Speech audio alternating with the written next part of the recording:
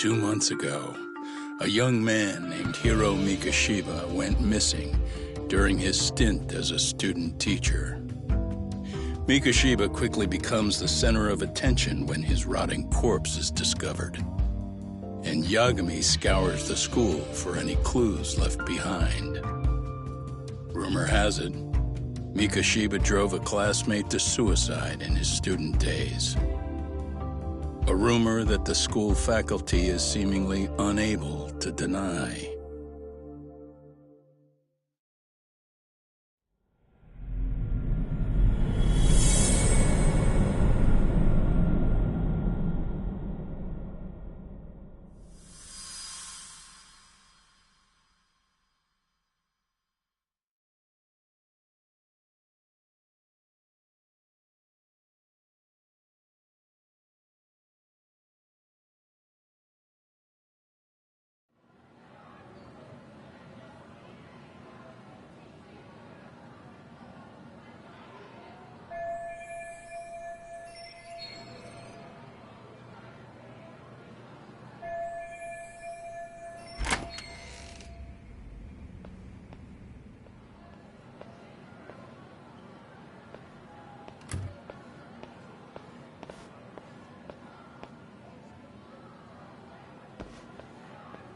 Yagami-san, why are you still here?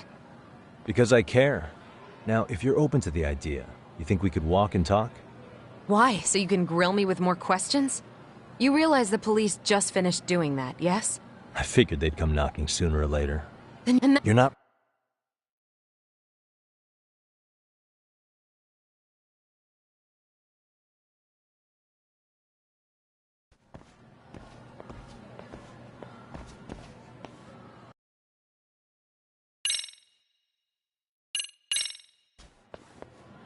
If you knew Mikashiba was murdered... Because that... Well, yes, I thought I was... Cute. Now I'm going to... I mean... Nobody's Is getting... that so? Yeah, and I have the... What? I think we're...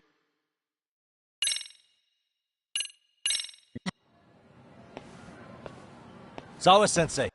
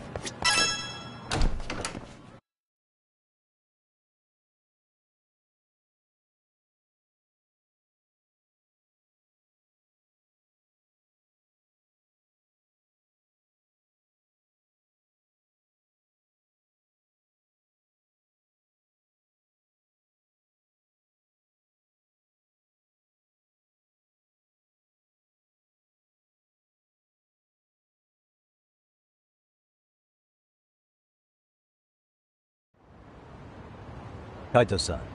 So I just left the school, and tonight I'm... Wait, where are you? Third stop of our bar crawl, that's where. I thought work was done for the night. Licking the wounds of rejection, huh? Is the 99 gang with you?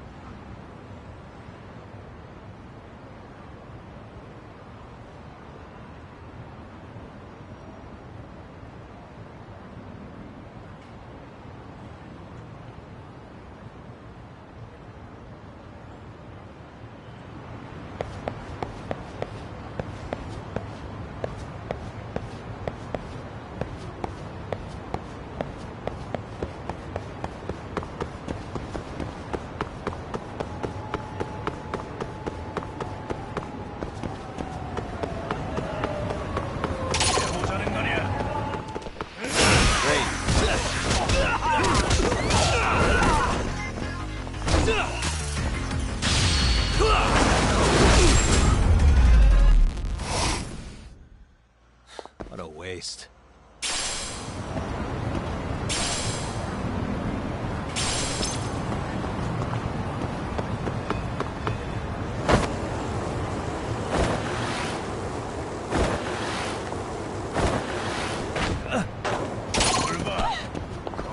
Rise yourselves.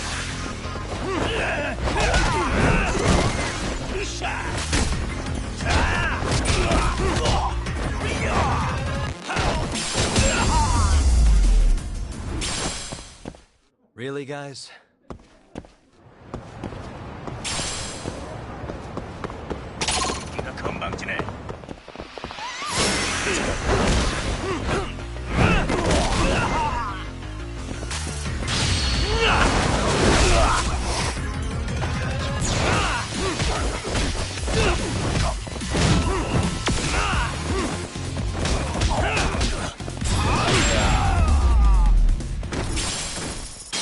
And stay down.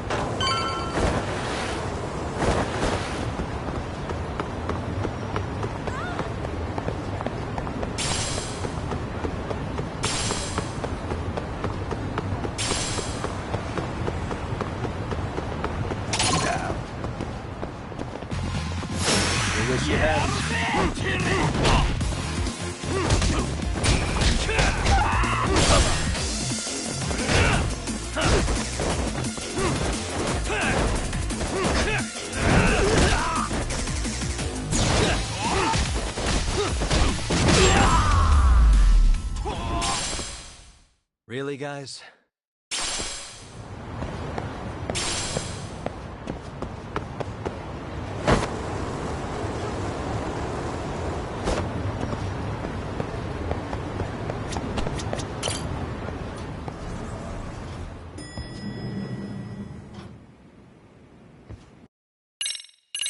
Yep, and this is... So there are We'll start with this little window.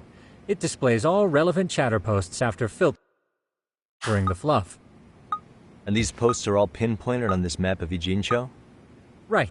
It maps out where in Ijincho each specific post was made. So my AI constantly combs through Chatter's database as it updates in real time. Then it extracts only the trouble-related chatter for display on the map. So it actively seeks out trouble? It's wild that you can program around such a vague concept. Well, in its current iteration, the AI isn't exactly genius material yet, so it still pings some false positives. There's something else, Tsukumo. What are you going to use it for? I'd like to use it for promotional purposes. Like advertising? Yeah, since we're still relatively new in town, we don't have the kind of rep that brings in regular business. Oh, okay. And that is where my buzz researcher comes into play. Buzz researcher? Consider the glut of trends and terms strewn across social media. These buzzwords are sometimes clues to trouble beneath the surface. So, when the system picks up one of these words and we rush over to save the day, the hope is our reputation will flourish as a result. Damn, that's some pretty intense marketing you've got going. Well, we probably won't be paid for impromptu cases, so this is sort of an upfront investment. But directly intervening before a situation gets out of hand will build us the brand we want. At least in theory. I'm not sure how it'll all pan out yet. Well, I think you've got something there, Tsukumo. Mind if I give it a shot? And that should do it. Here you are. Okay, let's see here. This is just a big mess. How am I supposed to know where to go? This is indeed too much noise. In fact, this is entropy in motion. This won't do it all. To solve this, we narrow down the keywords. In other words, simplify our search? Yeah, by manually filtering keywords, we can decrease false positives, thereby locating the right spot more accurately. How do we do that? Does the AI do it for us? No, not entirely. What the AI does is pick up on any keywords it deems important. Emphasis here on the word any. Meaning it'll turn out duds every now and again. Yeah, that's still pretty busy. And therein lies the predicament. To narrow these results down any further, we must depend on instincts, experience, and even inspiration. So you're saying human intuition? Precisely. Even in this day and age, human intuition will trump AI every time. That is, until we all become cyborgs. But that's getting ahead of myself. As it stands, Yagamishi, you've got the best intuition out of all of us. Well, let's just start with a post that smells like trouble.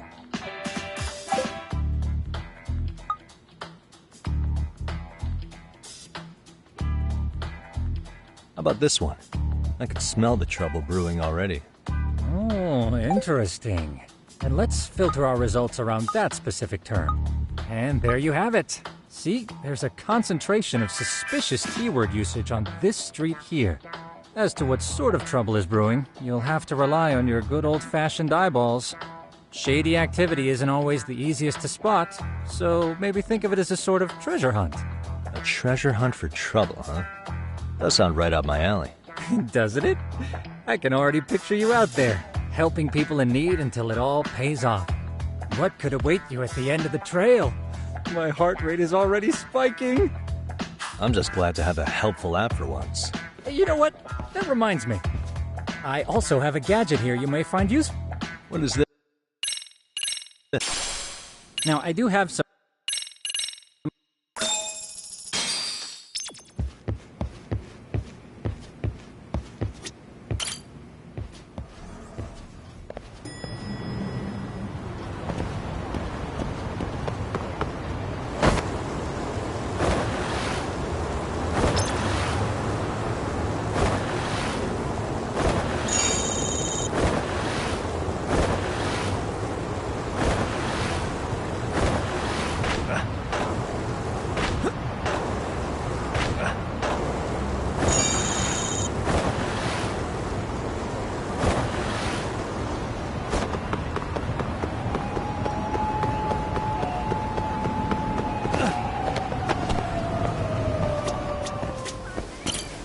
いらっしゃいませ。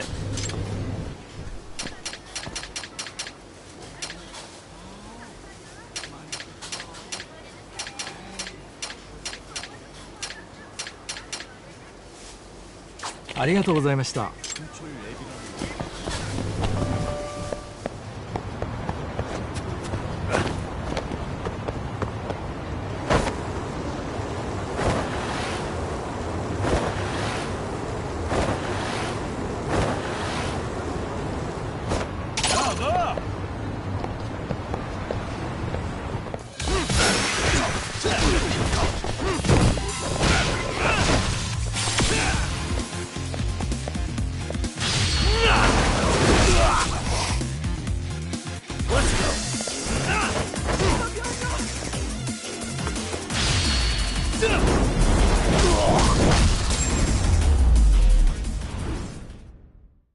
And stay down.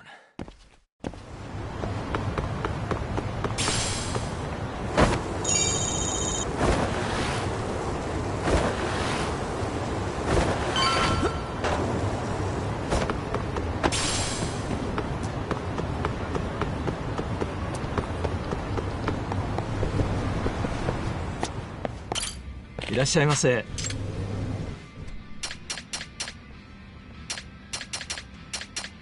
ありがとうございました。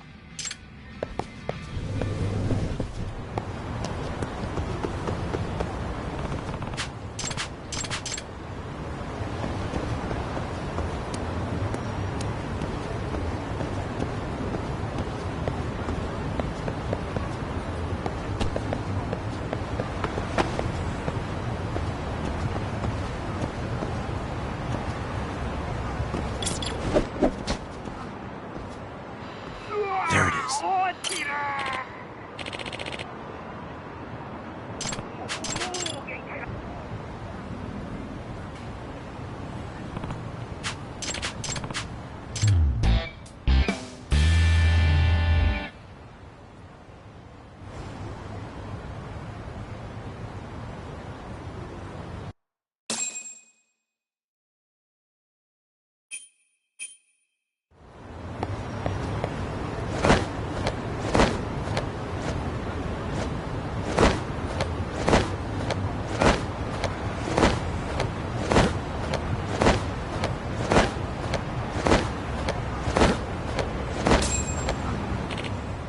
Excuse me.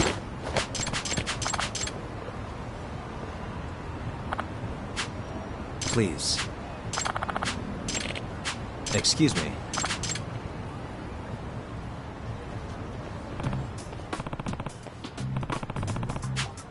It's Yagami. Yep. By the way.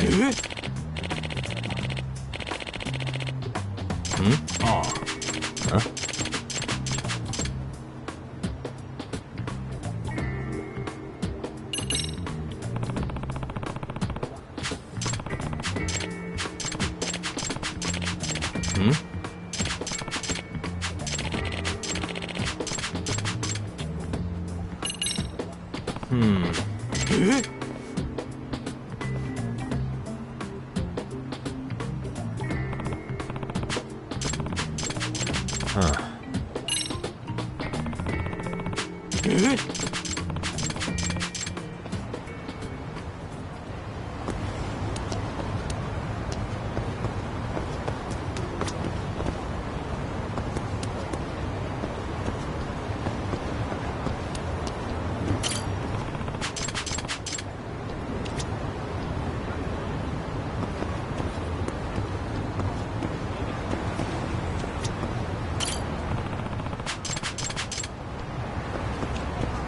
Hey.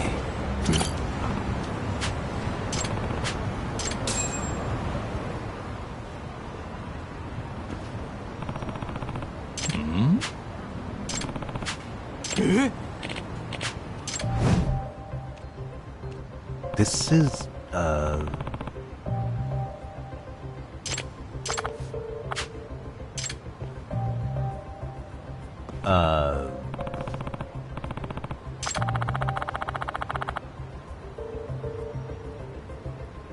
I see.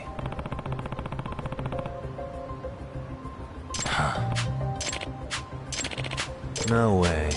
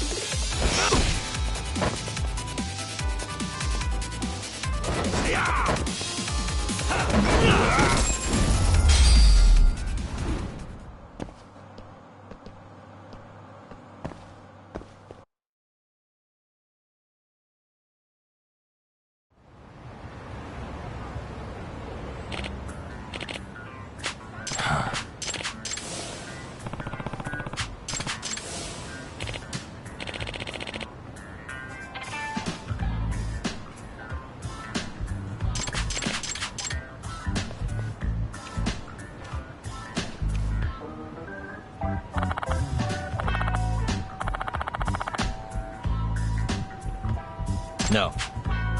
Yep. Please.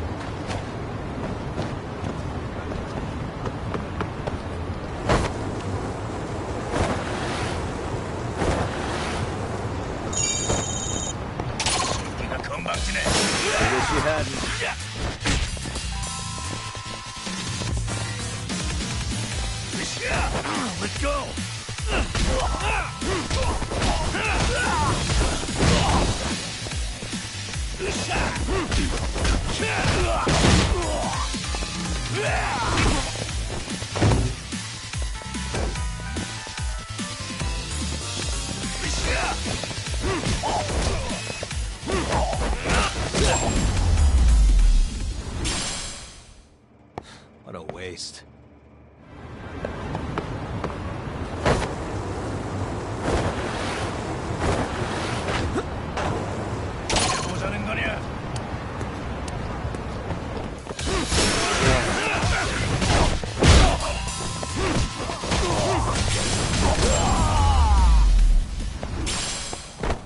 Really, guys?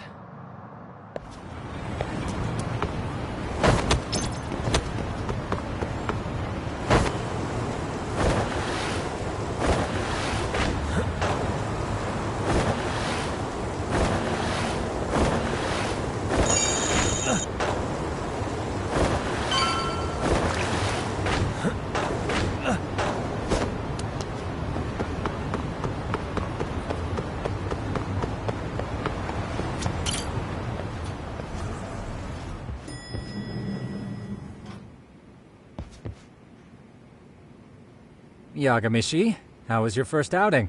Not bad. I handled the problem and name-dropped you guys, so all in a day's work. Awesome. Sounds like the system's working gangbusters. By the way, if you'd like a little pro tip, you can enter keywords on your own, independent of any post. Why would I do that? Say you pick up a rumor in town, or hear someone drop a dubious phrase. Putting that into our keyword database will help refine the results algorithm. And thus, the program becomes more effective. In layman's terms, the more you enter new data, the more my program can learn. Gotcha. So this thing can hone its street smarts along with me. Correct. Do make use of the system often, if you could.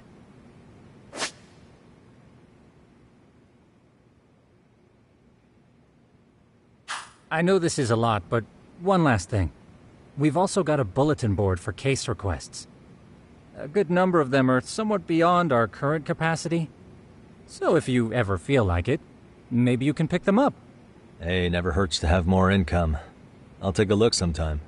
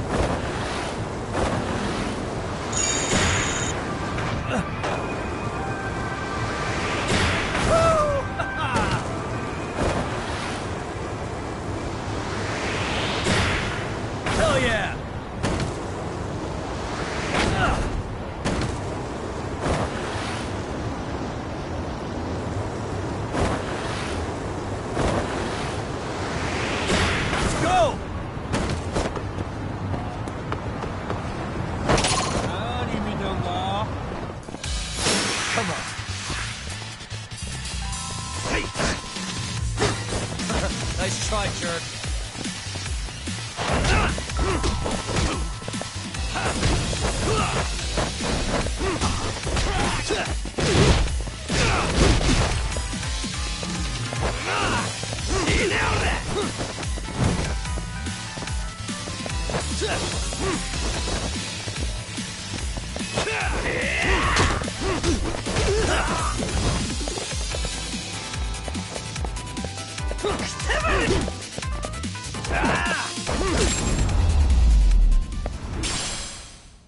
And stay.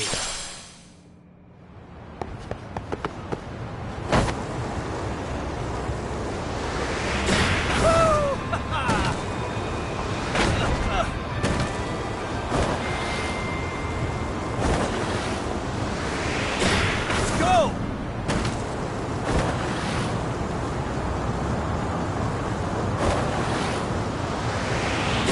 Hell yeah!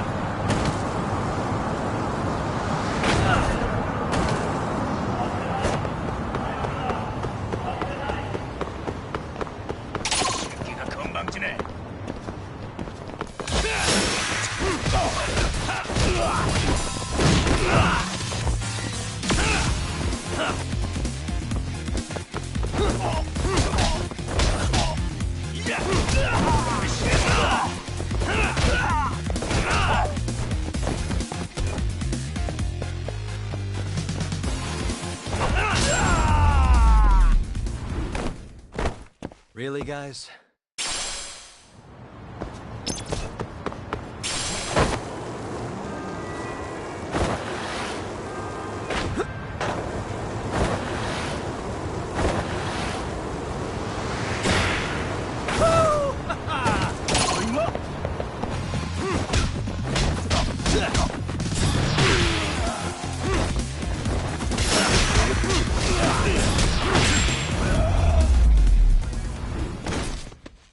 And stay down.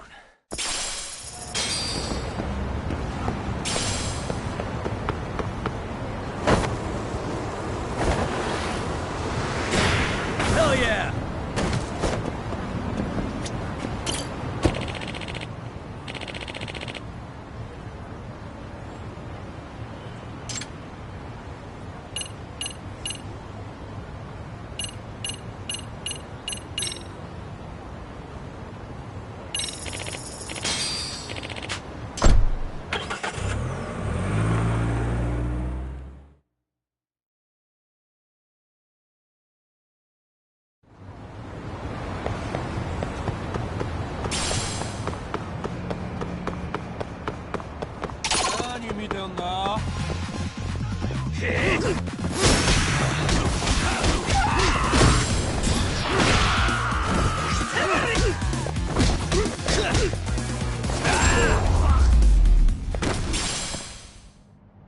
What a waste.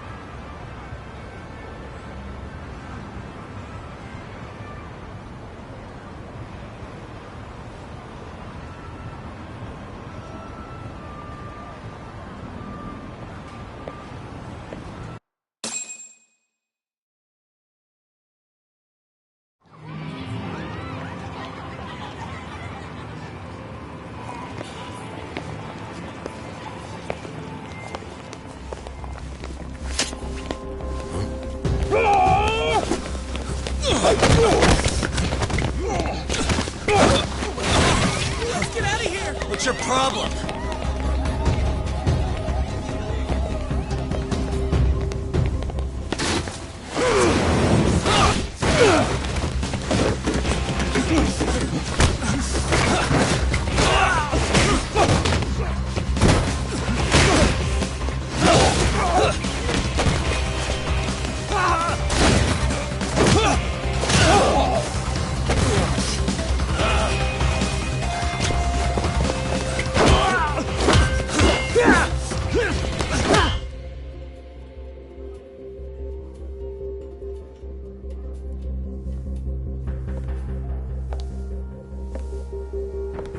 Sawa-sensei, isn't it?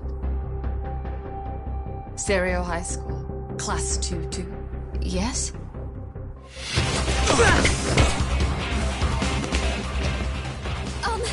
Sir? Take a break. You guys don't say much, do you? After this is over, you better start talking. Time to tell me what you know!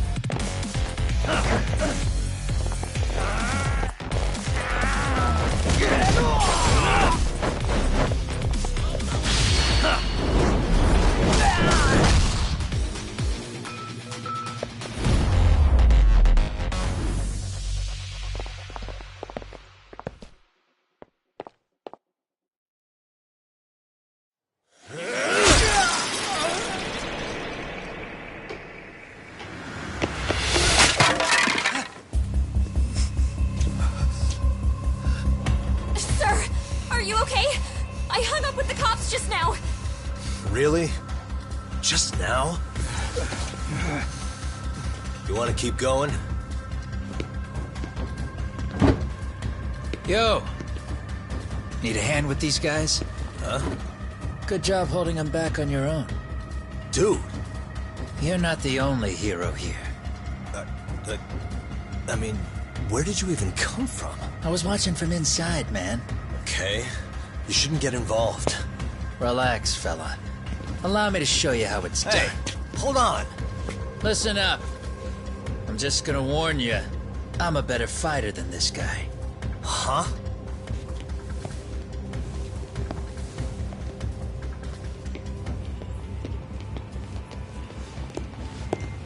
Fuck. Yeah, you're welcome. Right. Thanks for making them slink into the night before I could even ask who they were. Huh? Later.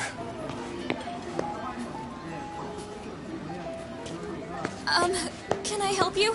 I came here to meet someone. I'll just check upstairs real quick.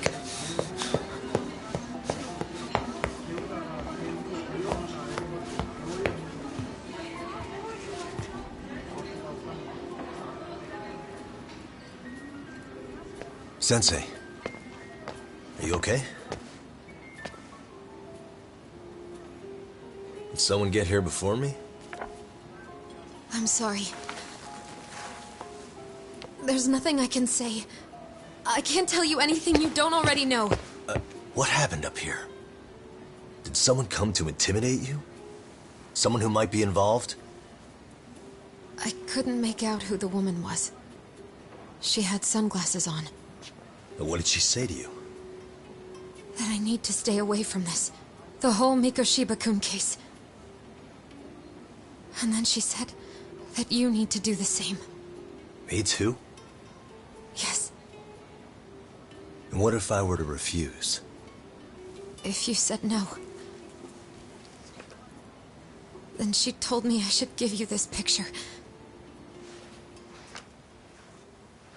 Huh? This is Mikoshiba. I'm so sorry, but I'm leaving. Wait! I get it. At least let me walk you home. Just stop! I don't want anything to do with this! If you come back to the school, I'd appreciate it if you would stop talking to me. There's nothing I can do to help you anymore.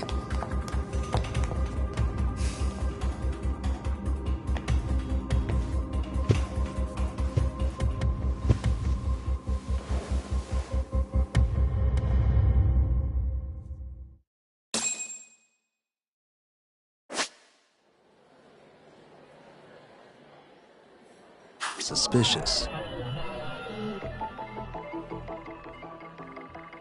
Hey, what the?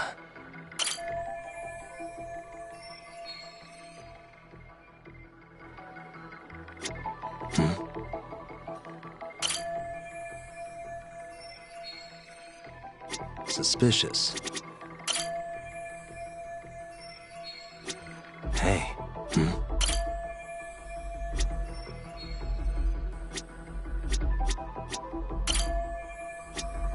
Hey.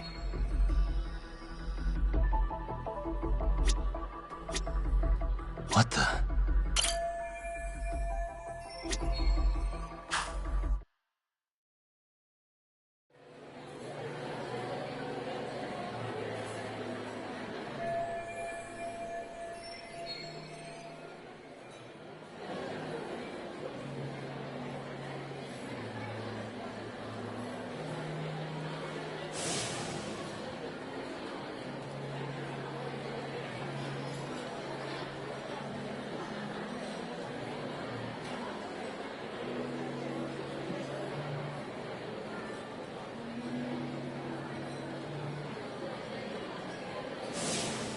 Still so many unanswered questions.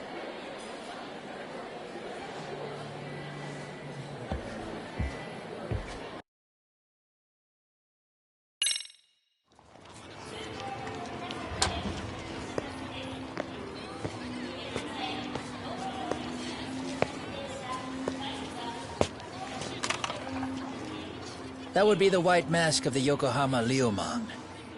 These guys would break your knees for the right price. So they're just a bunch of thugs for hire? Pretty much. Well, anything else I can do for you? I've earned something of a reputation here in this town. But you've got a face I haven't seen anywhere before. Why are these goons picking a fight with you? Got any ideas? I've got a hunch, but I'm gonna keep it to myself. A tightwad, huh? Didn't I just bail your ass out? A handyman? It's Kuwana. You got trouble here, I'm the one you call. I'm not afraid to get my hands dirty. I can handle shit the cops won't deal with either.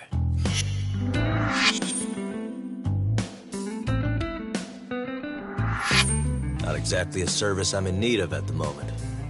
Crossing that line is tough, and I prefer to do it myself. Oh, really? And what line of work would that be? I'm a private detective in Kamurocho. What is it now? Some competition just showed up on my turf and made a scene, man. How would you feel if the situation was reversed? You wouldn't tolerate any disrespect, would you? So state your name, and then you say, sorry, Kuwana, I made a bit of a ruckus here. Exactly how high up the food chain is a handyman in this town? I'm just trying to teach you some manners.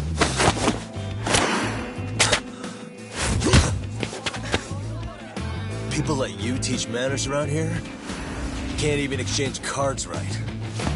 I see you know how to block a kick. So let's move on to the next part.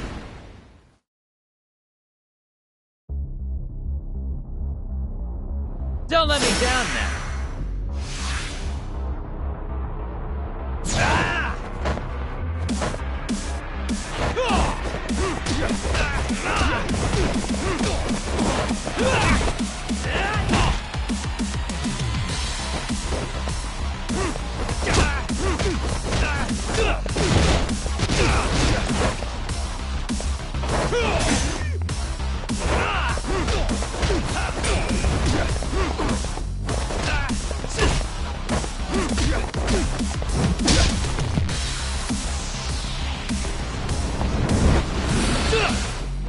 Now that's fancy. How's this? Hey, what else you got?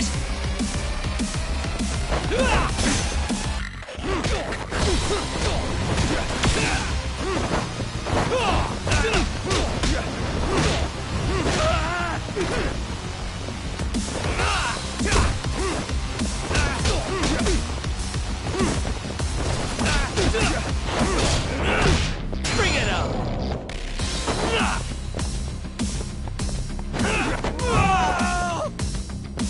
Finish this! Come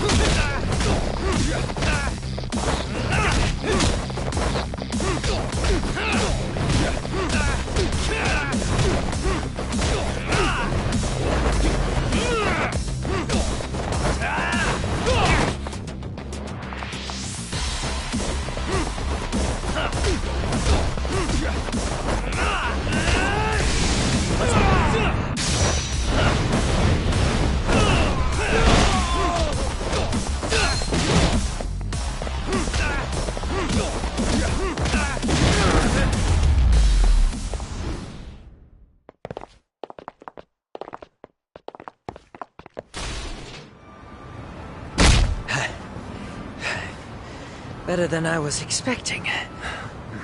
Right back at you. Give yourself a pat on the back. Hey, you want to tone it down? Or you want another lesson? I'm listening. You don't know when to give up. Time's up, both of you. The cops are almost here. What the? Sugiura-kun? You know each other? After we get out of here. Come on, let's use the back way.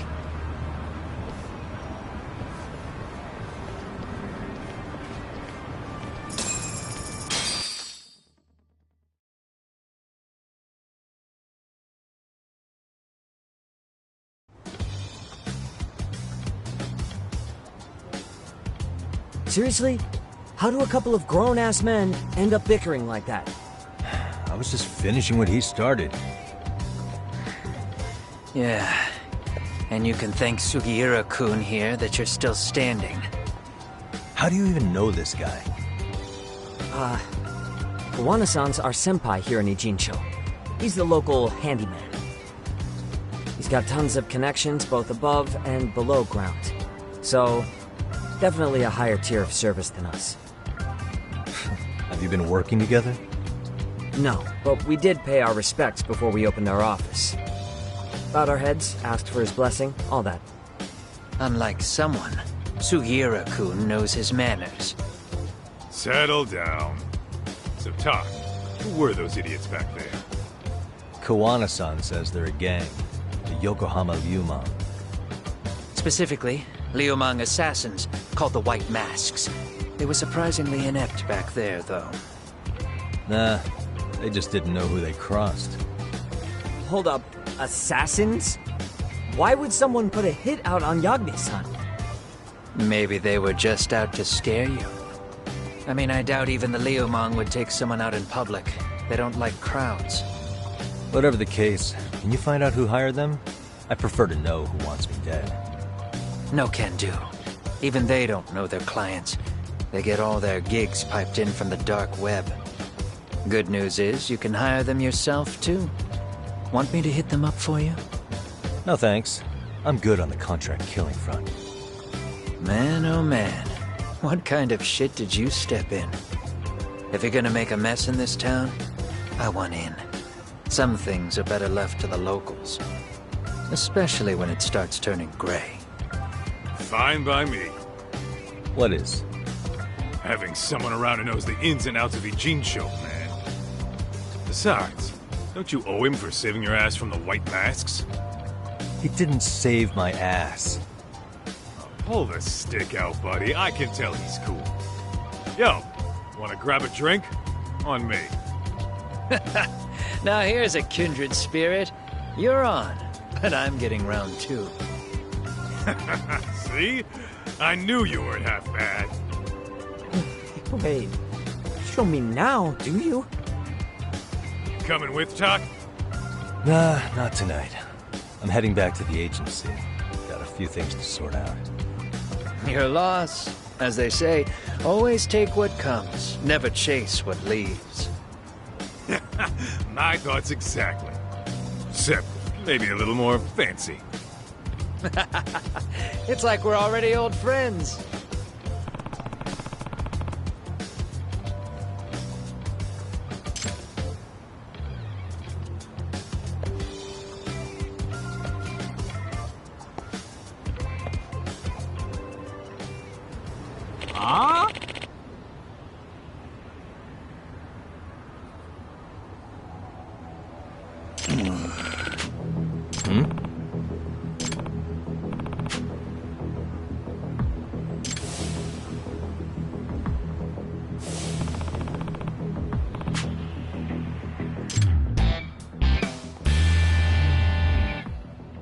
Hey!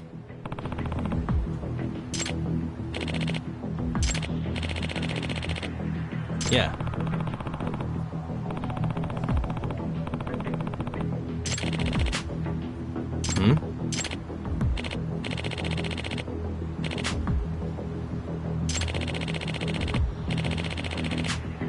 Huh?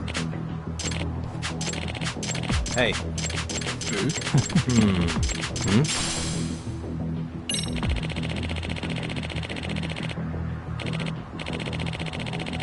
Gotcha.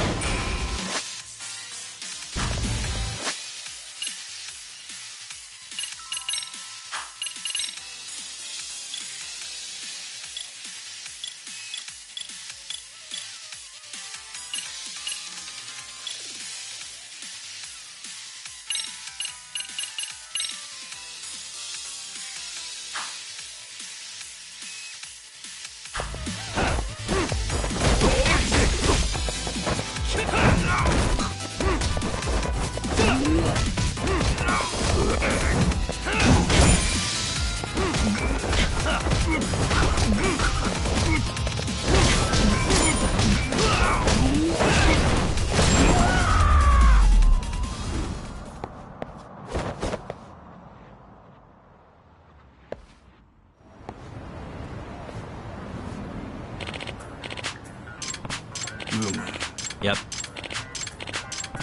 Yeah. Huh? I see. Yep.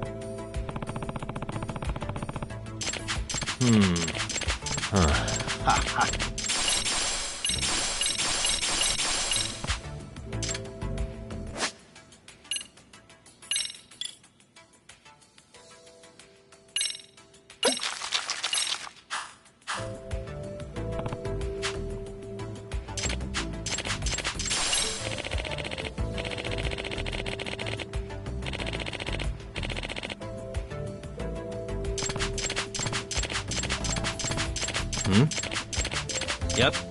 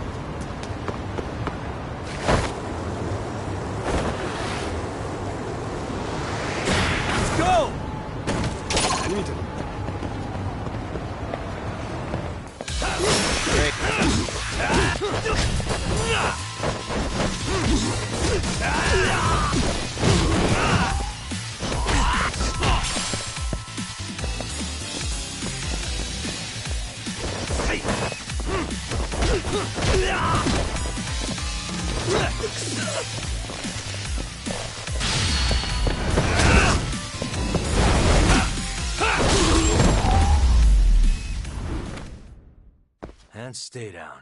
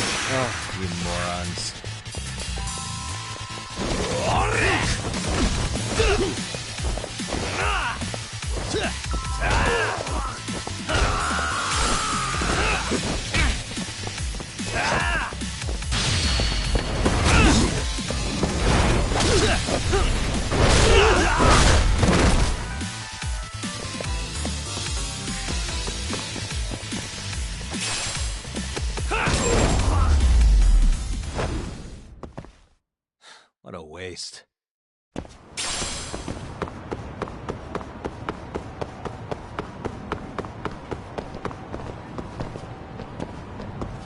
For real?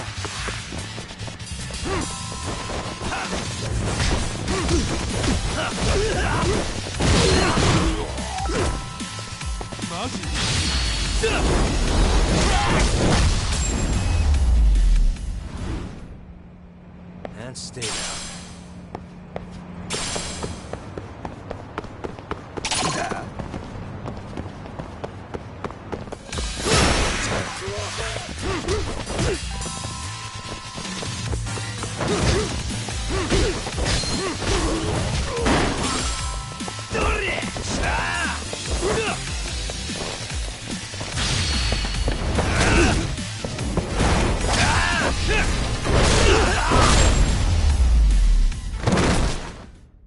Really, guys?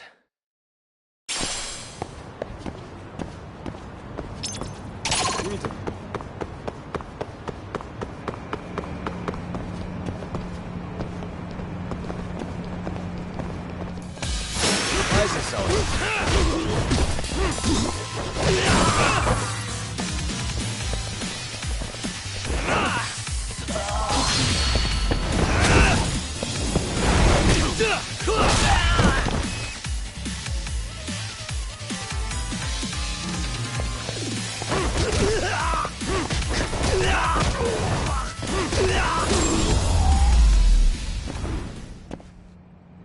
What a waste.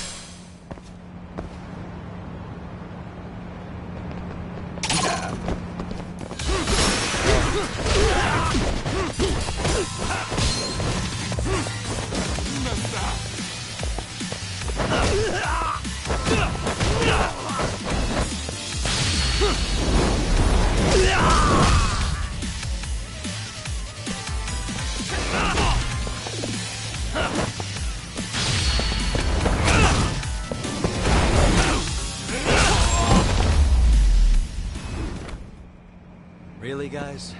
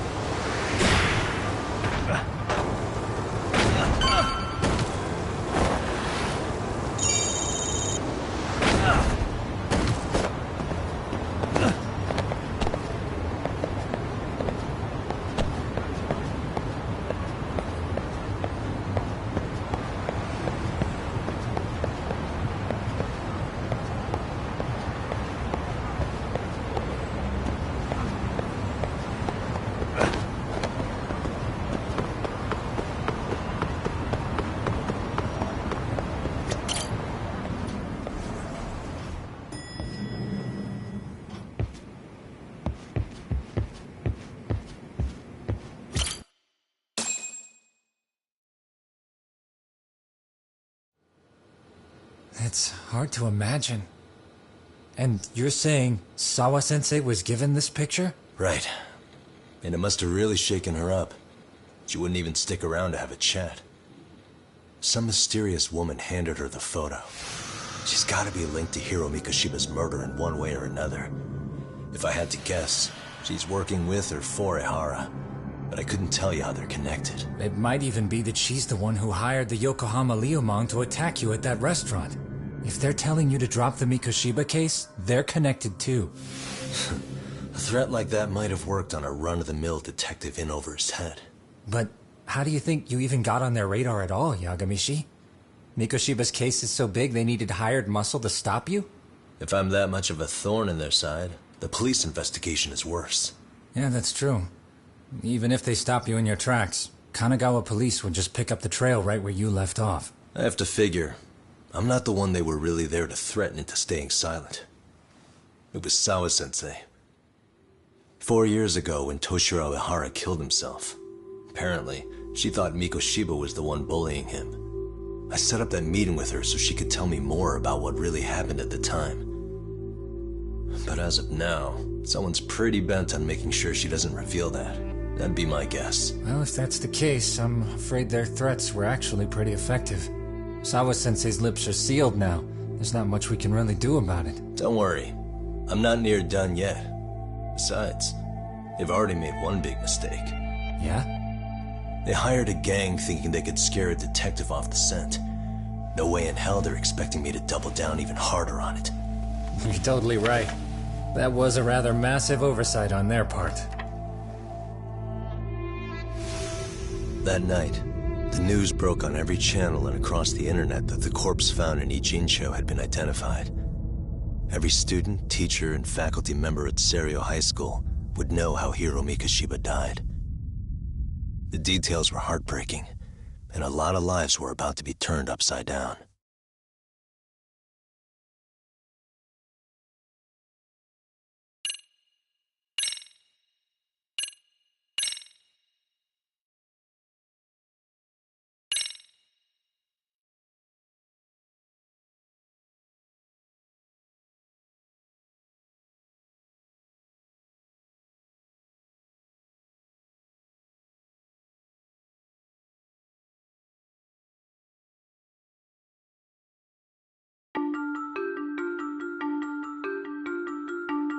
The alleged bully, Hiro Mikashiba, turns up dead. There is no mistaking the motive in his murder. As Yagami looks into the heart of the matter, a suicide 4 years prior, he is met with brutal backlash from the underworld. Why does Yagami face resistance at every turn? As night falls over Ijincho, the answer slips further into darkness.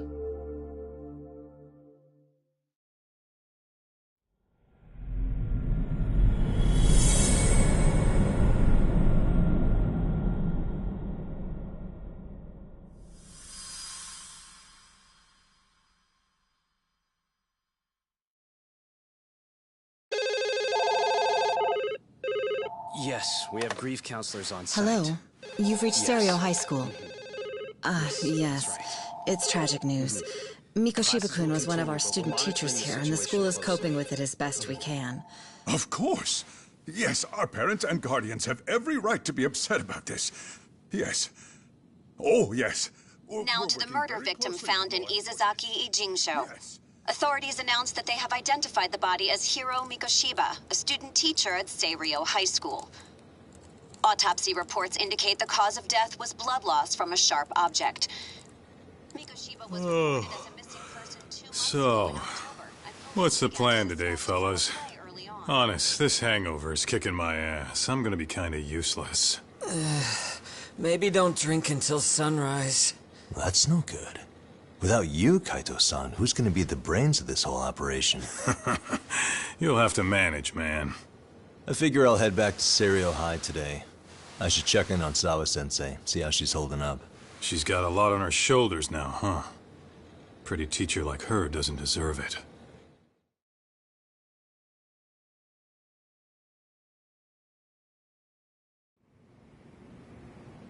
Right from the outset, Sawa-sensei flat out denied that Mikoshiba ever bullied Toshiro Ihara.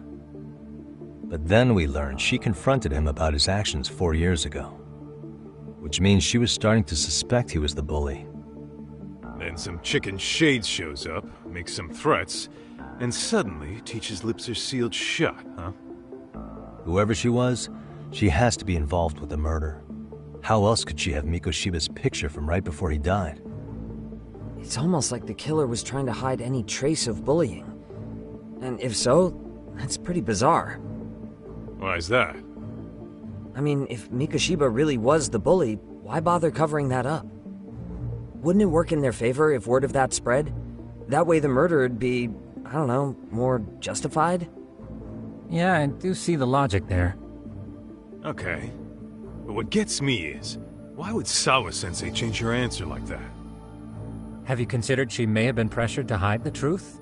Perhaps by an overcautious superior? I wouldn't put it past Chairman Okuda to pull something like that. I doubt he has that kind of sway over her, though. Sawa-sensei doesn't exactly mince words with him.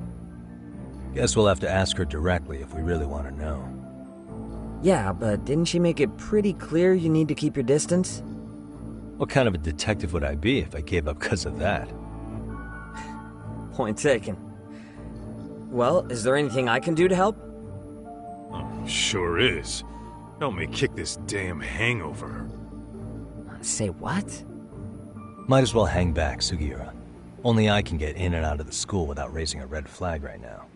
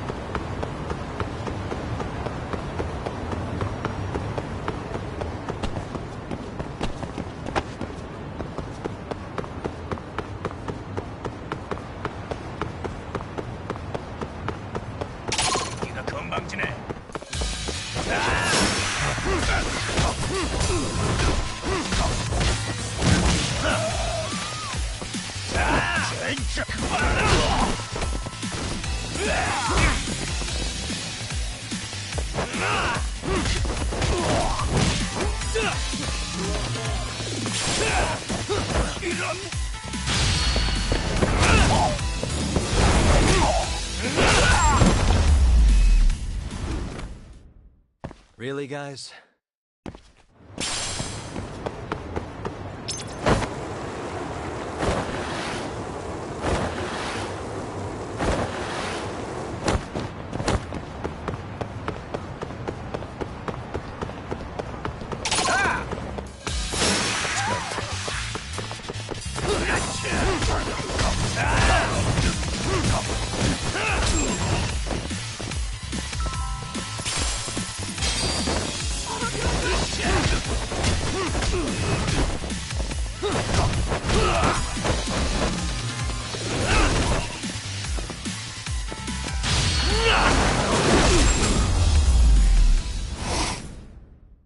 And stay down.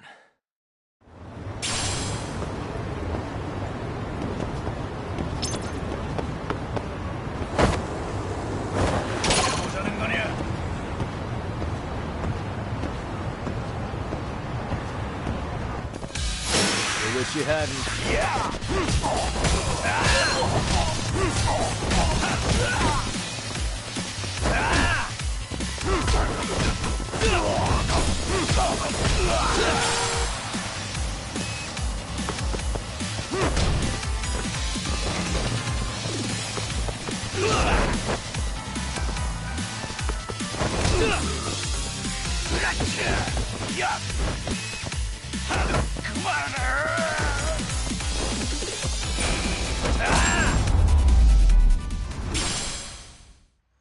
What a waste.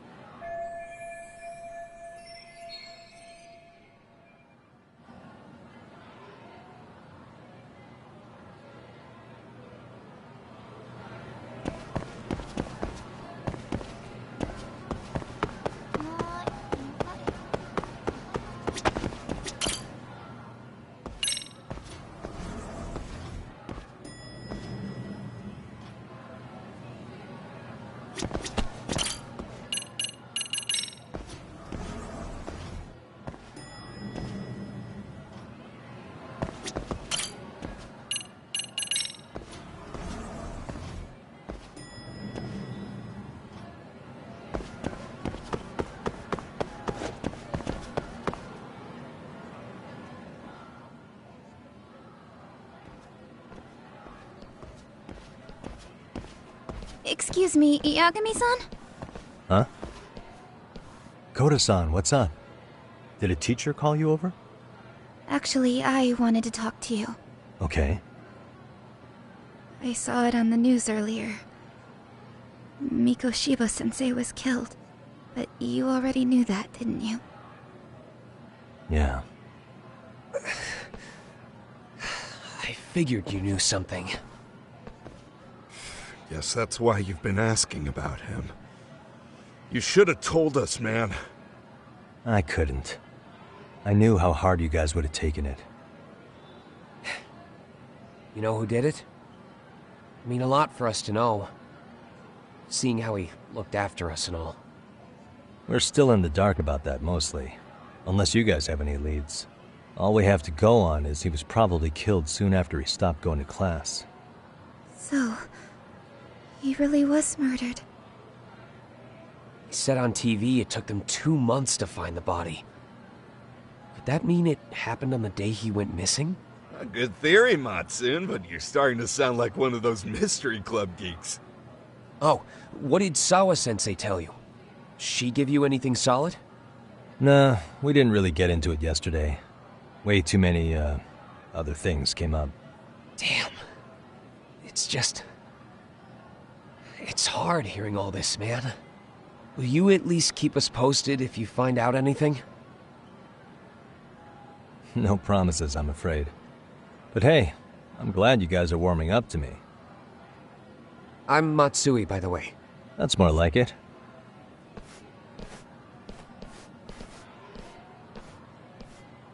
Could you keep me in the loop too? I didn't like Mikoshiba-sensei much, but I never imagined this. Now I'm kinda conflicted about the whole thing. I get that. Anyway, I should get going.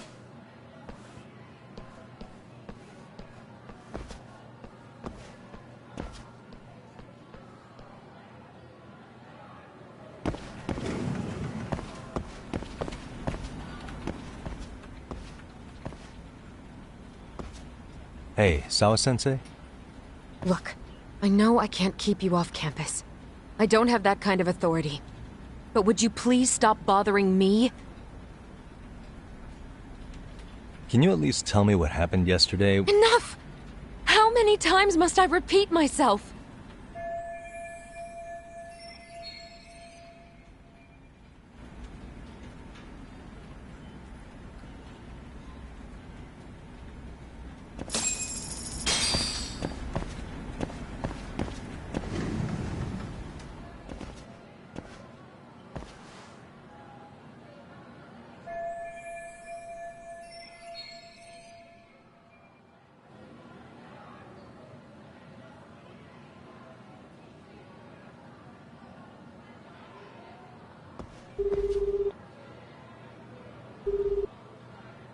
Hey, Tsukumo?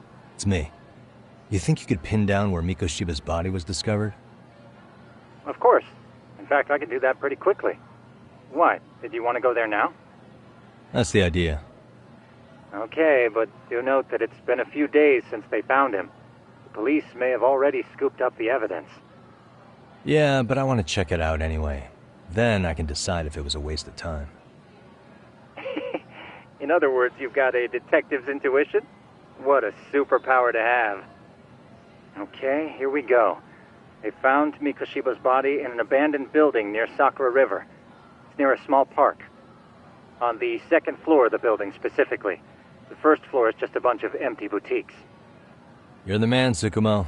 Thanks.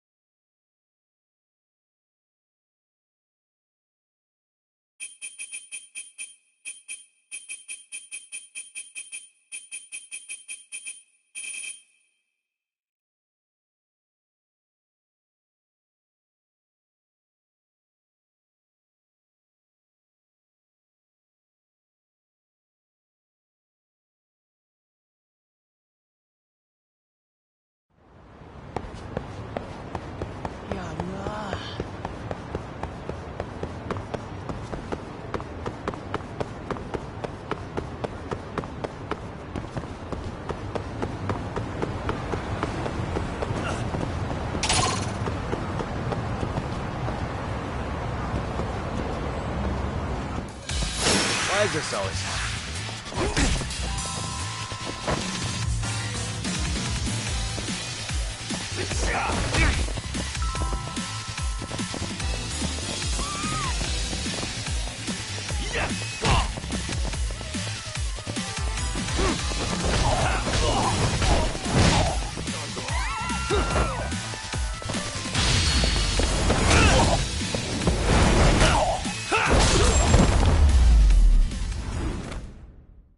Really, guys?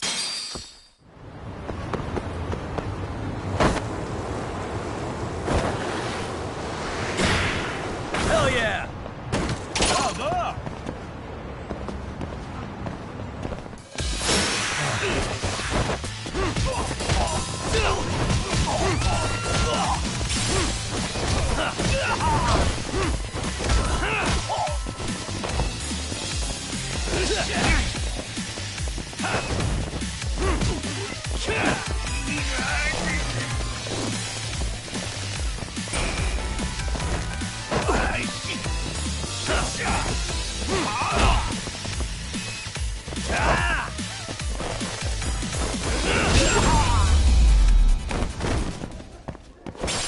What a waste.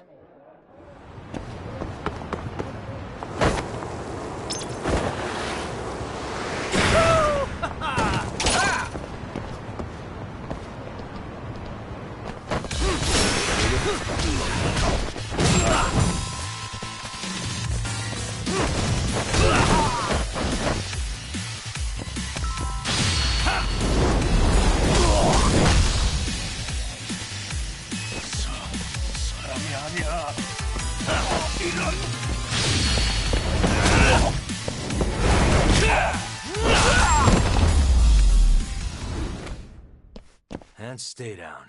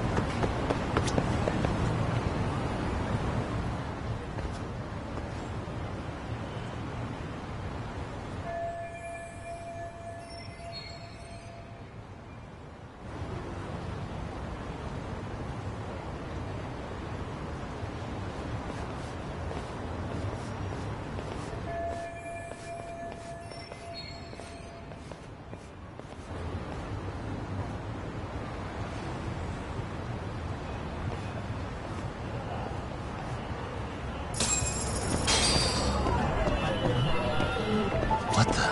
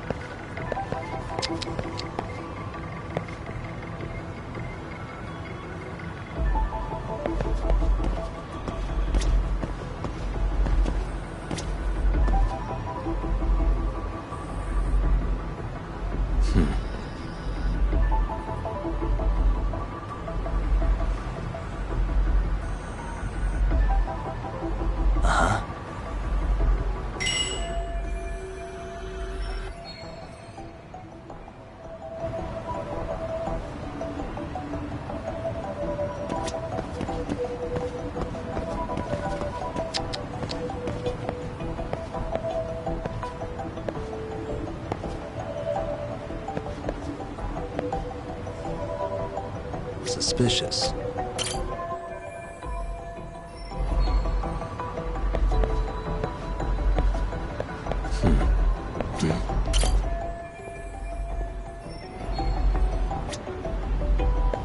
Hey.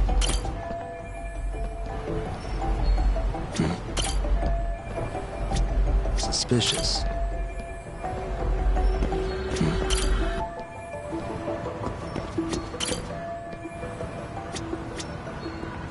Suspicious. Uh-huh.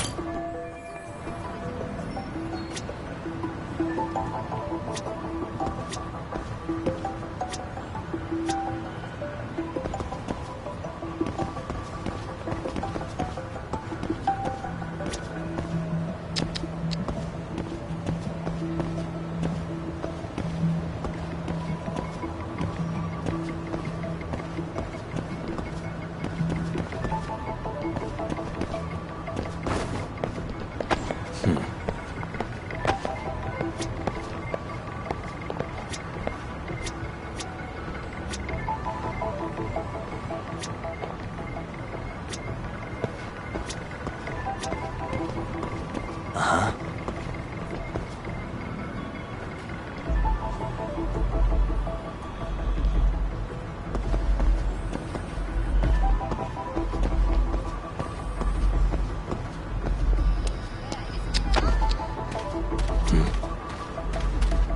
Hey.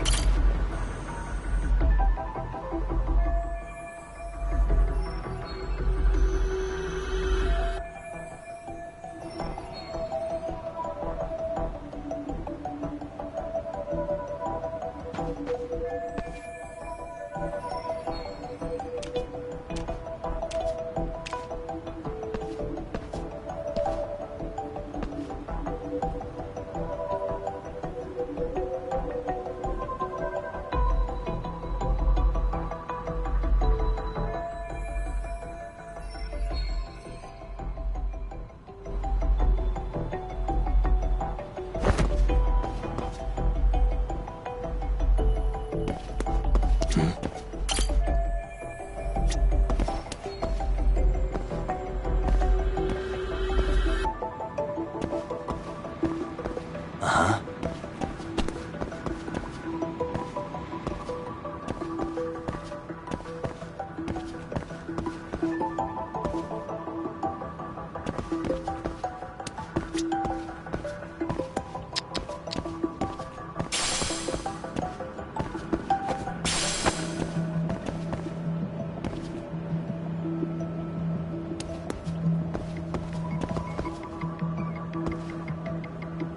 Uh-huh.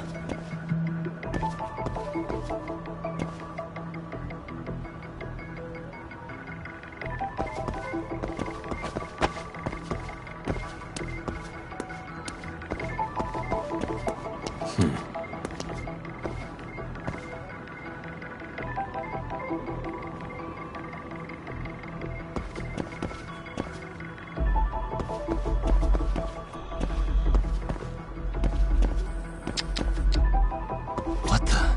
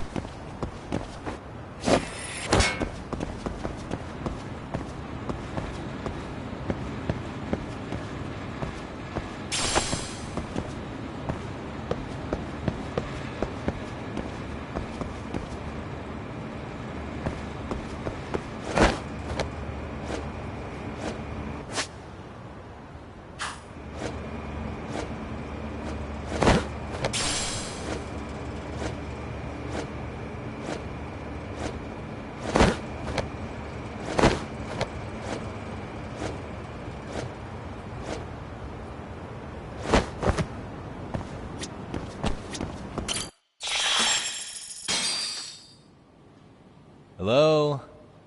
Anybody here? Coming through.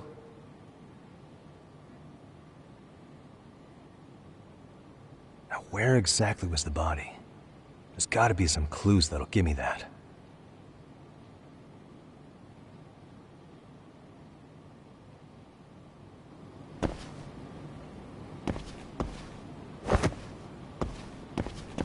Huh? Are these burn marks?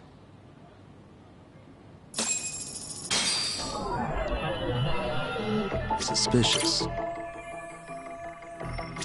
What the?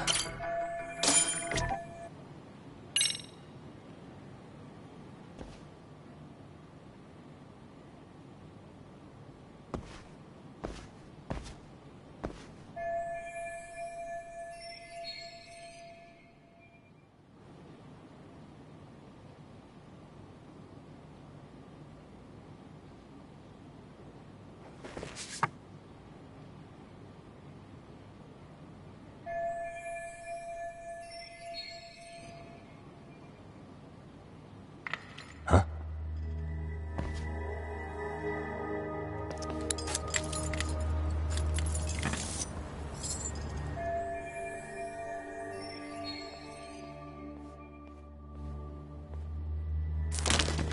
Hey, I heard something. Who's there?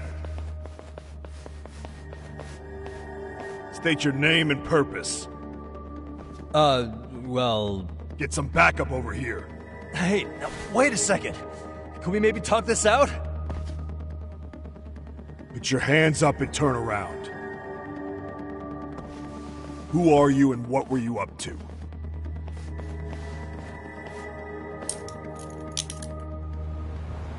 Takayuki Yagami. The Yagami Detective Agency. Yeah, in Kamurocho. Weren't you the guy at Seirio yesterday? I could have sworn I saw your face there. Huh? Maybe. The name's Watanabe. Kanagawa PD Division 1. Charmed, I'm sure.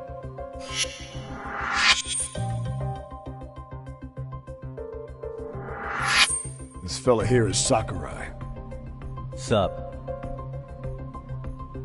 So, you think barging into a crime scene was a real bright idea?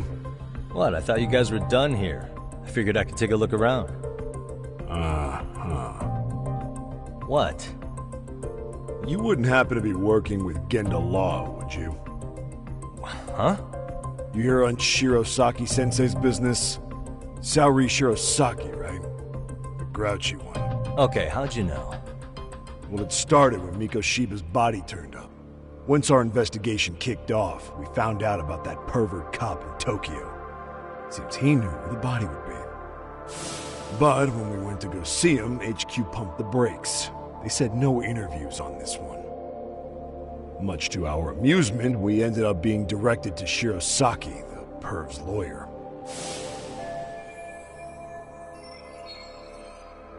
So being that Genda Law office is in Kamurocho, and you're a Kamurocho detective working your case, that means either the two of you are connected, or I'm really losing my touch.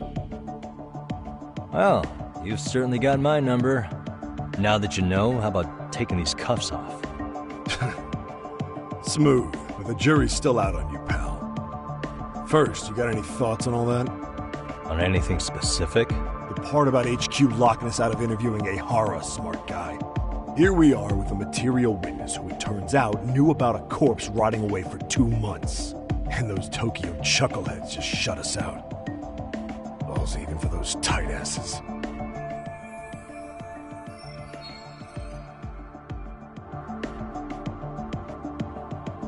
Ehara was Tokyo PD, so wouldn't they want to protect him? They probably want it handled discreetly. Nah, if only it were that simple. This isn't about protection. They get burnt real bad if they tried to bury this shit under the rug. Besides, not only is this cop a nasty creep, he's got ties to a fucking murder. Another prefecture blows the lid on that, the top brass may as well kiss their jobs goodbye. Heads would roll. They've got to wash the shit stains off their laundry to keep their asses clean. Yeah, I could see how that makes sense. Anyway, so HQ told us their boys would look into Ehara. What we had to do was hand them our notes on the murder. Can you believe that crap? Like hell we're gonna bend over for them. But look where that's got us. Now nobody's interrogated Ehara. Are Kanagawa and Tokyo PD really fighting over who gets the credit? Don't tell me they're that petty. Like you wouldn't believe. Well, the higher-ups play intel hoarding games. Ehara is just sitting pretty. Shit. The cop's supposed to be chasing down the perps. Instead, here I am with my hands tied, bitching to a PI. So I'm your therapist now. I was gonna take you down to the station and put the squeeze on you. But if you're a half-decent detective, maybe we could collaborate. Oh yeah? I mean, you came all the way from Kamurocho to sniff around here, right? I highly doubt you found much. But tell me something I don't know and maybe the cuffs will fall off. You proposing a deal? Depends on if what you've got is worth making one.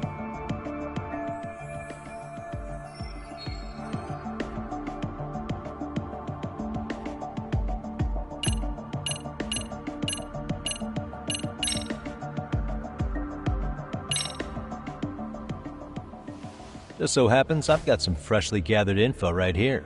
Hope you like it. You think we're stupid? How is this gonna be of any help now? Maybe you'd enjoy a night chilling in the slammer. Well, if that's how you feel, then let me show you something else. Something special. It better be worth my time. Precious thing to waste, ain't that right?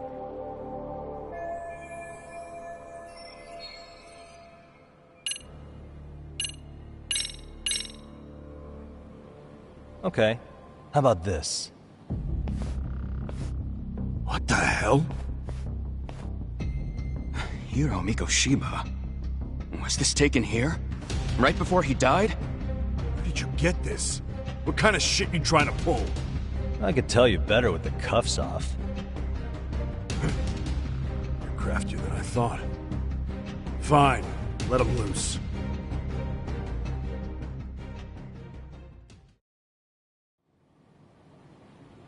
Alright, let me get this straight. Right before you met up with this Seiryo High teacher, a strange woman showed up with this photo? Yeah, I couldn't get a good look at her. But it seems whatever threat she made worked. Sawa-sensei wouldn't say a thing after that. Saw was the one who supervised Mikoshiba for his student teaching program. I know that. So, this woman you're talking about must have had it in with the culprits. You know, they were working in a group. That's quite a revelation. What makes you so sure about that? Sakurai, show him the photo of the body. And spare me the protocol lecture. I'm sick of this going nowhere. If Hotshot here is gonna look into Ehara for us, we may as well take advantage of it. You're the boss, Nabe-san.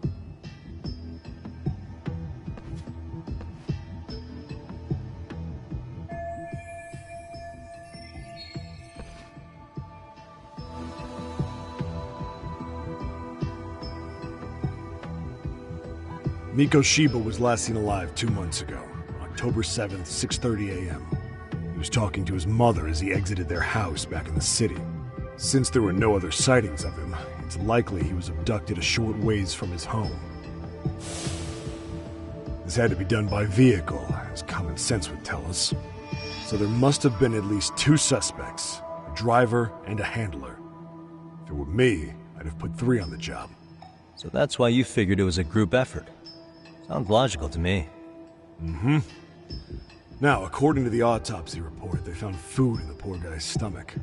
Based on how digested it was, we can assume he was killed at least an hour after breakfast, putting it around 7:30. And not long after, he was brought here. His throat was slit with a knife.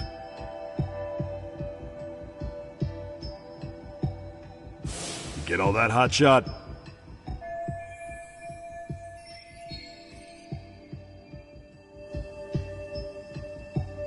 And what was our friend Ehara doing at that time?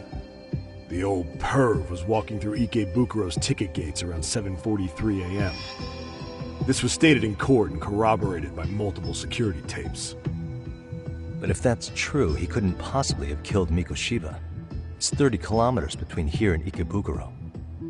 Yeah, that's the meat of his alibi. Yet somehow he knew Mikoshiba's body would be discovered 2 months after his arrest, despite being in custody the whole time. So there's no doubt he's connected to the killers.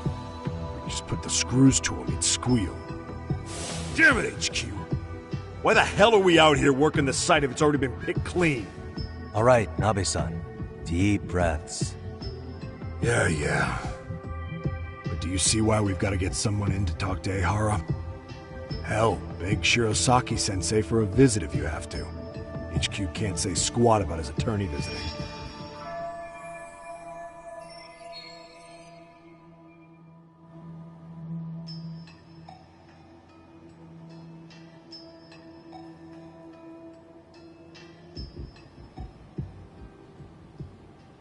What you said raises some questions of my own, about the crime scene and the body. Oh yeah? Ask away then.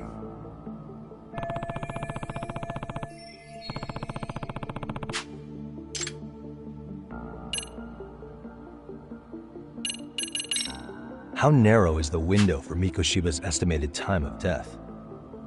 Based on how digested his breakfast was, he was killed somewhere between 7:30 and noon on the morning of October 7th.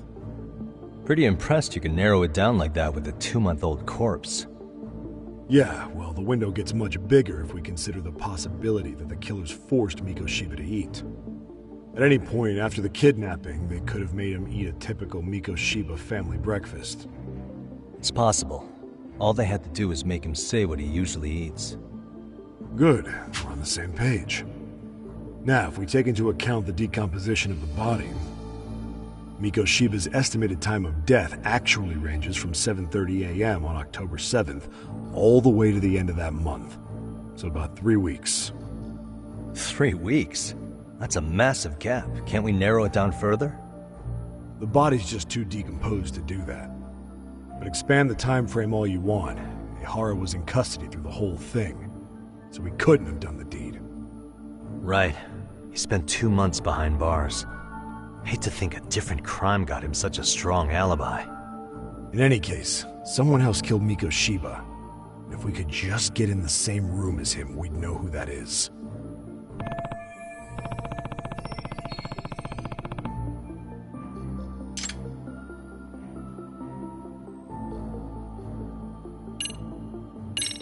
What was the victim's cause of death? The news called it a massive hemorrhage. Yep. They slit his throat and let him bleed to death. After tying him to a chair, the killer stood behind him. And lifting his chin with his left hand, his right hand slid the knife.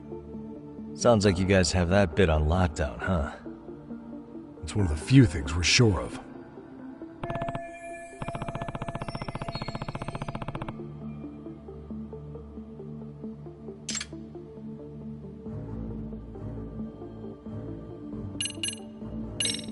I noticed the burn marks on the floor in the shape of an arrow. What's with that? Somebody lit flares here, the ones that shoot red smoke. It was only a matter of time before the fire department got called, and they're the ones who stumbled on the body. Pretty obvious the culprit set up a smoke signal to make sure the body got found. They probably had the timing all worked out with Ihara so he could predict the body's discovery from maximum impact. And that's exactly what he did, just as the judge handed down the sentence. What would be the point of that, though? For all I know, he just wanted to blow everyone's minds.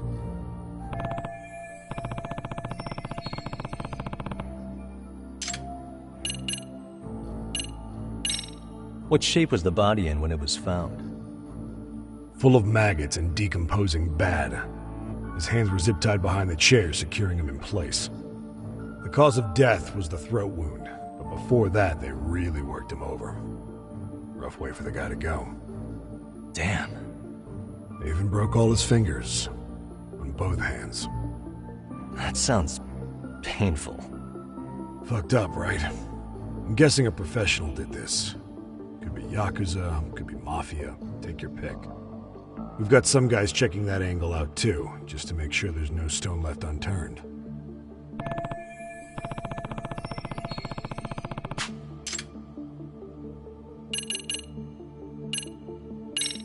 Doesn't this place have a manager? I'm sure it wasn't always like this. There is a property owner. He's been around Ijincho forever, but the building's been deserted for 2 years. Apparently, there was a padlock to keep the homeless out, but it was long gone by the time they found the body. Broken by the killers, most likely.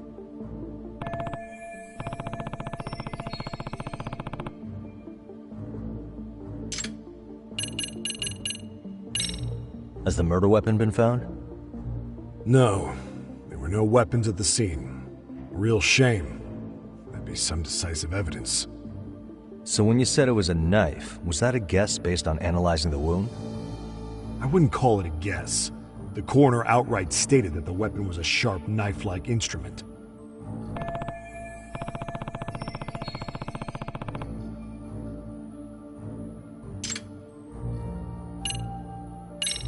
I think I'm starting to get the picture here. That should be it for questions. Tell me, you detectives out in Kamurocho always this hands-on? Sorry, what? I'm saying you guys work quick. We had barely set foot in Seiryu High, and you already had the run of the place. Hell, you even closed in on that Sawa sensei and got a meeting with her. I was just lucky to have been there on another case. Is that right?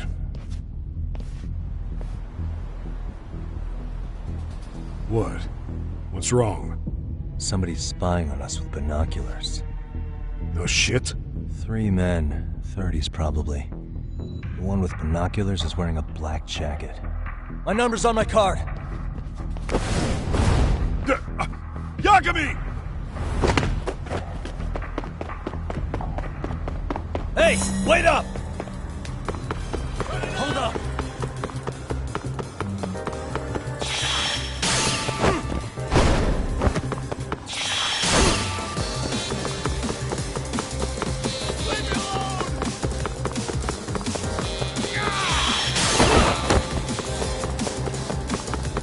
You won't get away!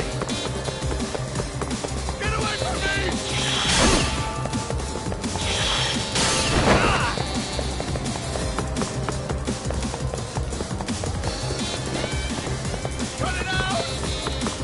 Hold up!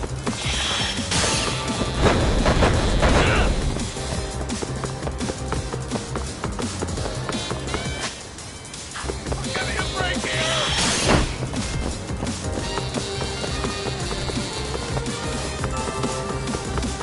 You won't get away! Get away from me! It's ready to go.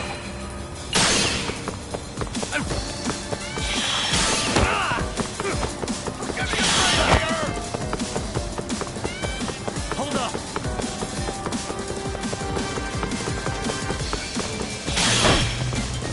Cut it out!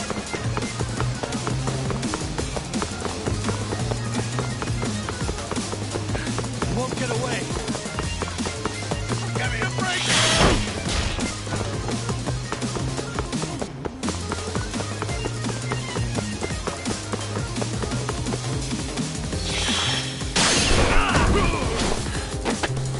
Give it up already.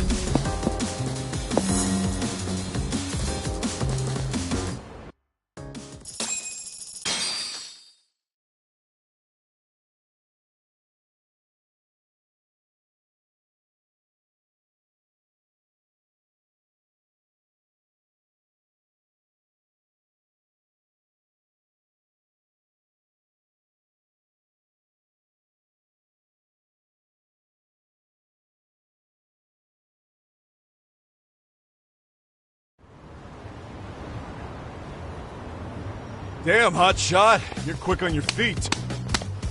So let's hear why this fool had eyes on us. He claims he just wanted to see the scene for himself. It's true. Ask the other 2 guys with me. They'll be here any minute. So you were here gawking, is that it? Better than busting in like you own the place. I thought that was water under the bridge. So, who are you? Why'd you run? I ran because I saw a cop jump out a window and charge at me. Are you saying you'd stick around if you saw that? He thinks you're a cop. Should we get you a badge and a hat? I'd be honored. Do you have any ID on you? Will my license work? Kake-san, age 30. What do you do for work? Oh, I'm just a professional pencil pusher. Biotech, planning and management.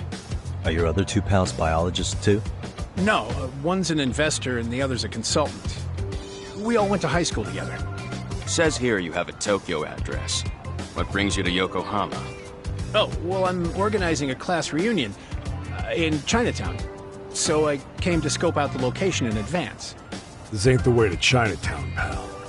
Oh, we thought since we came all the way to Yokohama, we might as well peek at the crime scene. Pretty morbid idea, isn't it? I suppose. What high school did you all attend? Kurakawa Academy, a private school in Tokyo.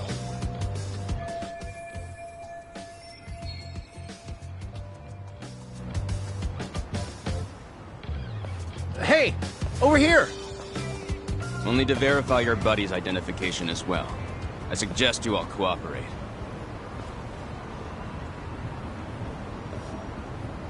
Nabi-san! Alright, you jokers are free to go. appreciate you being so civil. Guess that settles it. We're just dumbass rubberneckers. Tough break, huh? After all you went through chasing them down. I don't mind. I'm autos to always swing for the fences. Yeah, well, your strikeout was pretty amusing. The guy who goes down swinging is alright in my book. Now that that's settled, give my regards to Shirosaki-sensei. Hope you get some dirt on Ihara soon.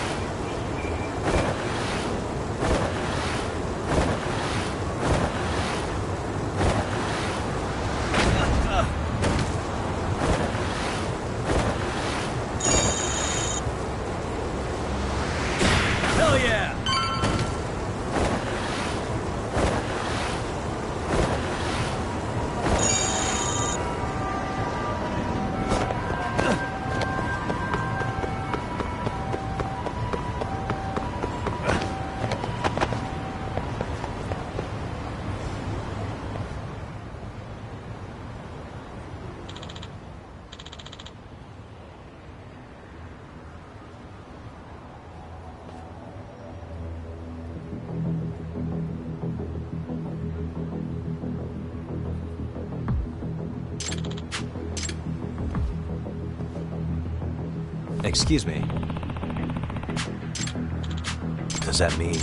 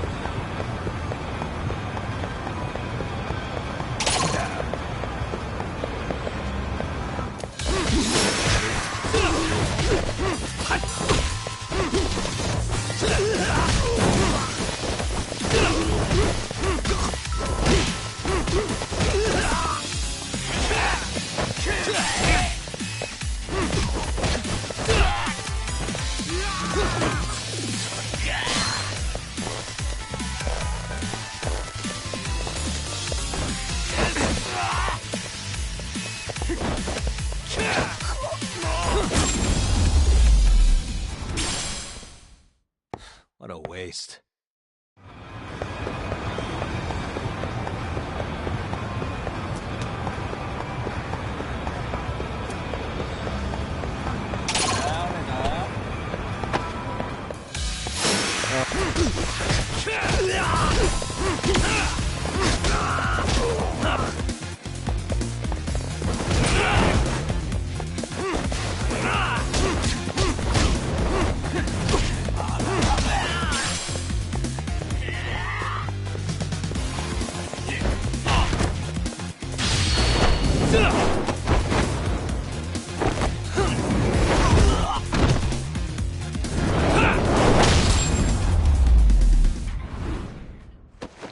And stay down.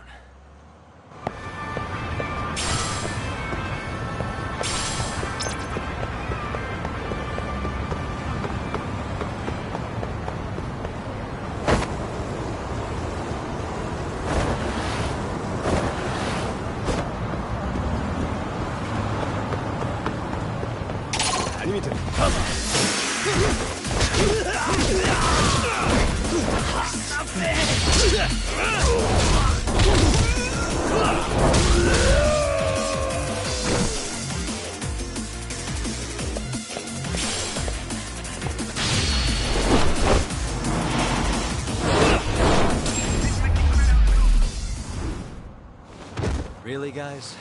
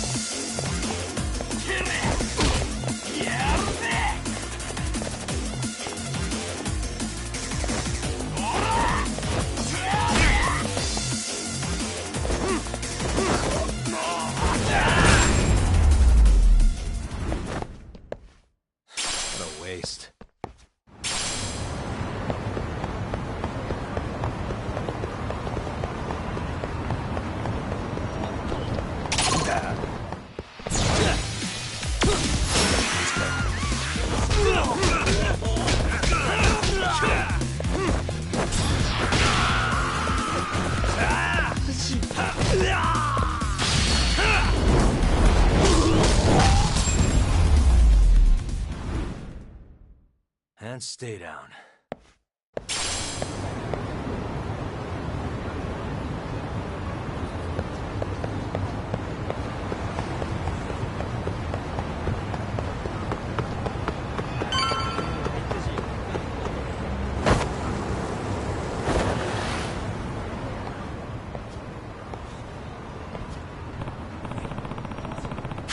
Enough is enough!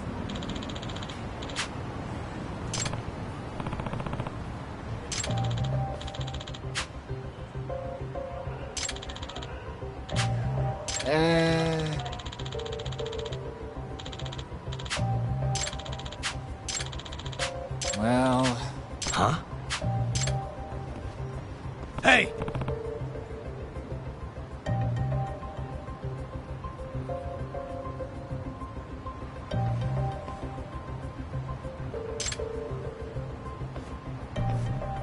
Yagamishi!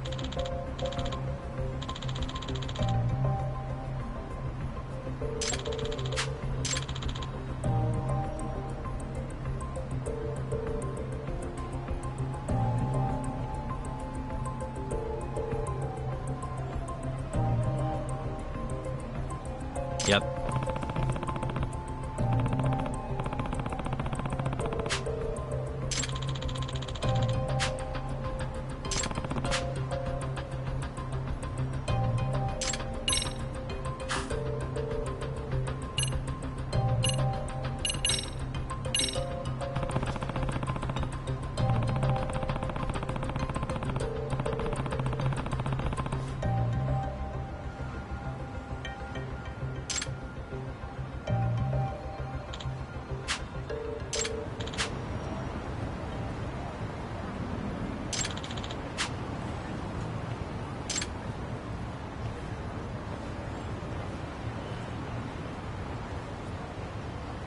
I owe you one.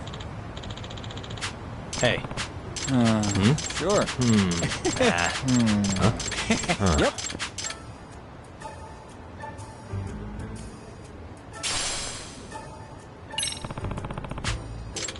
Gotcha.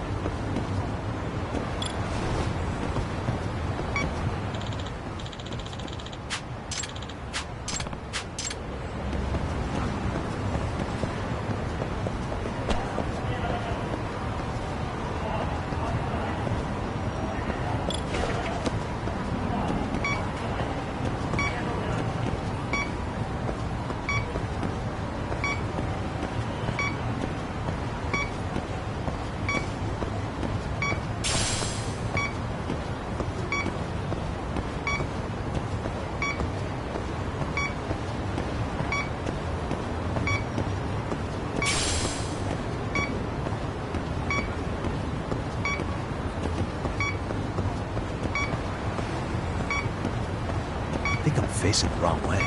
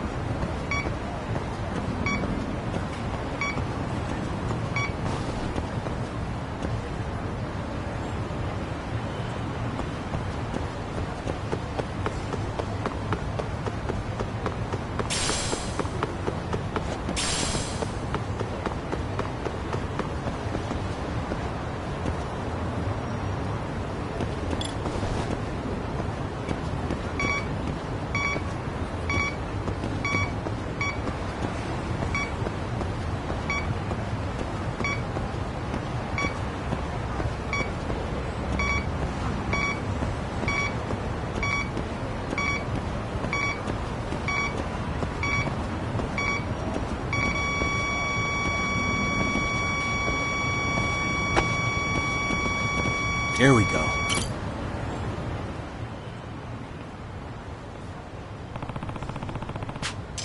Huh?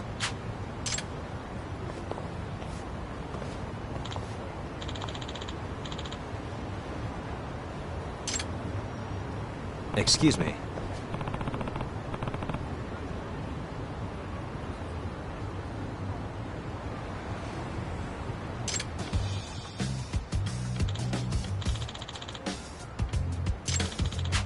Oh.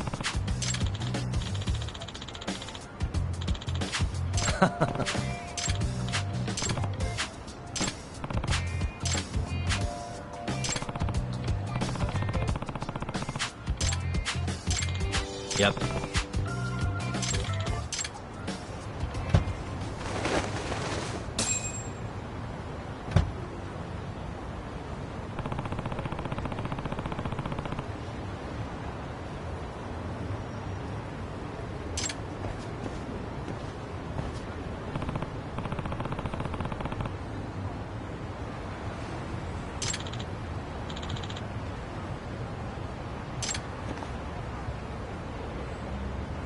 Hmm?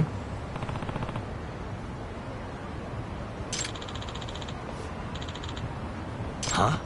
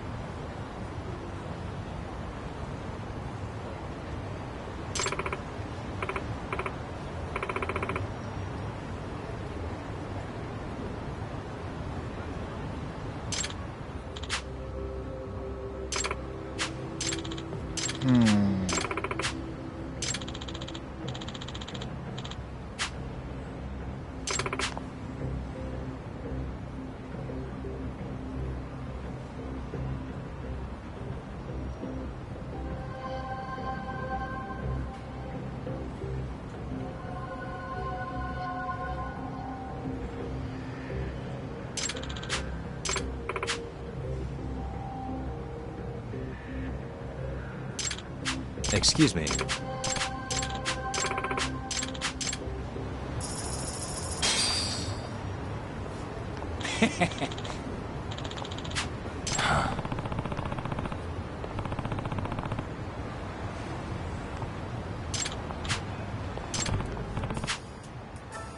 Yep.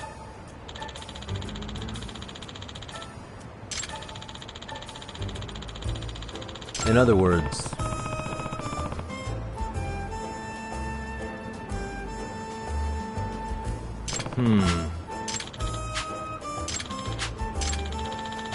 Oh.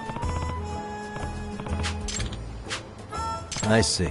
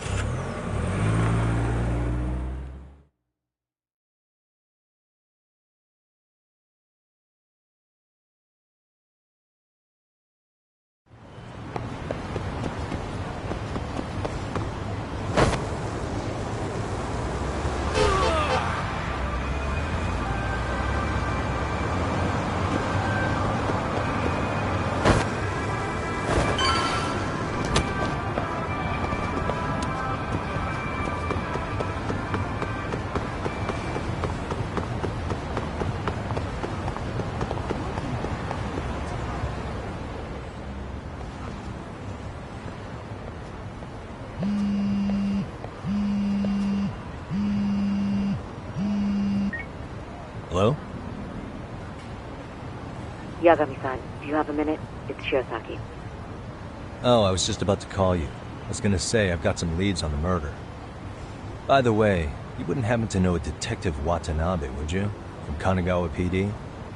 Oh, yes. He came asking me about the harassment case. Apparently he couldn't interview Ehara, so he got us instead. Want to know why that is? Apparently Tokyo PD suspects Ehara might be linked to the murder in some way. And since they don't want Kanagawa stealing the show, they're blocking their investigators out. That does make sense. Not in a bureaucratic way. By the way, when's your next appointment with Ehara? As soon as we're ready, honestly. Did you want to come along? Yeah, I was just about to ask that. But I'd like to do a bit more research beforehand. I want to know exactly how Ehara's crime played out. Funny you should say that. Hoshino-kun just told me he's going to re-inspect the crime scene tomorrow. He said it'd be best to plot Ehara's movement from Ikebukuro all the way to Shinjuku, where he was caught. No kidding. Then I ought to go with. If that's the case, hold on one sec. Okay. Yagami-san? It's me, Hoshino. I'm stoked to hear you'll be helping me out tomorrow. I'm stoked to be there. Oh, and could you bring the statements from Ehara's arrest with you? It'd be a huge help if you could walk me through what happened on site. You got it. We'll be starting from Ikebukuro Station, so just meet me there tomorrow. Will do. See you then.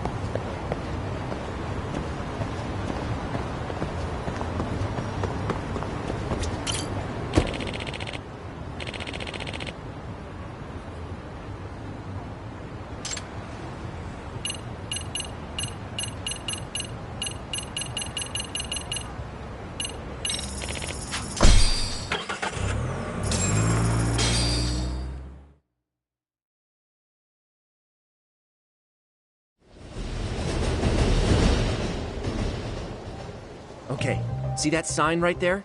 Ehara was leaning on that before the incident. Yep, just like that. He was standing around searching for a victim. Ehara's the man in the cap and sunglasses.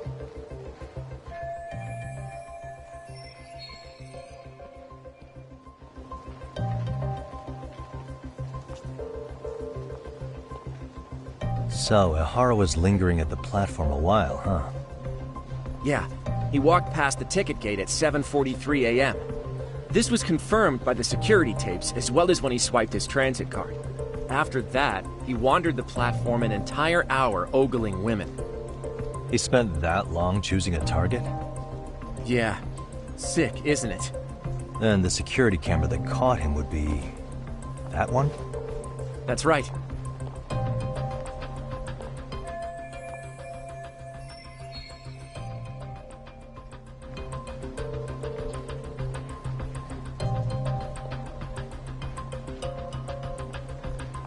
Anyhow, at 9:06 a.m., Ehara finally honed in on his would-be victim.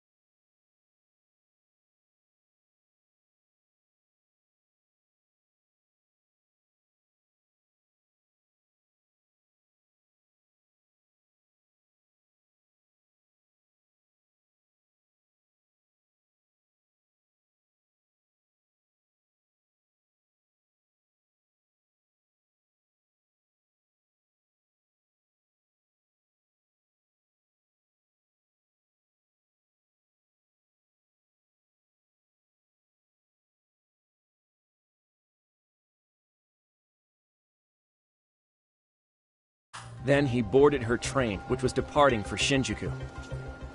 She's the one in the pink cardigan and white skirt? Yeah, Yui Mamiya, an office worker and mother of a 6-year-old boy.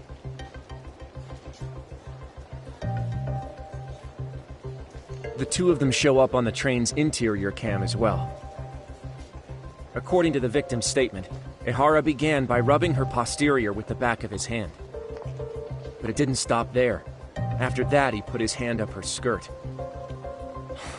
Pretty sickening. I'm assuming he targeted someone shy, thinking she wouldn't resist. Makes me angry just thinking about it. The victim stated she was too scared to call for help, meaning she endured this for 6 minutes until the train reached its stop in Shinjuku. Can you send what you just showed me to my phone? Sure. Now let's head to Shinjuku Station. Then we can watch as the jerk gets busted. Even if we did defend him in court, an asshole's still an asshole.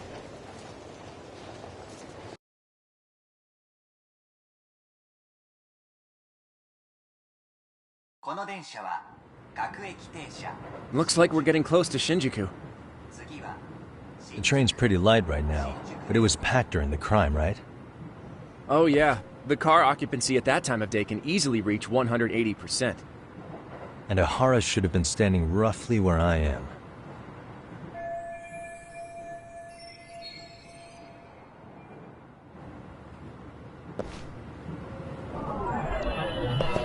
Suspicious.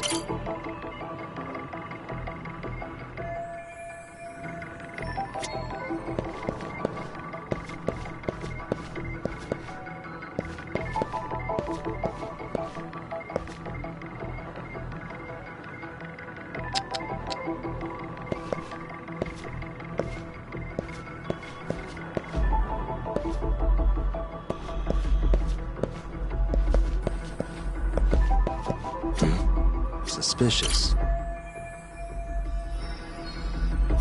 Uh-huh.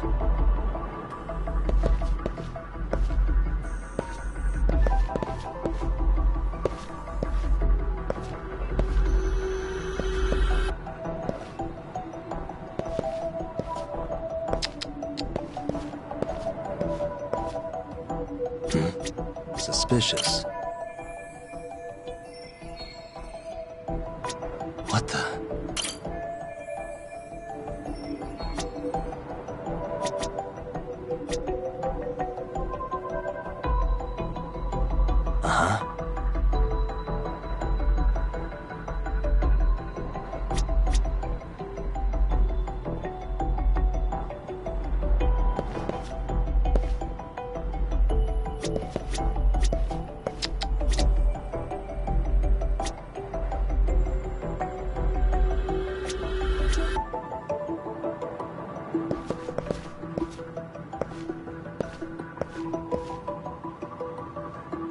Uh-huh. Suspicious. Uh-huh.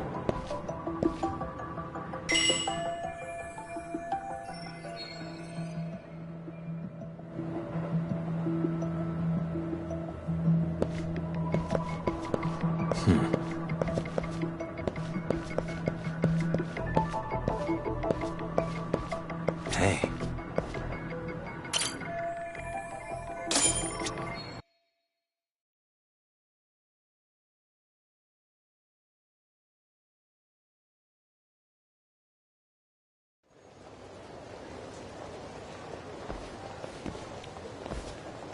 Ehara and Mamiya-san both exited the train and got onto the platform here. But right before that, Mamiya-san suddenly grabbed Ehara's wrist and yanked his hand out from under her skirt. That's when she got a good look at her assailant. So without a doubt, she saw it was him. Yes, and there were also traces of her garments on his hand during evidence analysis. Anyway, after being grabbed, Ehara wrenched himself free and took off at a sprint. See, here he gets off the train and bolts across the platform. And Mamiya-san chases after him, asking people around her for help. This is what they kept looping on TV. Yeah. And honestly, with all this evidentiary footage, defending him in court was a lost cause. Was there any security footage that wasn't aired on TV? Sure, take a look around you. There's more than just one camera pointed at us. They're practically everywhere. Oh, yeah. As for what I was saying earlier, Ihara was finally tackled right in front of those stairs. Oh, right. I have a diagram of the platform to show you. So Ihara gets off the train here, and then gets apprehended here. How far apart is that? Roughly 100 meters. Both he and the victim were weaving their way through the crowd. The whole scene was very chaotic. Even after Ihara was caught, the train was stalled 20 minutes until the area was deemed safe. Hey, you think we could get the positions of all these cameras and where they're pointing penciled in? Good idea. Let's check each camera's position as we walk over to where Ihara was detained.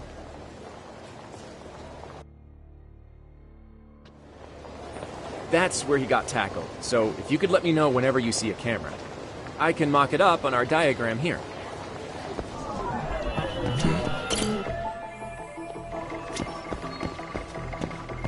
What the?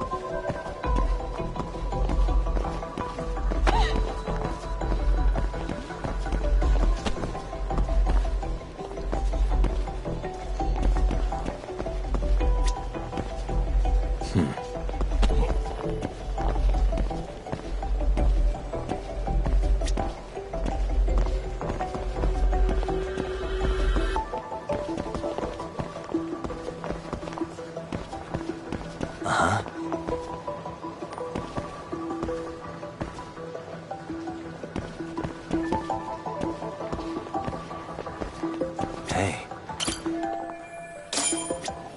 Looks like we checked all the nearby cameras. Let's go up a little further now.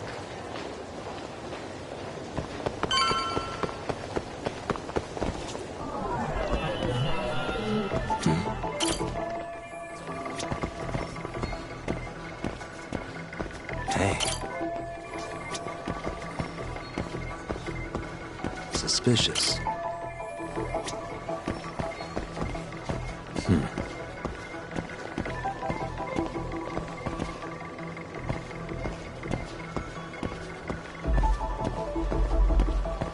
What the?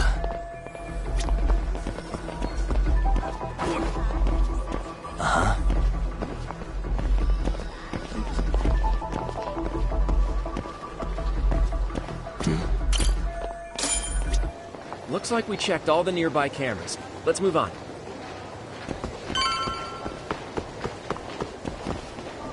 Suspicious. Hey.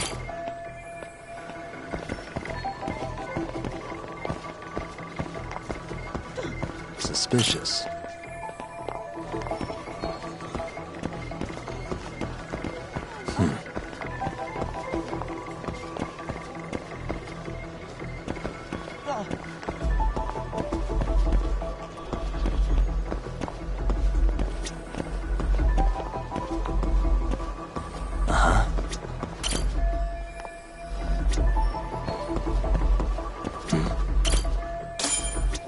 Okay, looks like we got all the cameras. Our diagram is now complete.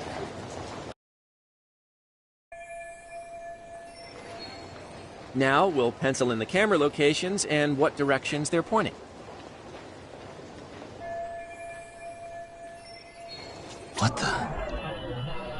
Suspicious. What the? Suspicious.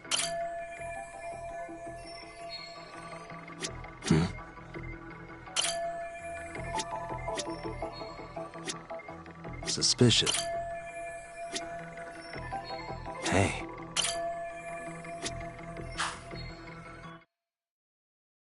So this was the general situation when Ihara committed his crime. What do you think, Yagami-san? Anything of note? Do you think Ihara and Mamiya-san were riding the train pretty frequently? Oh yeah, Mamiya-san commuted by train. She was here every weekday. Same goes for Ihara, actually, but he was off that day. Supposedly, he was going to see his wife, even though they're separated. Did he ever say why he wandered around the platform for an hour? He said the thought of his wife had him flustered and he couldn't force himself to board the train. He always had an excuse ready for anything you asked him, including the harassment charges. He pled not guilty, but the evidence said otherwise. There wasn't a single argument we could make in court to establish reasonable doubt. Safe to say he did it. But on the same day, he knew his son's bully would be murdered in Ijincho. Pretty clear it wasn't a spontaneous need to grab some ass. I agree. It's almost like all the commotion around the harassment might have been planned out. Maybe everything was, even down to getting captured. Yeah. You really played everyone by turning harassment into an alibi for murder. No matter how much evidence points to him as a killer, you can deny it with complete immunity. This is getting crazier by the minute. At the very least, he had something to do with it. Some connection. But I can't imagine he'll talk. Whatever his plan is, it's pretty clear Ihara is committed. To what? Getting revenge for his son? I think so. Who do you think his accomplices could be? Ihara is a veteran cop. Think maybe he knows how to hire an actual assassin? If so, he could have just paid for his revenge, right? Sure. But assassins cost an arm and a leg. He wasn't rich before all this, was he? No. He barely scraped up enough to cover his lawsuit against the school. Thought so.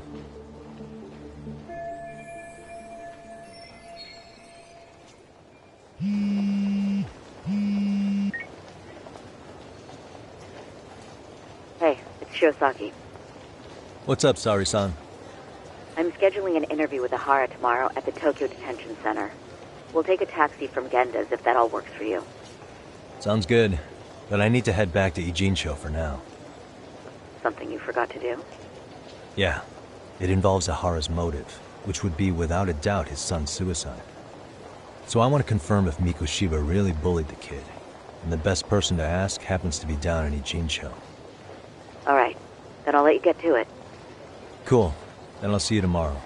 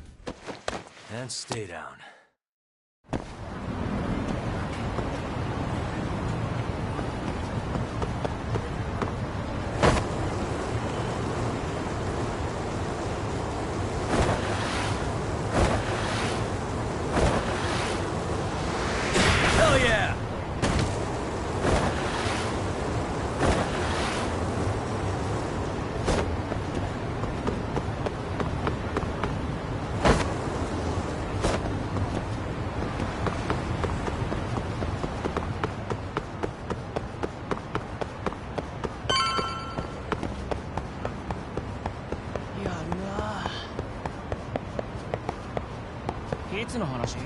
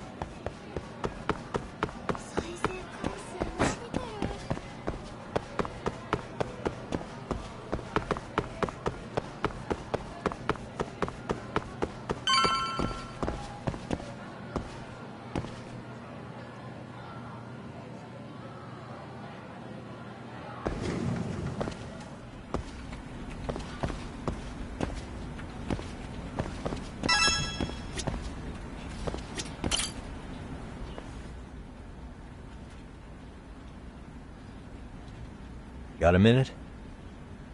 No, not for you. I really have nothing more to say.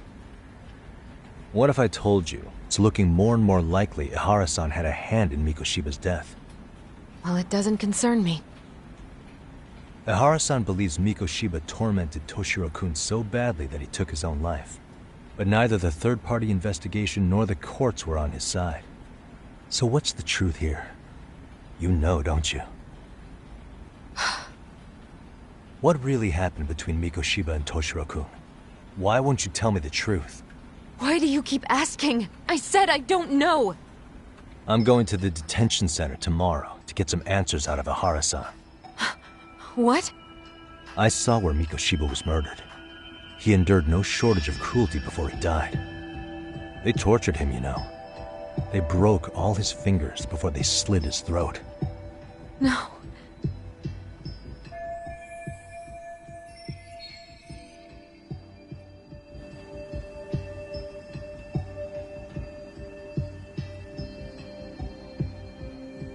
And somehow it's like he did it to prove he had nothing to do with the murder. But maybe that wasn't his real objective at all. Huh? I think he wanted to signal that he'd finally avenged his son. The body belongs to a guy named Hiro Mikoshiba. 4 years ago, this man took my son from me by driving him to commit suicide. If I'm gonna face him tomorrow, I can't go in without some ammunition. So, 4 years ago, did Mikoshiba bully Toshiro-kun or not? That's all I want to know. My answer won't change. There's no evidence Mikoshiba-kun did anything wrong. Are you sure about that? Take a look at this. That's...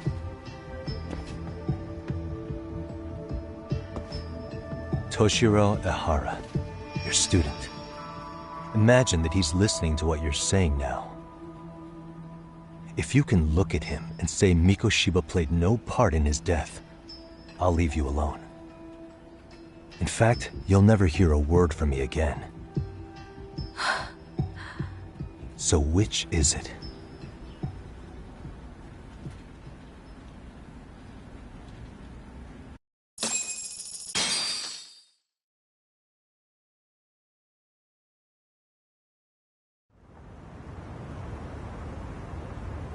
"4 years ago, not long after I'd transferred here to teach English. That's when it started. I was trying my best to get acclimated, and I was finally on a first-name basis with everyone. One day, after school, I was out on the roof taking a break, when Toshiro-kun suddenly ran by. I called out to him to ask what was wrong, but he shushed me and kept running. I saw he had a bloody nose. Moments later, Mikoshiba-kun showed up. He was looking for him. I told him I hadn't seen him. Toshiro-kun's face told me everything I needed to know. So Mikoshiba was bullying him after all. Yes. Toshiro-kun told me this later on. Whenever he'd leave school with Mikoshiba-kun and his friends, they'd force him to hand over money. At first, they'd try to pass it off as a joke. They said since he lowered the class average on tests, he ought to buy them all drinks as an apology. And Mikoshiba-kun, he was having too much fun with it to stop. He started offering tutoring sessions to Toshiro-kun, only so he and his crew could extract their tuition from him. They'd even break into his house while his mother was at work and take the money she left him for dinner. And if he couldn't pay, they'd beat him up at school or make him grovel in the bathroom. Didn't anybody see what was really happening? The teachers either saw nothing or turned a blind eye. Few students knew about it, though. Anyway, I ended up relaying everything Toshiro-kun had told me to those boys' homeroom teacher. Mind you, this teacher had tenure, title, and years of experience under his belt. Do you know what he told me? He said not to cause a commotion because those boys were about to graduate. Why does that not surprise me? To be honest, it was hard to paint such an outwardly model student in a negative light. There was also no hard evidence to support Toshiro-kun's story. But someone still should have stepped in to help. If only I'd understood that at the time. You tried. The only thing I tried was to keep an eye out for him, making sure he wasn't alone, things like that. But unfortunately, that wasn't good enough. On the first morning of the 3rd trimester, Toshiro-kun tied a towel to his doorknob and hung himself in his room. And that's when you confronted Mikoshiba, right? You asked him point blank if he'd bullied him. I did.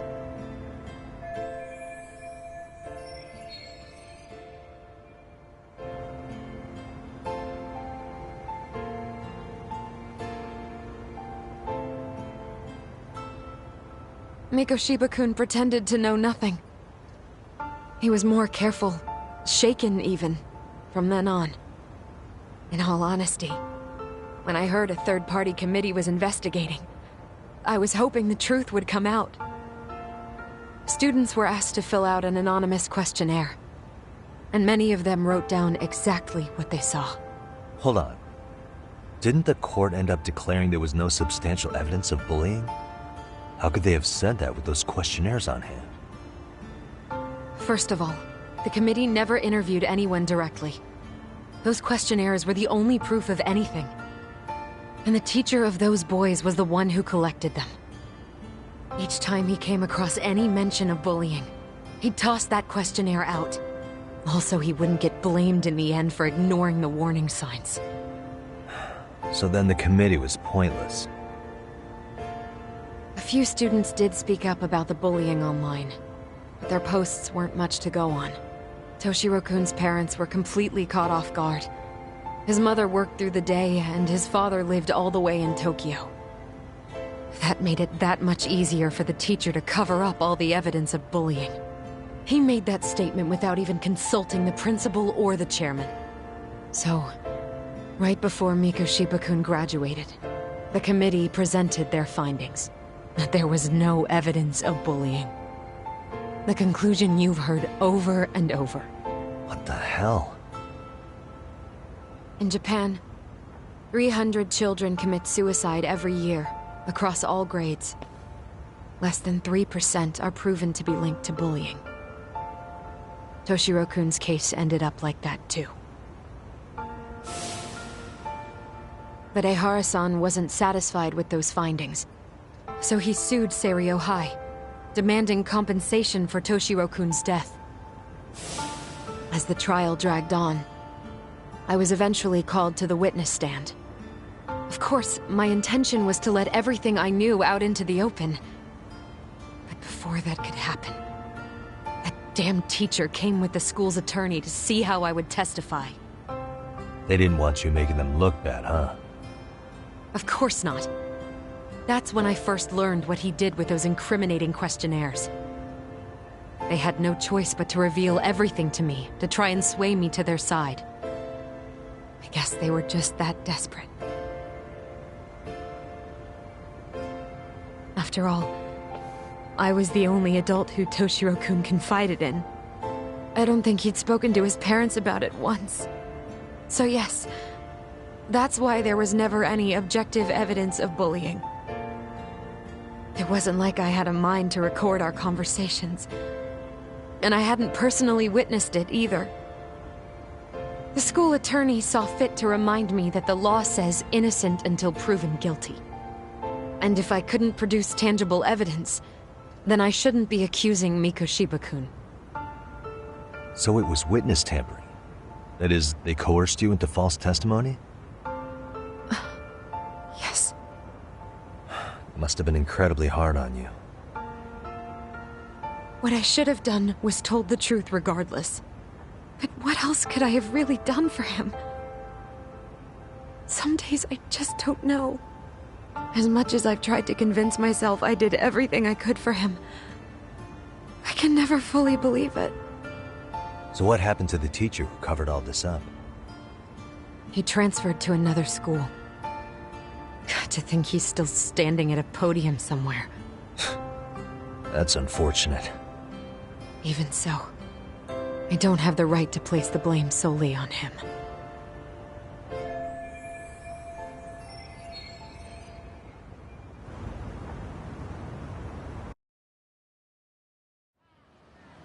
Maybe, but in that case, Mikoshiba's bullying of Toshiro, or those questionnaires getting discarded. Have you ever told anyone else? No. I've been silent. Yagami-san, you know what? Back when I was a student in high school, I witnessed bullying firsthand. There was this kid. My classmates pushed him too far. And one day he just jumped off the roof. Off the roof? By some miracle, he survived the fall. And he's been in a coma for the last 13 years. Nobody knows if he'll ever wake up. His name is Mitsuru, and he may never open his eyes to the world again. His mom watches him, but she works full-time. She's a higher-up in the government. I'm sorry to hear it. The worst part is that his teacher knew. He even talked to the bullies about it. But all he said was, don't overdo it. But afterward, the public eviscerated him. He had to quit his teaching job. And yet, for poor Toshiro-kun, nobody was held responsible at all. And that includes me. But if anyone was going to take responsibility for that, Mikoshiba should have been first in line. I'm sure Ihara-san must have thought the same thing. You know what I wanted to be as a kid? I was so innocent, I wanted to be a teacher. And after Mitsuru-kun's tragedy, I felt practically obligated. And still, I just let history repeat itself.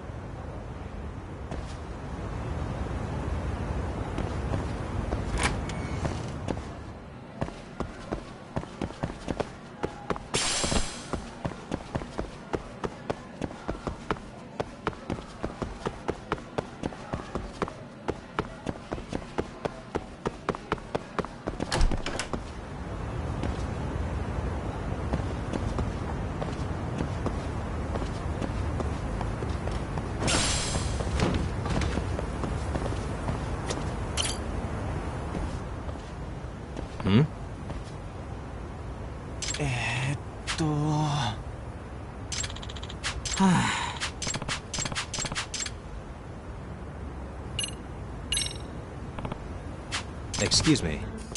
It's Yagami.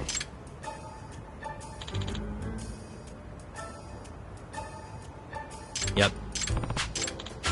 Yep. Mmm.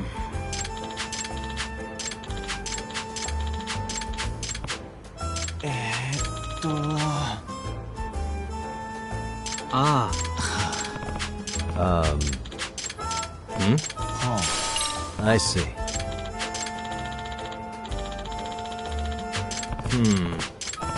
Hi.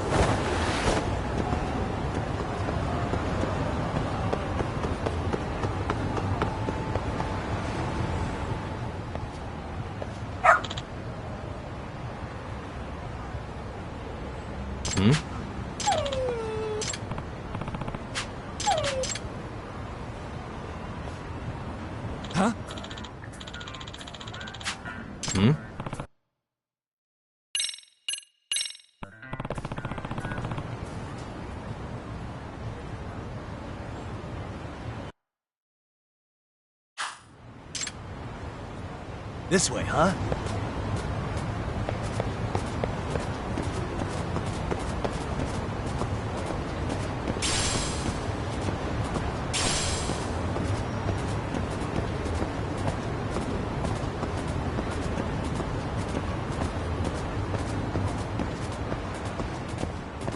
Doing great.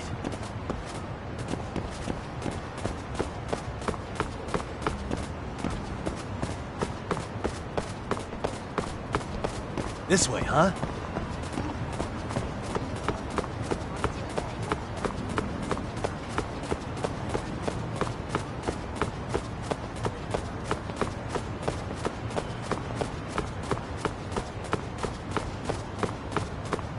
Got something?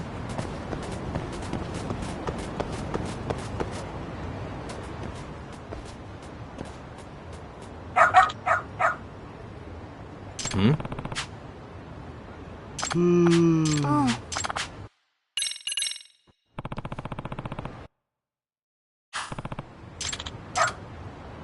All right, let's go. Doing great.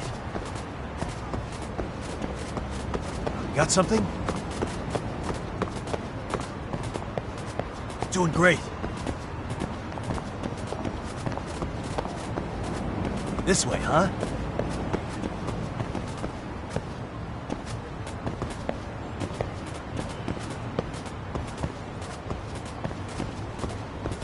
Got something? Attaboy.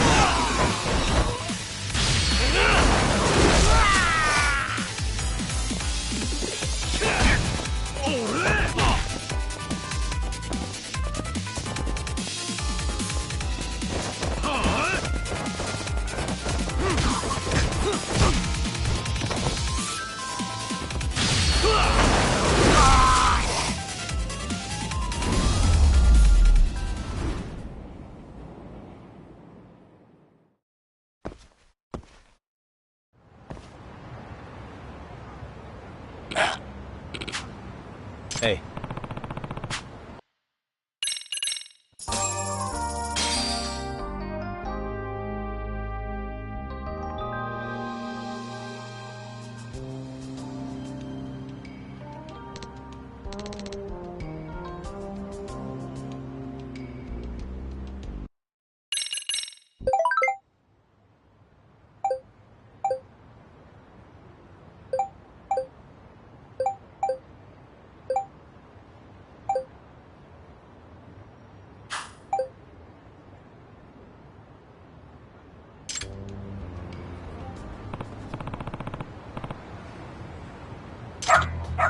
Seriously?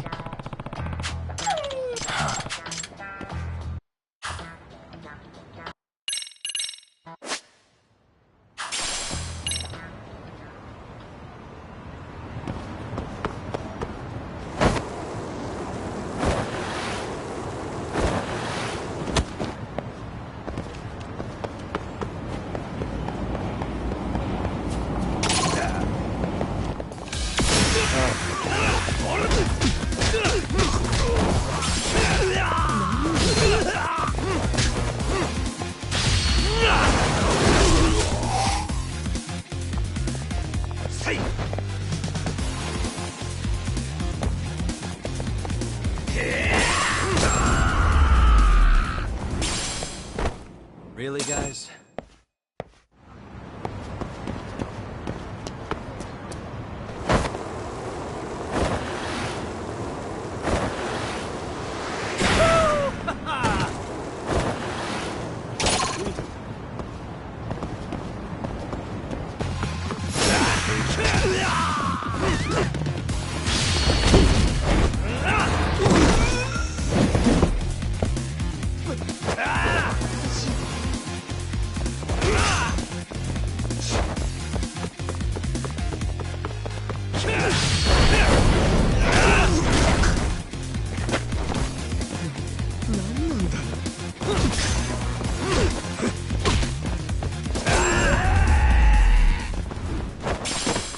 And stay down.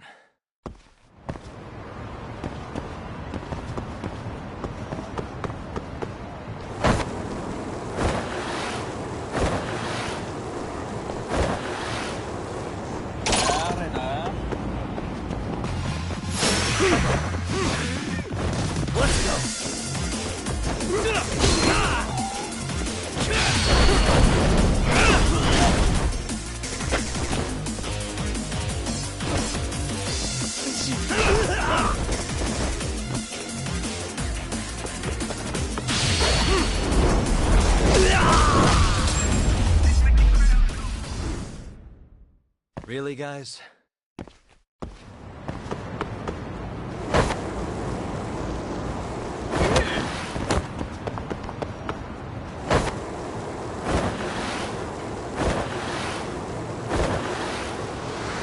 Hell yeah!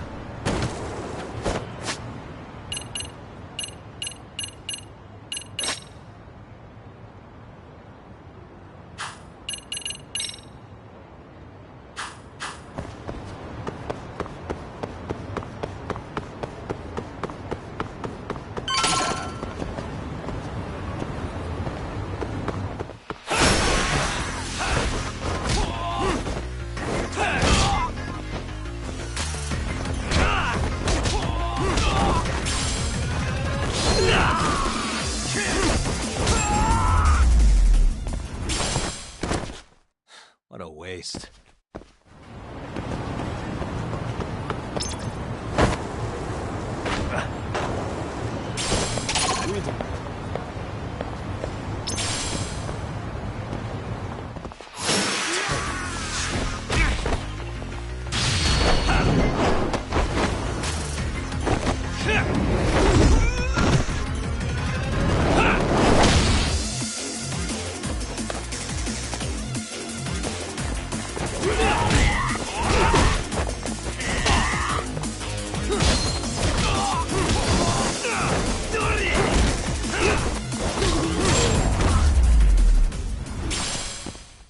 And stay down.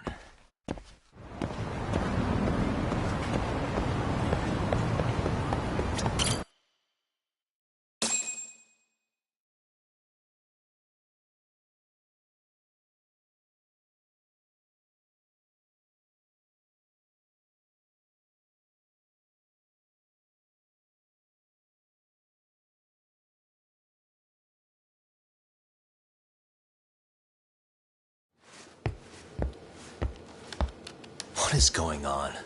Having a party? Hey, welcome back.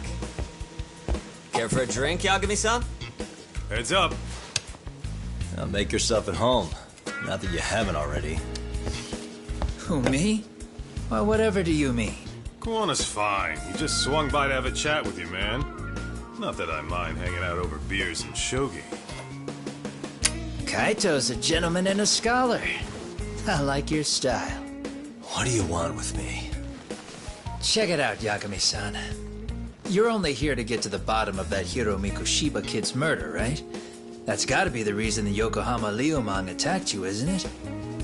All I'm saying is that you've gotta cut me in, man. Thanks, but I've got enough help. So some hotshot detective strolls into town and tries to leave the local guy out in the cold? No offense, but that's not gonna fly. You gonna play your turn? Just finish your game and go home already. Wouldn't you benefit from someone who knows the scene? You know, I can get you anywhere in a Ijincho above or below ground. Aren't you expensive?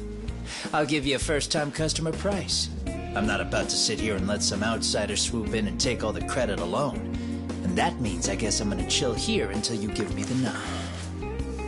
It's Tsukumo and Sugiura's place as far as I'm concerned. Not even my call to make. I welcome having more company. The more the merrier. That'll be the agency motto. I don't really care. Such a nice office. I'm gonna love it here.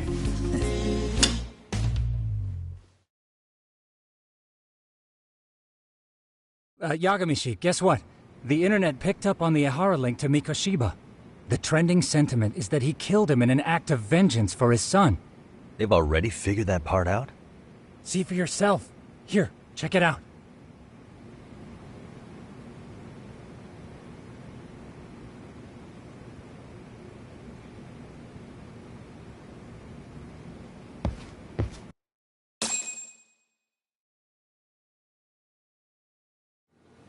Son of a bitch student teacher should burn in hell for bullying a kid all the way to suicide.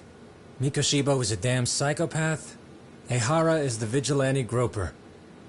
And that's not even the trolls. So the news is blowing up on the net, huh? In internet terms, this is only the first spark that could ignite into a fire. Not even what I'd call viral. Then who's lighting the spark? The people responsible for Mikoshiba's murder? I'll have to go down a few more rabbit holes before I can make that call, I'm afraid. Gotcha. That said, some posts are kinda suspicious. This one here, for instance. Ehara totally called the location of the body at his trial. The fact that he did that never really even went public, as far as I can tell. It was kept off the record? When Ehara got arrested, the cop-turned-groper story and his sexual battery charges were huge news. It was all the media could talk about. But by the time his trial rolled around, the news had already moved on. His guilty verdict barely made a blip. Fellas, I told you I wanted to be kept in the loop on this stuff. You saying Mikoshiba had more than one killer? And where are they now? You think these lunatics are still hanging around Ijincho? It's been over 2 months already, man. If they were here, they're probably long gone by now. Another peaceful day in Ijincho, right?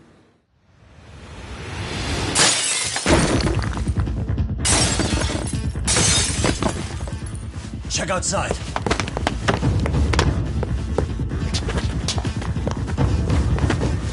It's the Liumang. The White Mask again. Let's go, Chuck. I'll catch you later. Not bad. You're not getting away this time!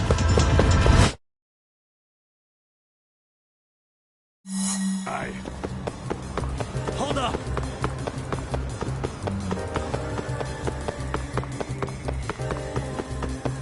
Ooh, so close.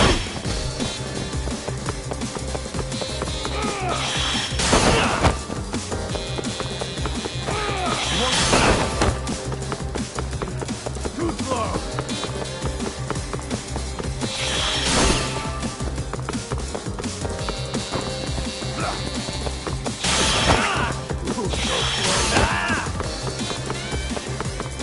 Hold up!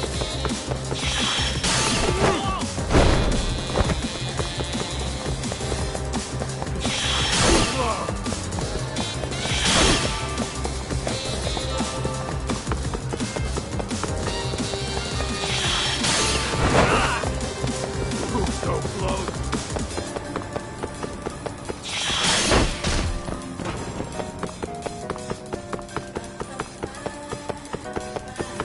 That all you got? Hold up!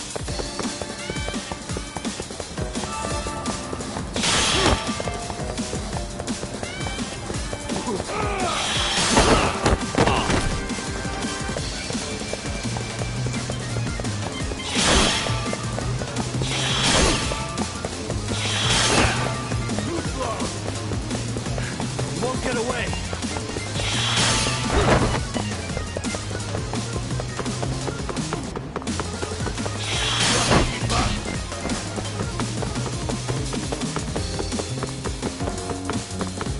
Hold up! Too slow.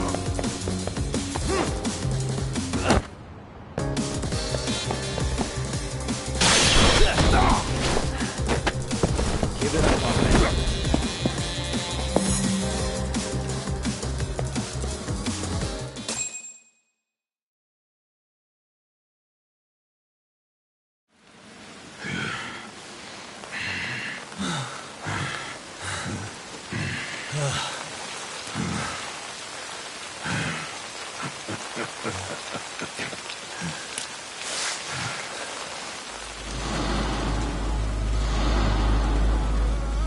Oh, great. Where am I?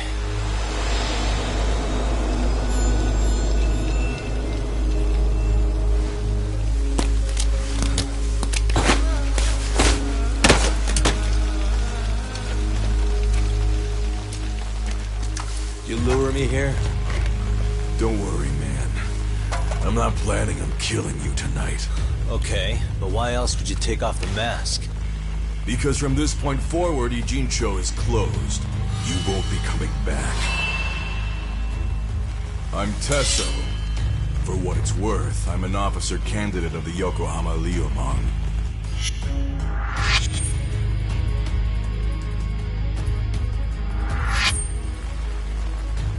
I hear you took out some of my masked boys the other day.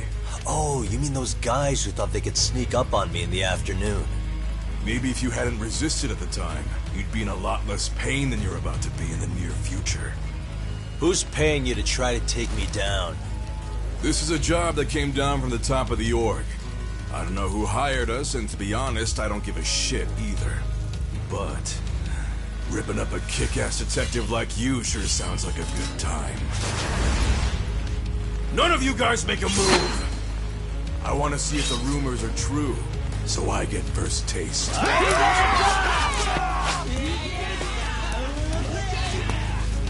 Show me what you got. Kagami!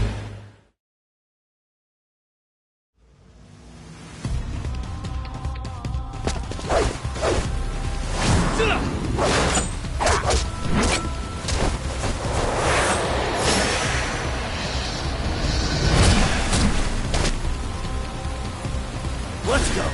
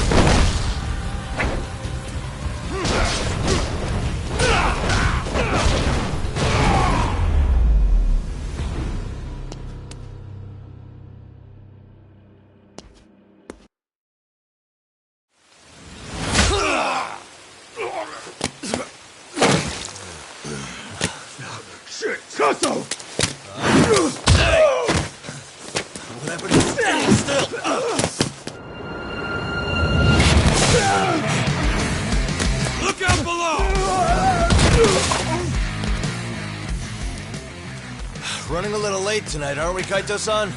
Yeah, my bad. Had to punch my way through a few guys. Hey, you gotta run for it. If you stick around, it's not gonna matter how many lives you've got. Yeah, but if I run now, who's gonna pay for Tsukumo's window then?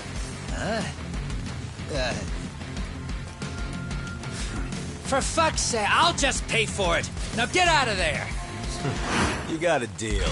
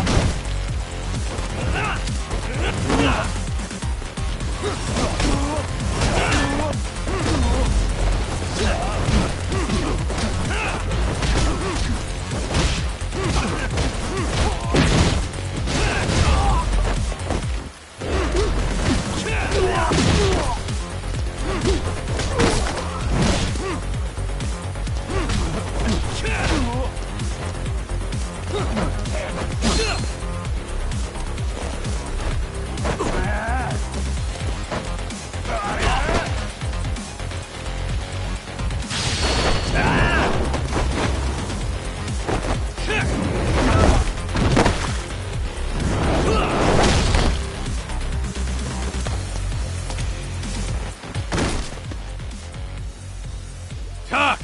Path's all clear! I'm on my way!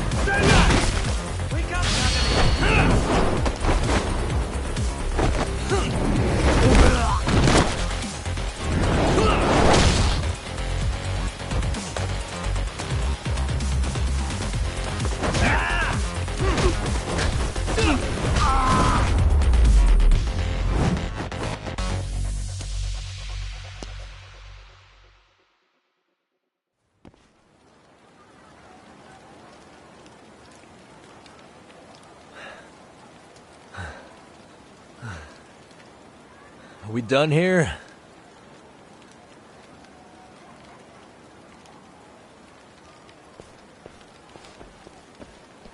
Yagami! Yeah? You want something? What was it? Tesso? Just want to say, I'm impressed. I wasn't expecting you to take out all these guys, to be honest. Thanks. But if you're feeling generous, how about you tell me who hired you? Didn't I say this before? I got no interest in doing that. Can you do me a favor and turn down the job next time, maybe? Yeah, right. If the request comes through again, I'm taking it. Simplest solution for you is to get the hell out of town. Me and my big mouth. Just go already.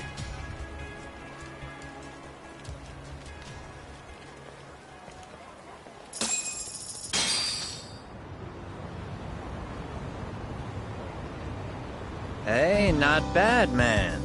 A lot of young folks look up to Tesso, so gaining his respect is gonna have some perks. All I want to know is if the Liumang are no longer a threat. Wouldn't go that far. Tesso's not the only young hothead among them. But hey, at least they probably won't blindside you anymore, and that's a victory in itself. Guess that is a step forward. A baby one. Anyway, we should go check up on 99. Something tells me they're not in the clear just yet.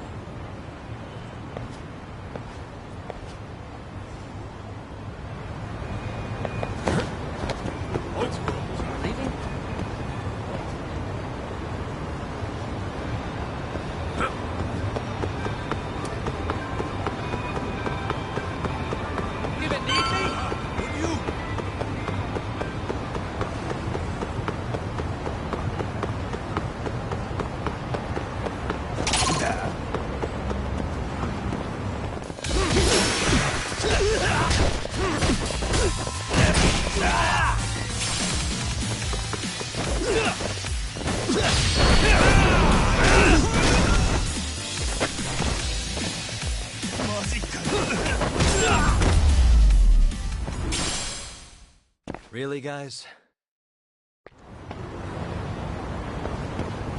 Let's relax, man.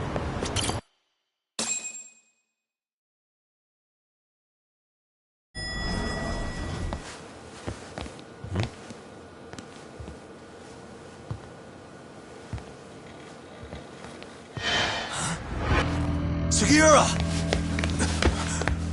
Yagamishi! Oh, thank God you're back. Tsukumo, what happened? He's knocked out cold. Damn it. Masked men attacked us. I couldn't fight them. Masked men, you say? Were they any different from what the Liumang wear? I couldn't get a good look. Sugiura, they stuck up on him with a bat and came after me next. They cut me. My pinky. They broke it? Hey, are you okay? I'll call an ambulance. There are these photos, and a message I was told to give to you, Yagamishi. They said to tell you, this is your final warning. They've been spying on me? It hurts. Shit. If they want me, then come after me. Talk. I think the Liumang were part of the plan, as bait. They probably only came to lure us away from the office. The worst part is it fucking worked!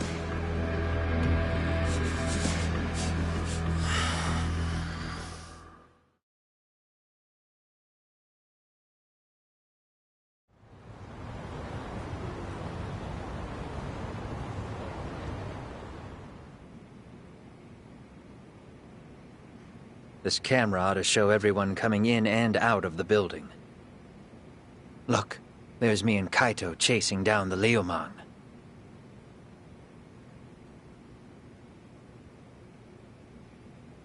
But here's the hitch.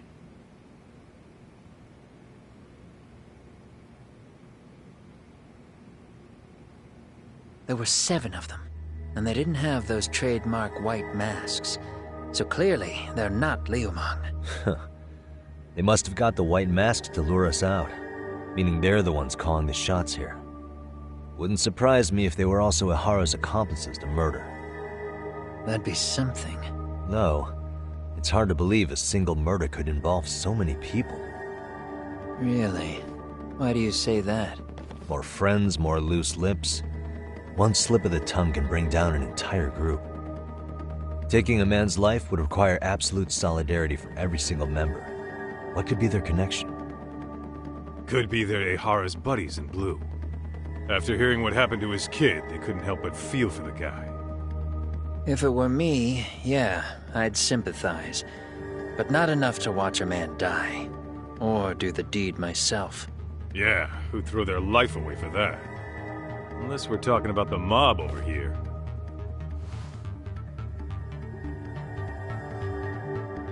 That e-cig's that good, huh? Considering the area's volatility, the Liumang are the best bet in the house. But if it's not them... Well, there is the Seiryu clan, but they have some decorum compared to these guys. And then the Komijul, the Koreans, they would never get caught on camera. They're shy like that. Go figure. Impressive list you've got up there, Mr. Handyman. Too bad they're all dead ends. Hey, if there's a crime in Kamurocho, would you know who did it off the top of your head? No.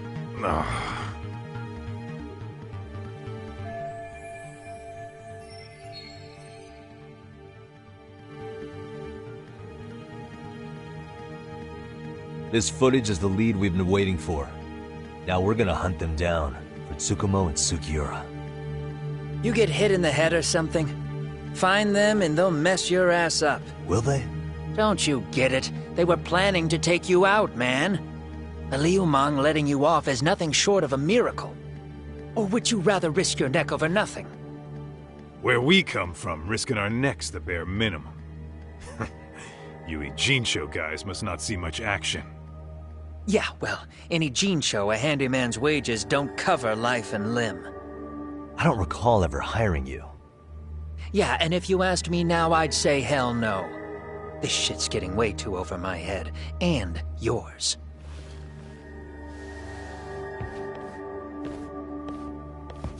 Sorry, Kaito-san, but I'm gonna have to pass on drinks for a while.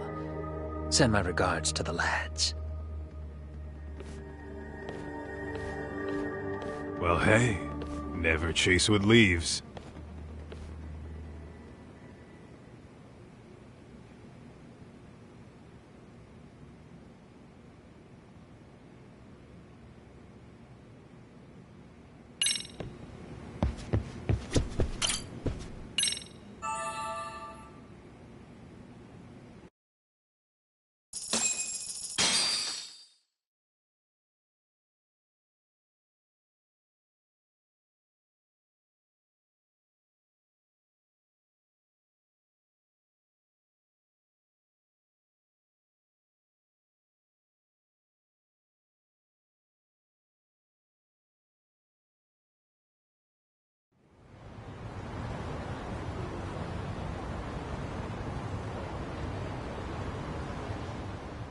The agony!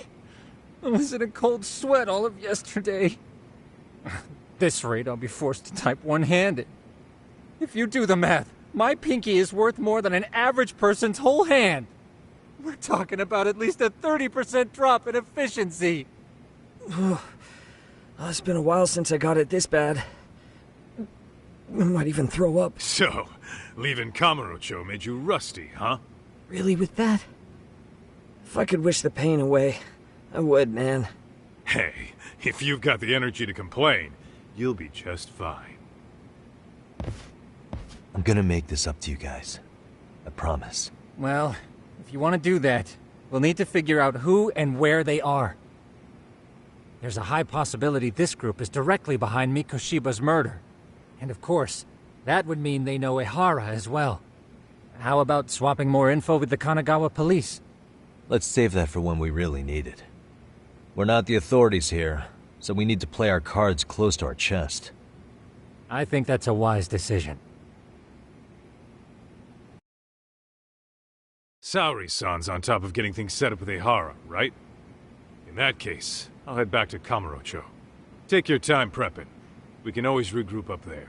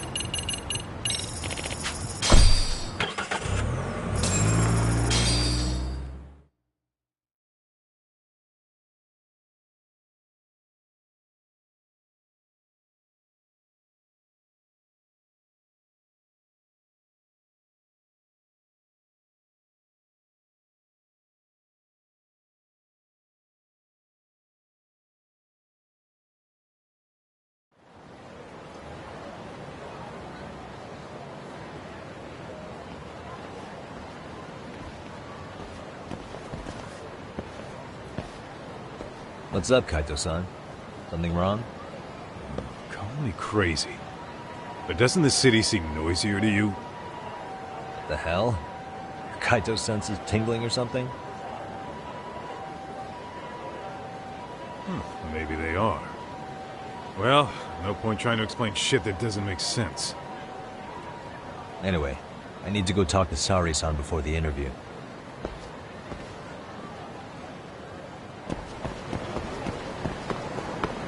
What is it?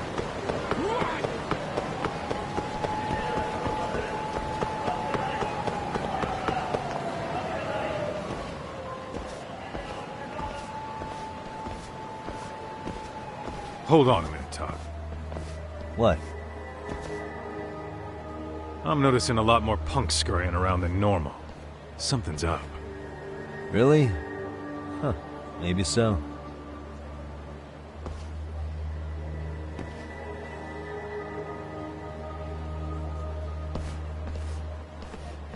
Hey, don't I know you two? You're detectives around here, ain't you? Yeah, so what? You ever seen this guy before? A few years ago, he was the manager at some girls' bar nearby.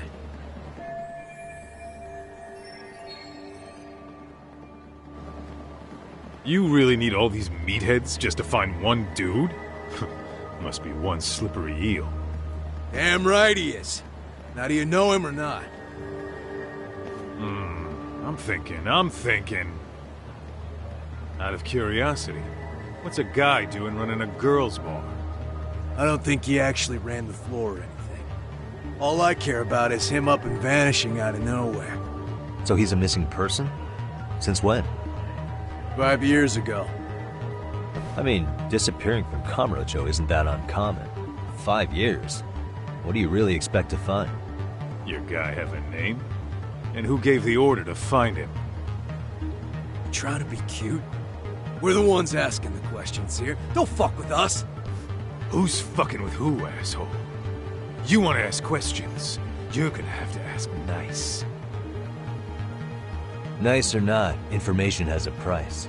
It's our bread and butter, so we don't give handouts. How about I butter your brains on the sidewalk? Straight to throwing punches, huh? Even the Yakuza treated people better than that. Ah, fuck off!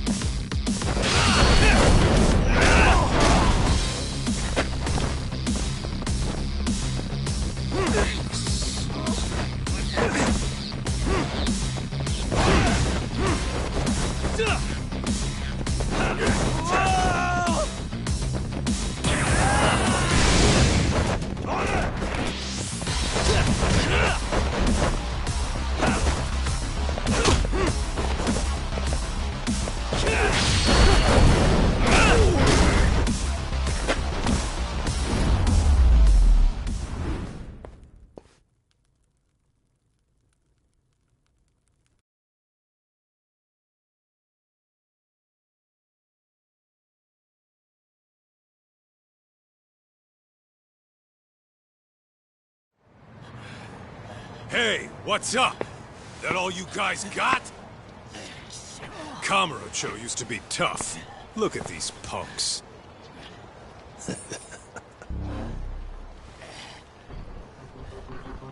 Kaito-san. Huh? It's Akutsu.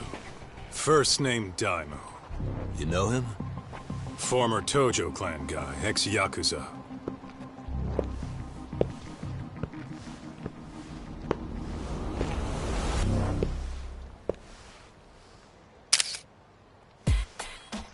Ex-Yakuza?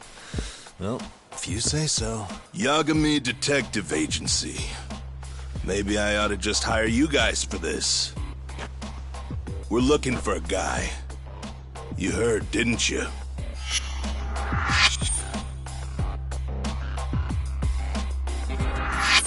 This guy you're after, he was some kind of girls' bar manager here in town? I take it this manhunt is your idea? Nah. Soma's taking point on this one. Came from one of his connections. There's gonna be a big pile of cash in it for whoever finds him. Practically all of Kamurocho's in on this race. And Soma is? He's the one in charge of the RK gang. Of course, he's former Tojo clan too. First name Kazuki. That's crazy. Did the whole Tojo clan join this thing? Kaito would know all about all the bullshit rules it takes to keep the Yakuza running. They'll take their cut from you and call it the honorable thing to do in the same damn breath. Right, Kaito? In this new age, wouldn't you be better off joining us? You guys are too small time to pull that shit on me. You know what else, though? In the Yakuza, if your boys went down, it was on you to get revenge for them. I don't give two shits about that these days.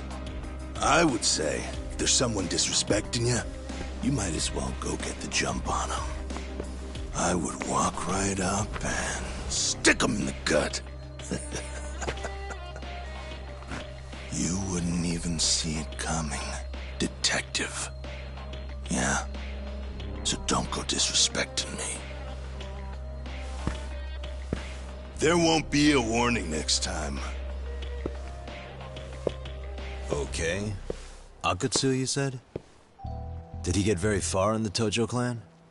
Nah. He may have had the potential, but he never got to make anything of it. The whole thing came crashing down before he got his time in the sun. Soma's the same way, actually. They both tried to climb up the Yakuza ranks, but then the families disbanded. And by the time that happened, all the pawns were cleared off the board. So, now they're ex-Yakuza in the wind. And along comes this gang without all the rules and systems they were dealing with. You end up with RK, a network of thugs. RK? What does the acronym stand for? Who the hell knows? After the Yakuza, I guess they wanted to sound more Western. If they think they can replace the Tojo clan, those are pretty big shoes to fill. Yeah, but I wouldn't say they've been discriminating. Civilian punks who want quick cash are easy recruits. RK's happy to scoop them up. Next thing you know, you've got an asshole army. That's unfortunate, but speaking of the Tojo clan, have you talked to Higashi lately? Yeah. As far as ex-Tojo clan guys go, he's one of the good ones. The family left him in charge of that arcade, and now that they're gone, he's basically the owner. I heard he even gave some of the younger family guys jobs. If you get a chance, you ought to show up there every once in a while. Nah, Higashi. I am the last person in the world that guy wants to see.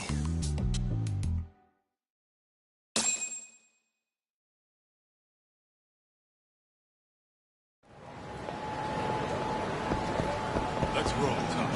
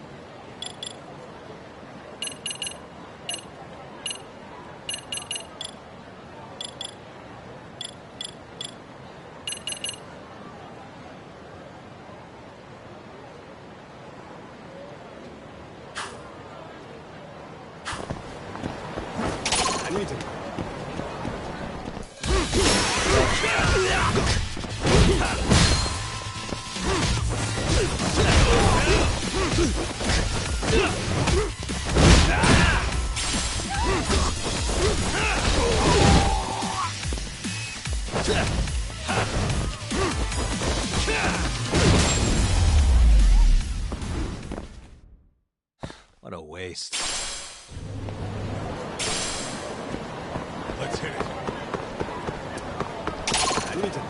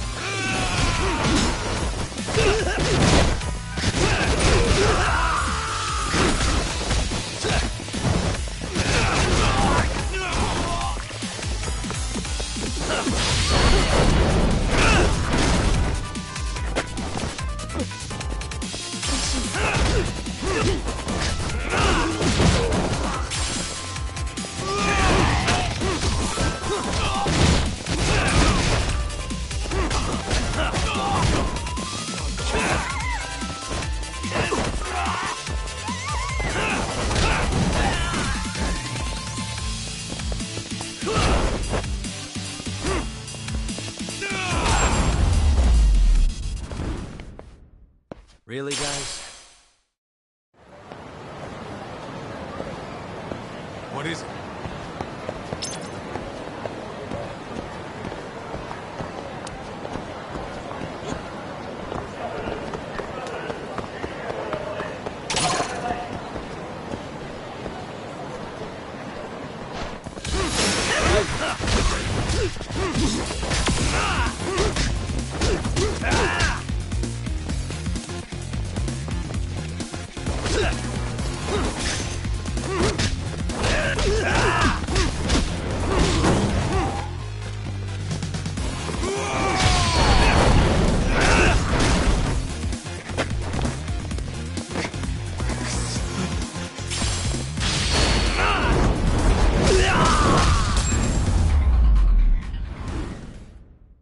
And stay down.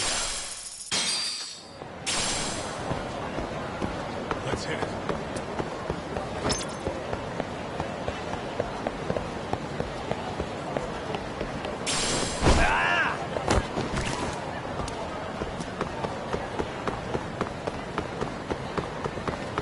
Hold up! Would you?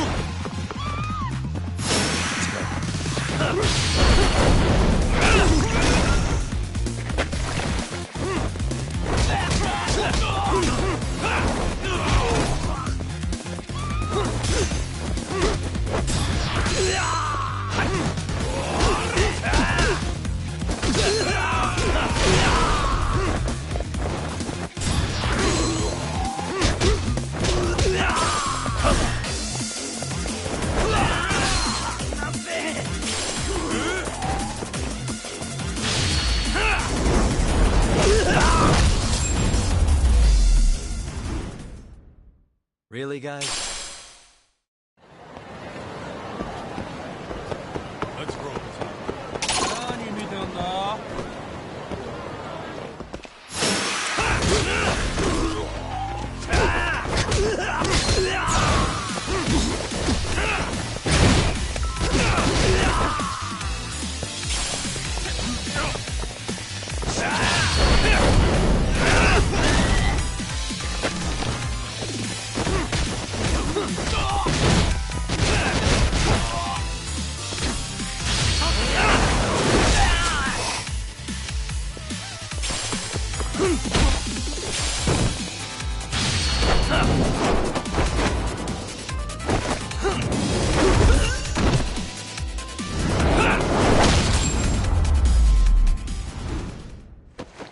And stay down.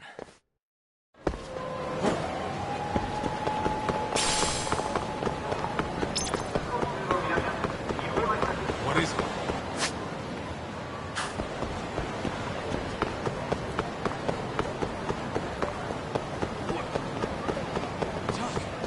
Too fast. What the?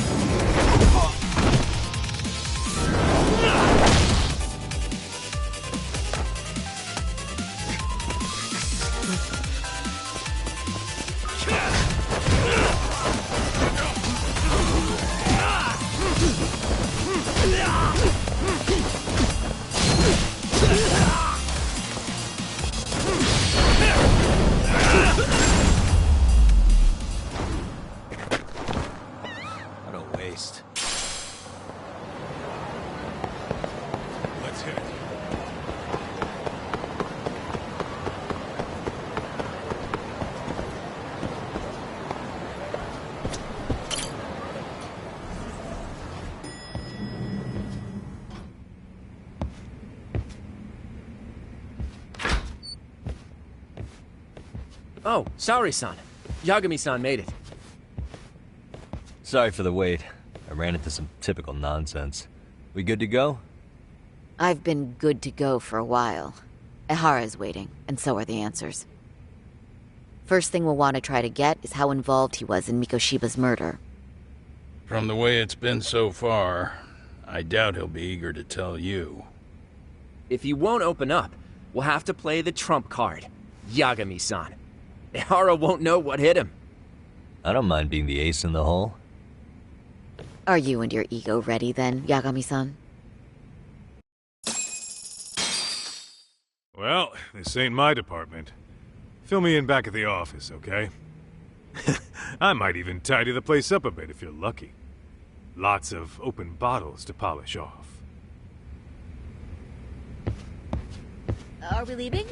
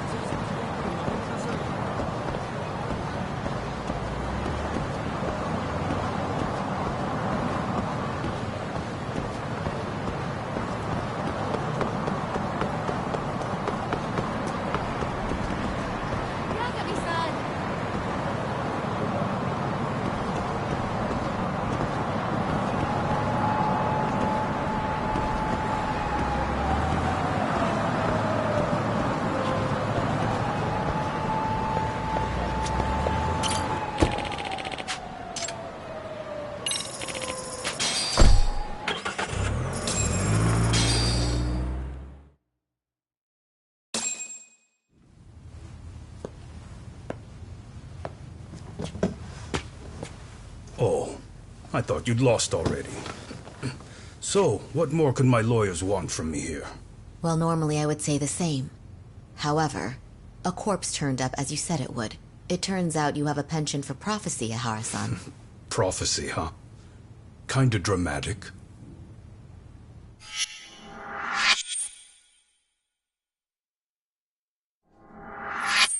No Hoshino today? Did you fire the poor guy? Yagami's my name, sir. In a past life, I used to work with Genda and Saori-san. But today, I'm at Serio High School in a contract advisory role for one of their clubs. Serio High School? It's the same school Toshiro-kun went to 4 years ago. You'd know it. I happened to be out there working a separate case. But that was when Shirosaki-sensei called, and so that's why I'm here. Well, well. Okay. Why are you here, then? That'd be obvious at this point, I'd think. As you know, Mikoshiba turned up as you said. His body was found in a warehouse. The question is, why did you know that well enough to proclaim it in court? You might say it was a miracle. I wished hard enough for it to come true, and suddenly it did. Care to tell us why you'd wish for a miracle like that? Do you really need me to explain why? Mikoshiba. You blame him for Toshiro-kun's death, don't you? I do. Even though when you took the school to court, no evidence turned up. A third-party investigation found no bullying occurred, didn't it? At school, Mikoshiba tortured my son. He would beat him up, and then he'd demand all his money. That damn kid was a star student with high grades. My son's own class wouldn't stand up to him. To avoid being beaten, Toshiro used to. He'd steal money from me or his mother to make sure he could pay Mikoshiba off. Ehara-san, you seem to know a lot about what happened to your son. Do you have any proof? Would I have lost if I did? That school can rot in hell for all I care. Speaking of, you know what I'm convicted for. It was being a pervert. I admit to everything. I groped a businesswoman's ass in plain sight on a full train. There's no way I'm fighting for an appeal. So as for my defense, I'm in no need of lawyers anymore. Ehara-san, just a second. Why would I give you that? Yagami-san? Hiro Mikoshiba died in a lot of pain. His final moments were truly horrific. The last thing he felt must have been fear. After slitting his throat, his body was left to rot. Doesn't that sound great?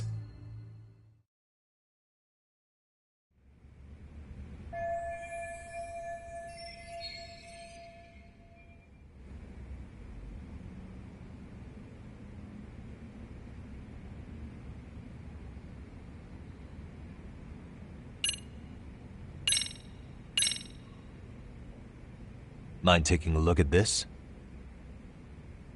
That's supposed to be security footage? I've deduced that these are the killers. Oh. Seems they didn't want me probing around Ijincho.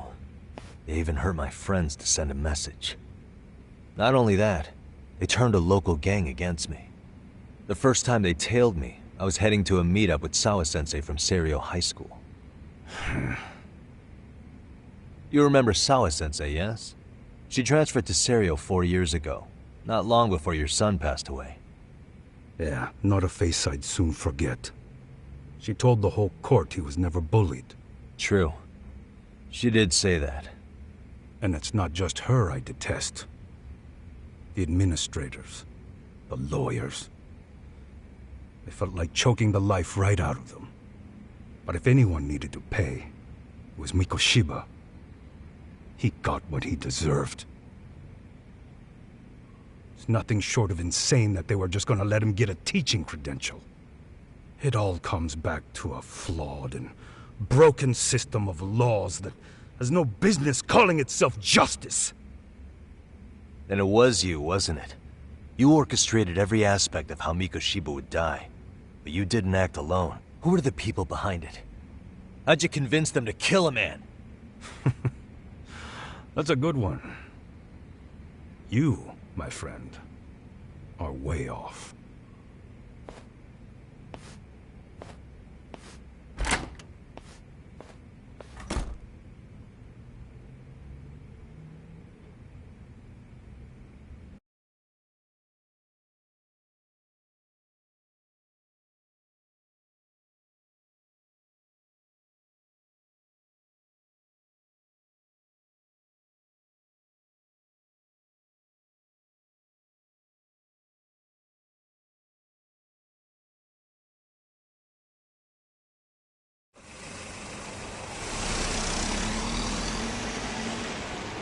The way that interview went, Ihara's definitely guilty.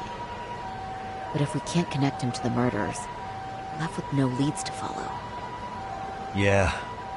Kept that secret on lockdown, no matter what I asked. What could possibly link Ihara to those men? Damn it! And I was so close, too. To think they're still somewhere in Ijincho. I need to find them before the trail goes cold.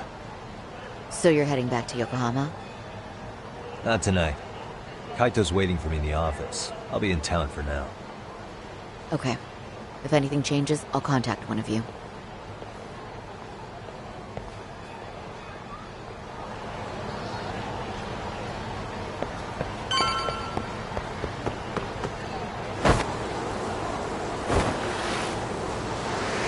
Let's go!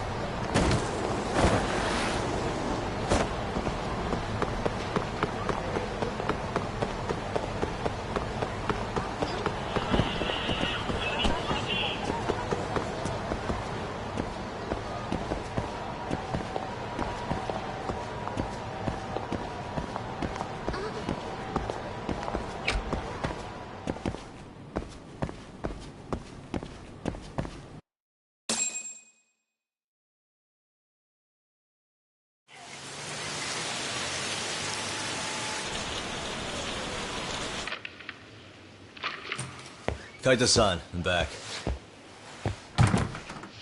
Kaito-san? Hey, did you see that email from Tsukumo?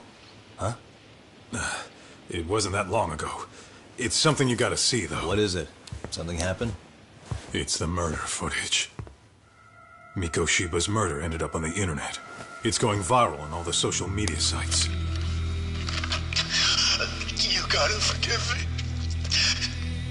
I'll do anything you want. I didn't know he'd do it. I swear. Toshiro-kun was okay. I didn't know he'd kill himself. I really didn't know. I swear I'll try to make it up to him somehow. I'll spend the rest of my life making up for it.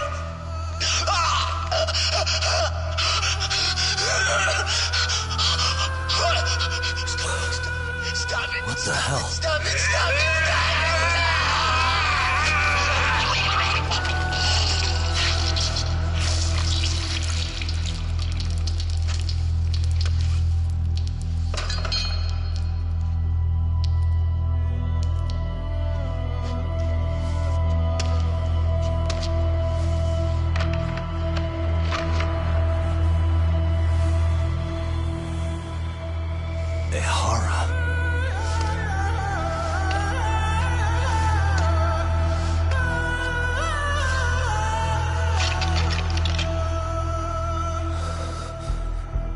Ehara has an alibi for this, doesn't he? They already found him guilty, and that's the whole reason he couldn't have killed Mikoshiba, right? But if that's the case, what the hell is this? One way or another, either this thing is staged, or his entire alibi was a massive cover-up. They can't both be true. But there's something I just can't shake. If you want my opinion on it, this looks real. I need to have another chat with Ehara. Damn it. I'm not gonna let him get away with this.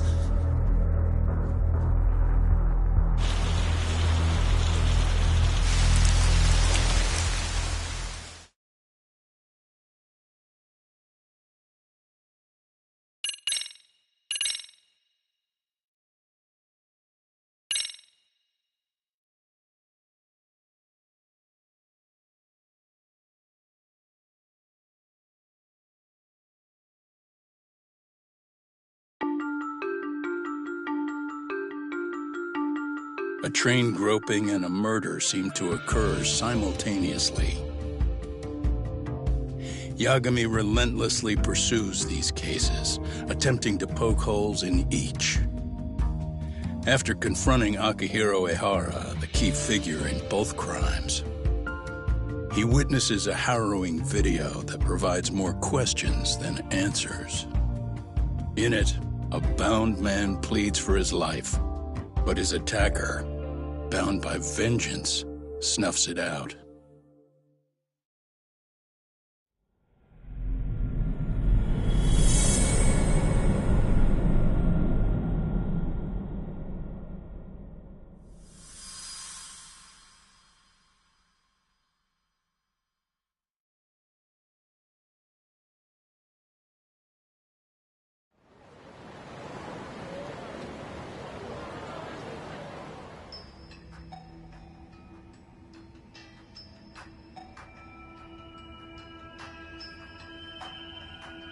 So the murder footage is already making the rounds online. I don't think it's showing up on TV, though. Yeah, the net's a mess right now. It's all unsubstantiated rumors and unverified sources. Typical, really. An ex-cop going from by-the-book sex offender to vigilante avenger overnight is prime forum drama. Sentiment seems to be swinging in favor of Ehara, but there's plenty of folks on the fence about it, too. The reactions have been all over the board. Do we know if that video is authentic? I mean, CG has come a long way, right? Oh, or perhaps a deep fake. That is plausible. AI has reached the point where it can generate pretty convincing facsimiles. Someone even made a video that made it look like the US president was saying a bunch of crazy stuff. And that's just the tip of the iceberg. Deep fakes are only getting more authentic looking. Can't guys like you tell if a video is fake or not, though? Aren't there any signs? Oh, there are several telltale signs of a video being doctored. So I ran every check I could think of on the murder footage. And wouldn't you know it, nothing came up. Most likely, we're looking at the real deal. Most likely? Well, no one can claim with absolute certainty that it wasn't altered in some way. Which means it's not substantial enough to prove Ehara's guilt. At least not in a court of law. Gotcha. Do you know when and where the footage was uploaded? It was posted sometime last night, but the source is too hard to pin down. The uploaders spread it across multiple servers overseas in a well-concerted effort to hide their tracks. Makes sense. But I'll bet it ultimately came from Mikoshiba's killers, no matter how real or fake it is. How do you figure? Think about it. No one could have staged that unless they knew the specifics of how Mikoshiba was killed. From how he was positioned to little things like the blood on the ground, every last detail was just as the detectives described it. That's a good point. All this browsing's really taken a toll on the old pinky.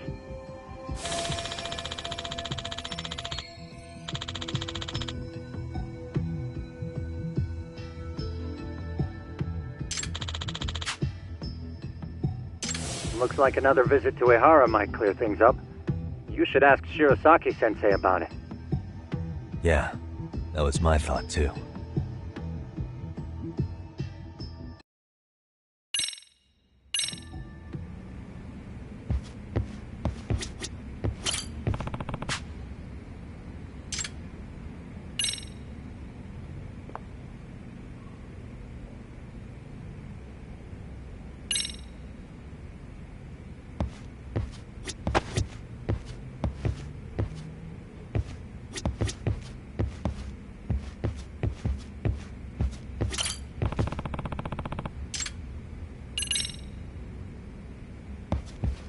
Let me get this straight.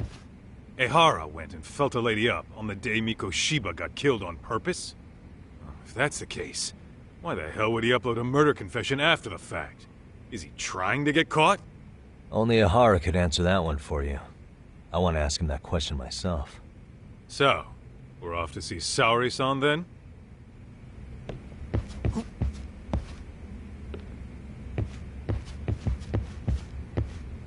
Let's roll, Talk.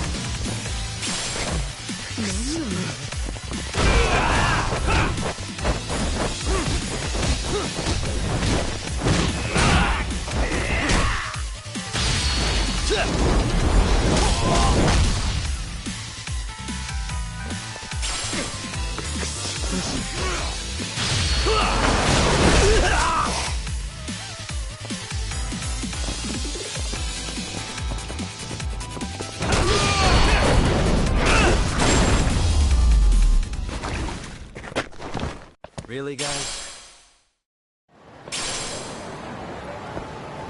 Let's hit it.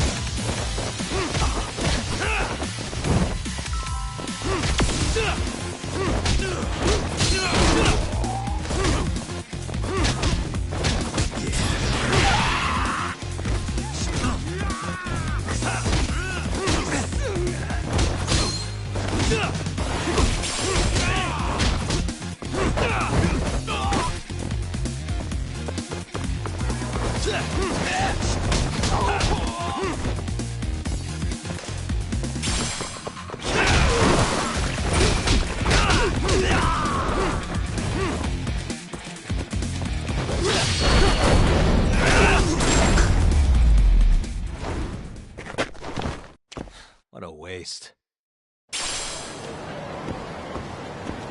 Let's roll, Talk.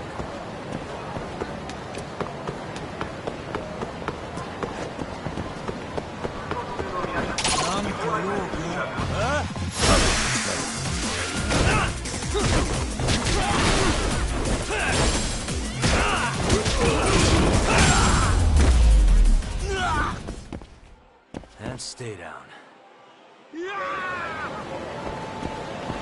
Let's hit it.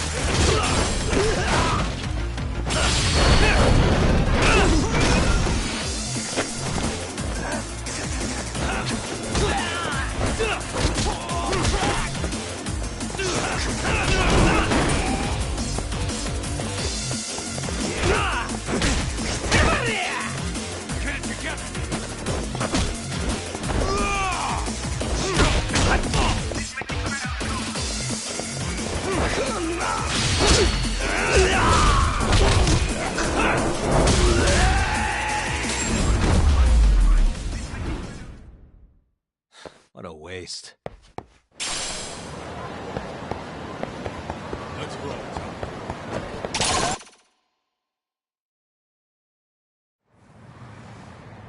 Oh, hold the door, please! Huh? Mafia, you're here? It's been too damn long, Mafia-chan. Yeah. By any chance, Yagami-kun, are you working on a case for Saori? A video got leaked. It depicted a man committing a murder.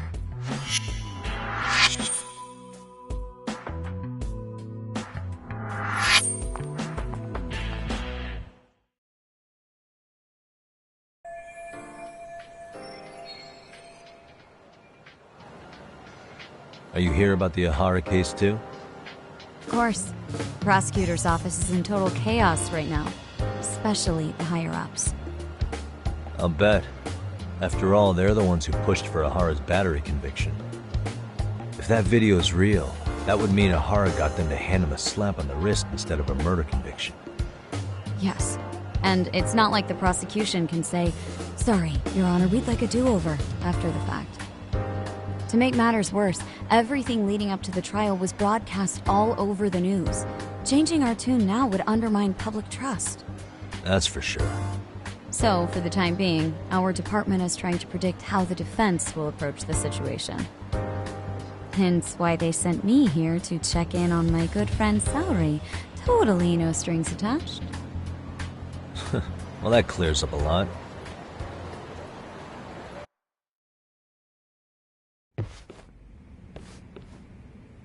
There you kids are. Figured you had to show up sometime. Mafia?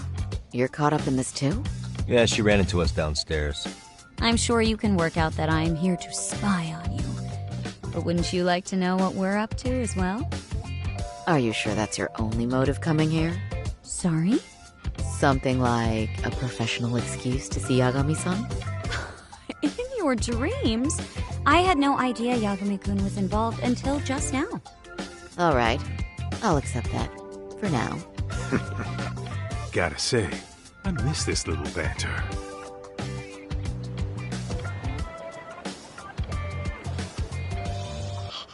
What? Stop it! Stop it! Stop it! Stop it! Stop it!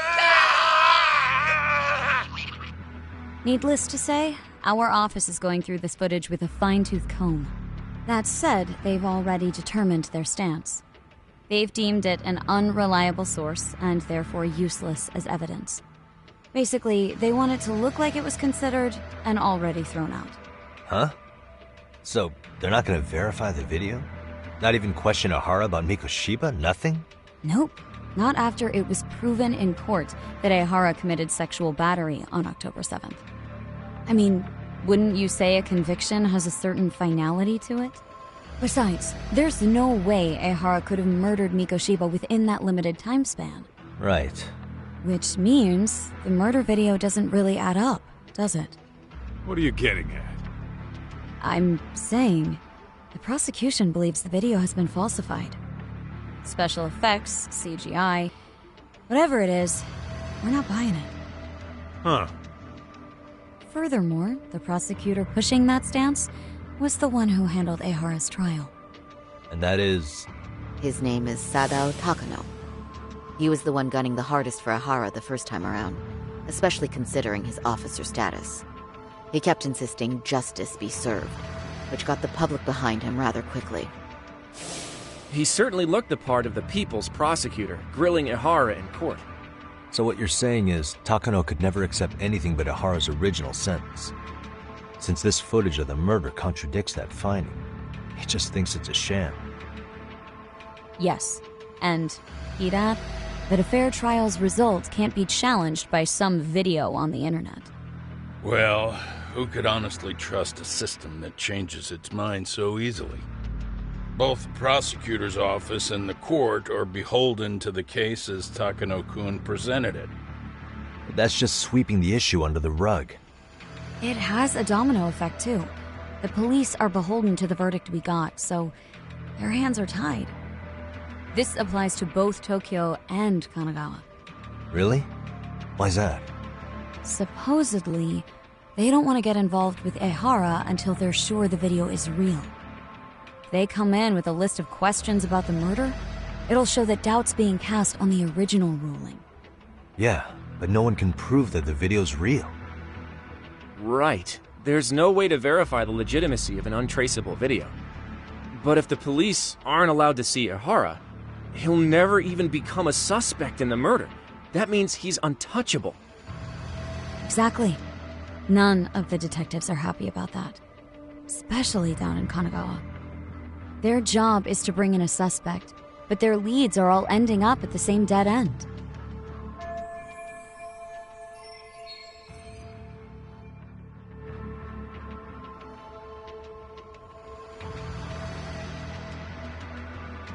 Until recently, people were lining up to bring Ihara to justice.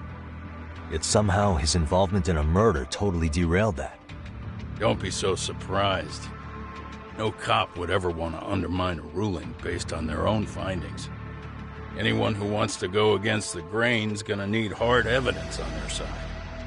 So the case goes cold, all to save face for the court and the prosecution. If Ihara really did commit murder, it'll have been the perfect crime. This debacle only serves as proof. True. It would turn the trial into a farce. There's no way we're letting this go. But wouldn't challenging this mean going up against the entire system? Yeah. That scare ya? Not at all. In fact, I was just thinking, we're the only ones who could take a case like this. Ha! That's the good shit, kid. This whole time, we've been writing off Ihara as a convicted sexual predator. But it's looking more and more likely the court played right into his hand. As for me, I'm done being played for a fool. Then you've heard what I came to say. And with that, I will be on my way. But if you need help, just ask. I think we're good for now, but thanks.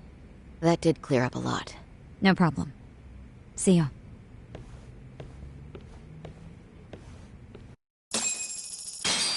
Man, was Mafuyu-chan cuter than ever or what?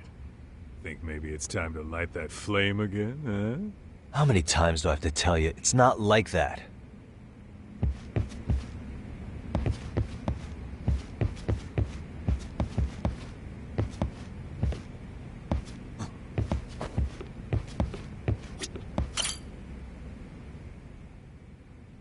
Anyway, what I'd like to do is ask Ihara about that video face to face. Any chance we could see him again? I was actually about to suggest that. One moment. It's from Ihara's prison. What? Hello?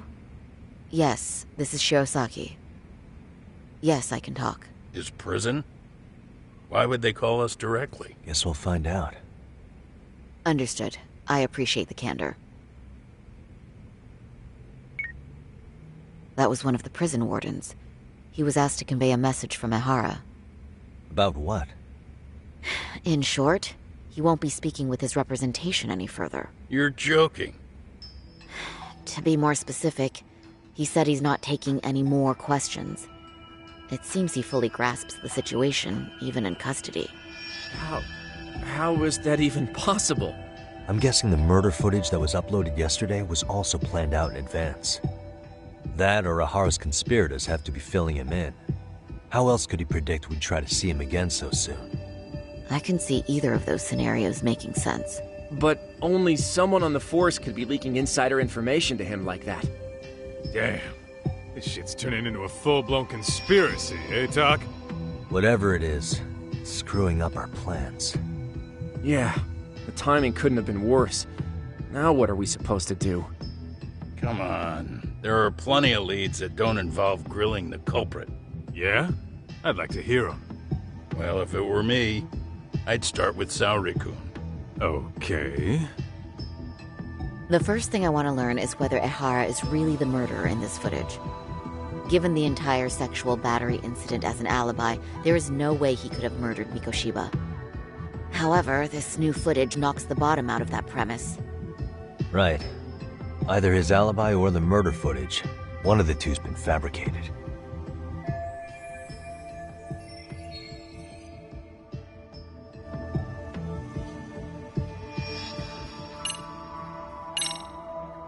Well, hold on. What if they're both real? Both his alibi and the video? In that case, let's start with the murder.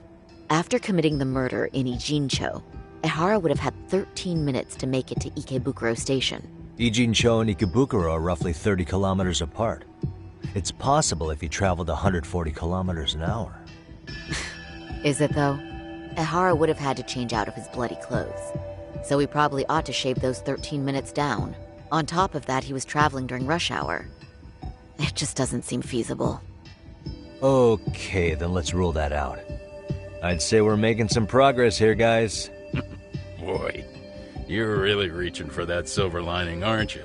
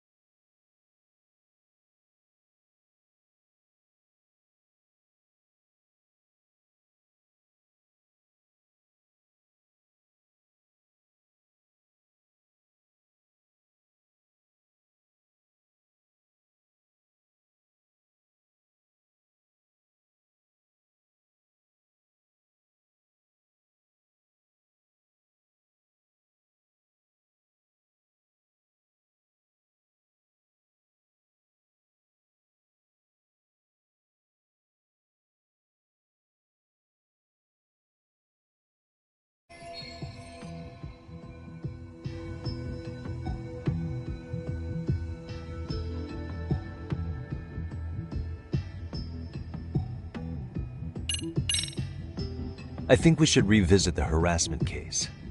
When the sentence came down in court, no one expected it to end up as a murder alibi. Plus, everyone suspected Ehara was working alone. He may have not been. All this makes a huge difference. No one would suspect a train groping to involve accomplices or alibis. The search for evidence wouldn't be as intense as for a murder. But the entire incident was caught on camera, top to bottom. There's more than enough physical evidence, too. Then we'll need to verify each and every aspect of the case. Okay, what first? Should we investigate the crime scene again? Maybe we'll discover something new if we check out the station during the crime's actual time frame. No, I think we saw everything we could there. Actually, if we're reviewing evidence, we could do that from right here, couldn't we? What catches your eye specifically? I ask because fabricated evidence would likely show signs of tampering. This would prove Ehara's alibi doesn't hold up.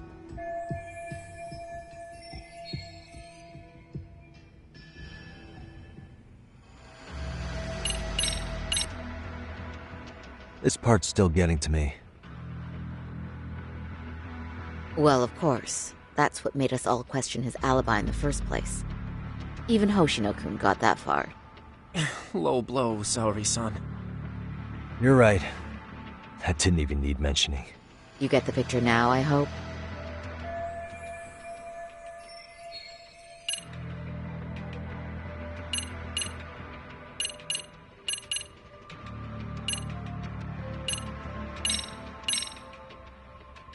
This part's still getting to me. This is one of the eyewitness videos recorded at the crime scene. This is the biggest one, at least in terms of what's been aired on television. Okay, but just to ask, do we know anything about who was behind the camera? He's a male restaurant worker who was commuting at the time of the incident. His video lines up with everything the station's security cameras caught as well. So, no issues there.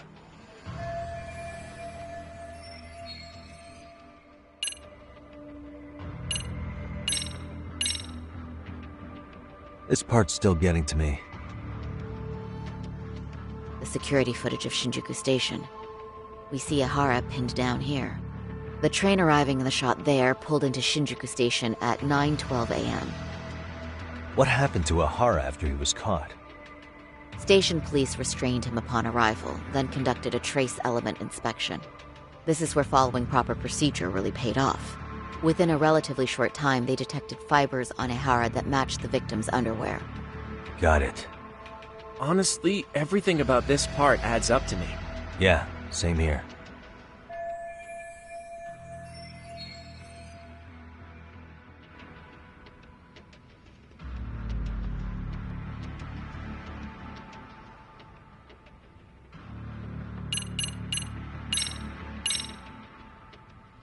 This part's still getting to me. The security cameras inside the train caught the act on tape. So Ihara was caught red-handed? Quite. Once he was detained, police detected fibers of the victim's underwear on his hand. That makes for the most conclusive evidence in a battery case. And there's no way he just bumped into her or something, right? The victim wore a knee-length skirt, so the assailant had to expend considerable effort to reach her undergarments. That's not bumping into someone, Yagami-san. The victim reported feeling physical contact right as the train began moving. She said she spent her 6-minute ride to Shinjuku in shock and revulsion. Could you describe the victim for me? She's an office worker, married to an industrial designer. Also has a 6-year-old son. Full name, Yui Mamiya, 30 years old. A wife and mother. Perhaps if we talk to Mamiya-san directly, she could give us more insight than that video. She may even recall something none of us know, upon learning Ihara's alibi might have been fabricated. That's a good plan. We'll finally have a fresh source of info. In that case, give me a moment so I can get a meeting set up. We should have her address and other information somewhere on file. Bear in mind, Mamiya-san was the victim here. As the assailant's defense, I doubt we'll get a warm welcome. That's pretty standard for us, I'd say. Nobody rolls out the red carpet for a detective, right? Yeah. Say, Kaito-san, it looks like we've got some free time, so let's say we grab some food. Now that you mention it, I am getting hungry.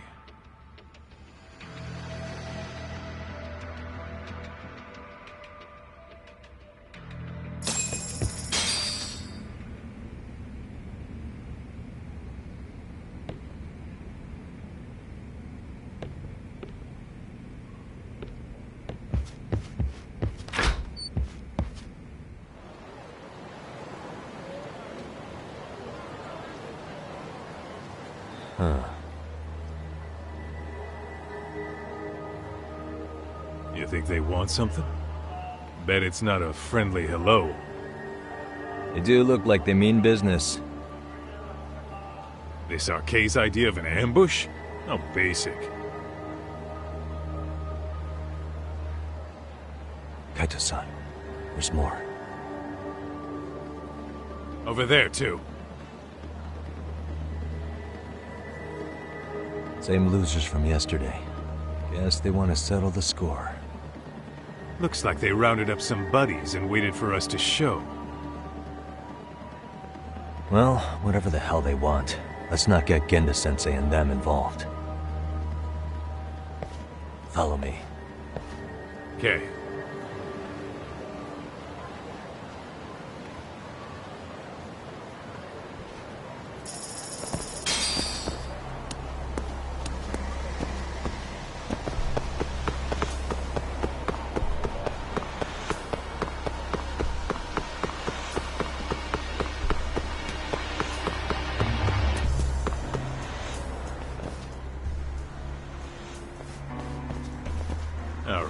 I'm getting fed up with this shit. Why haven't they made a move yet? It's like they're waiting for something. Whatever it is, they're taking their sweet-ass time. Hey! Quit dicking around and come get some! What the hell? They're just gonna keep stalking us? Nope. Thanks for waiting, assholes! Shit! Let me guess. You're Arcay too? Bastard went straight for our heads. Are you nuts, guy? Shut your mouth!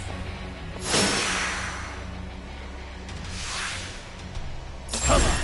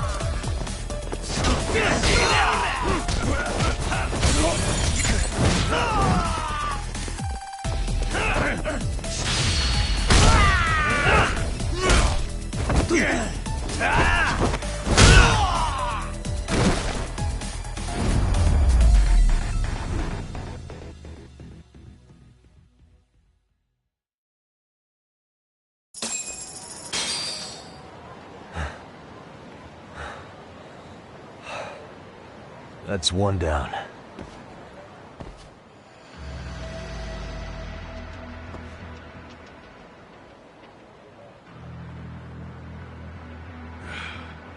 Not out of the woods just yet.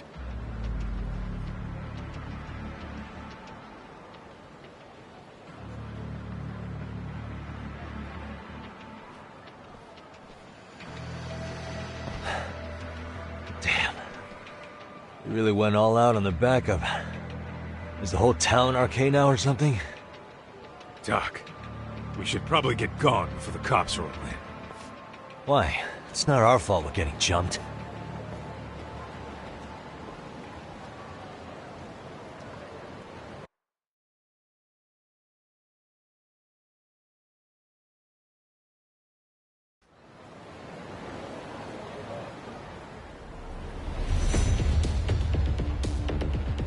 Their plan was to come at us in waves. I've about had it with this crap. Yeah. At this rate, we won't be meeting Sari-san and the others. Wouldn't want to drag them into this. Point. So why not hit Arcade at home? Yeah? Why not? Soma and Akutsu are at the top, and they probably remember me. I'll just ask them real nice to keep their goons off our back. Unless you want to keep dealing with these fucking scrubs. I'm fine with making a house call. Any idea where it is? Yeah, a club in the back of Theater Square. Used to be Arcade exclusive. Nowadays, I hear they let in thugs from all over. I admit, I'm kind of curious.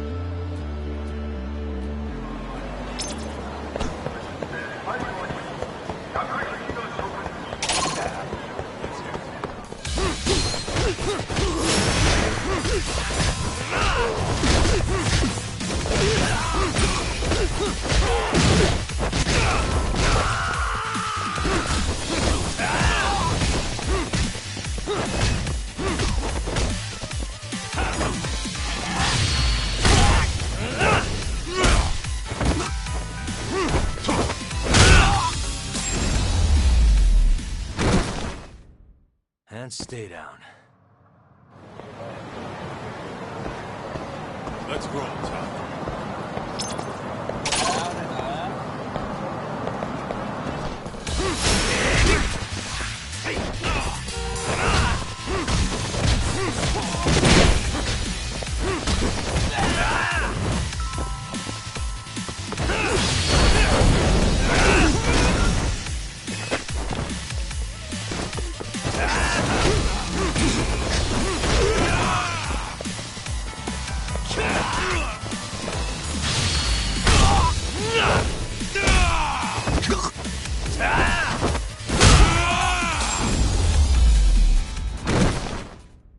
Really, guys? What is it?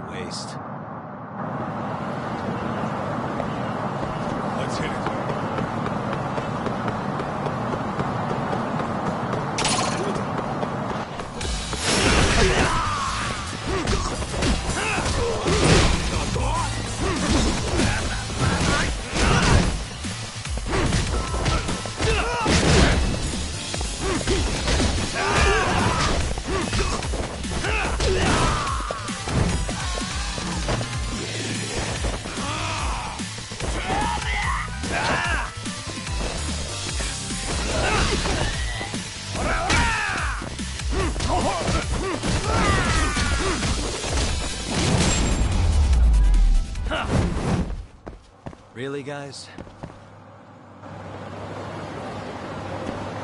Let's roll, Tom.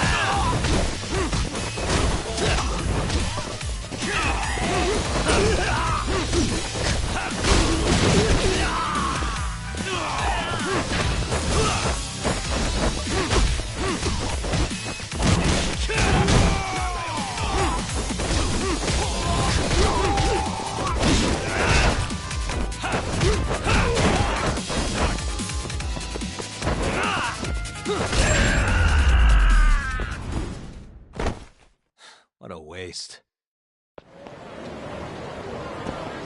Let's hit it.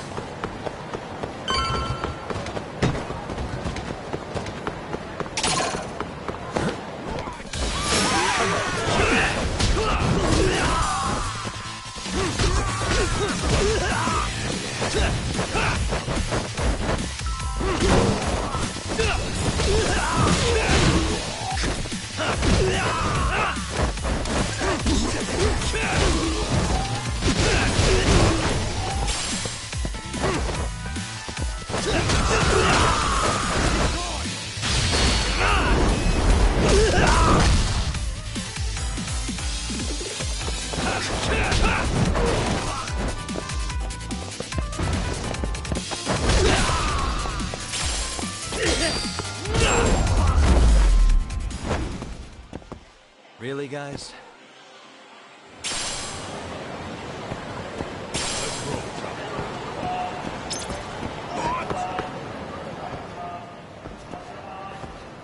This is it, Doc. Get ready to meet some shady people. Yeah, shady is definitely the operative word here. Can't imagine this place gets a lot of foot traffic. Who knew an entrance to the underground was right here in broad daylight? All right, let's get in there and be done with this.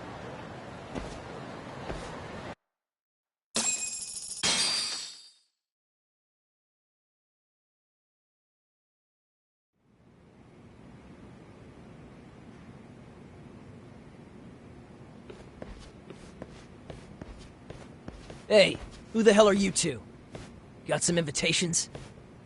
The Yagami Detective Agency doesn't need any. Say, is Akutsu or Soma around? Detectives, huh? There a problem here? This is a public business, isn't it? About time you showed up. We've been expecting you.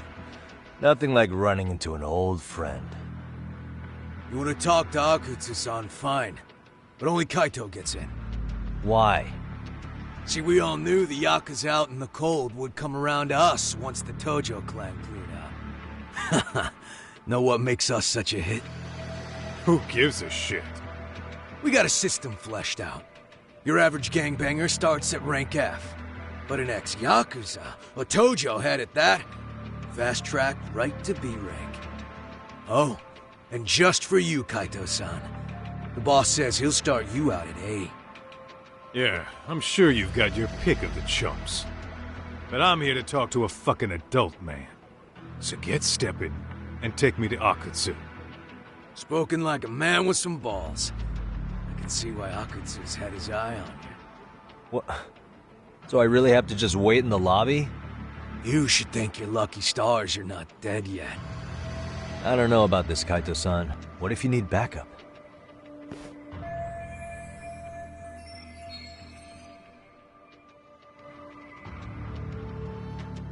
Relax, Doc. All I gotta do is talk man-to-man with Akutsu real quick, and we'll be out of here. You heard the man. Now come on. Oh, if it's gonna be that quick, I'll just wait right here. Do whatever you want.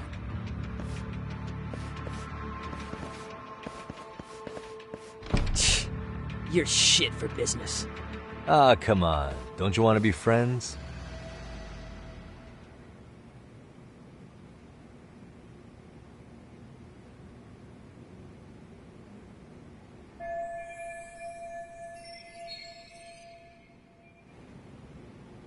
Hey, think I could use your restroom? There's one inside, right? Go shit on the cement for all I care. Restrooms are for guests only. So, you in Arcade too? I take it business is good lately. Oh, hell yeah. Recruits are swarming in by the dozen. If you're looking for quick cash and Kamurocho, Arcade's where it's at. Plenty of hotties, too. Wow. And all you do is fool around on your phone. Talk about living on Easy Street. Screw you.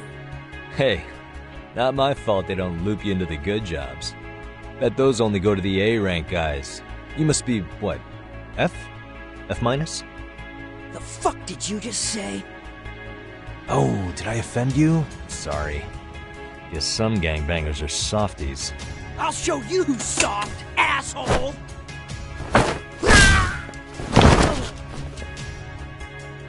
Sorry. Getting split up from my buddy does make me kind of an asshole.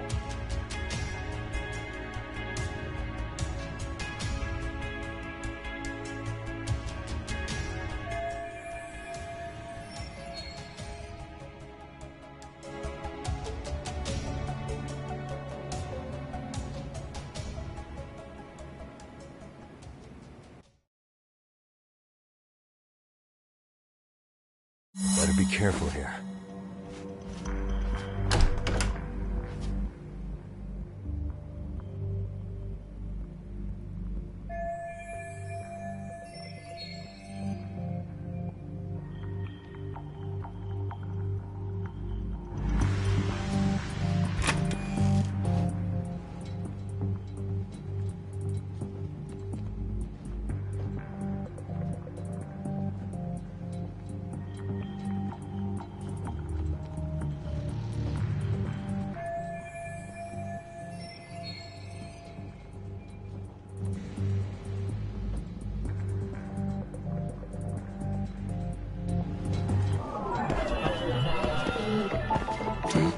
Hey.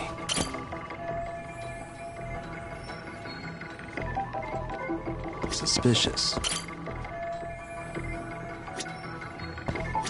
Hey.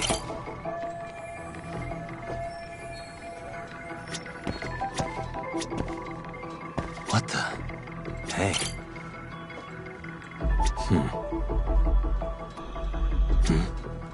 Suspicious.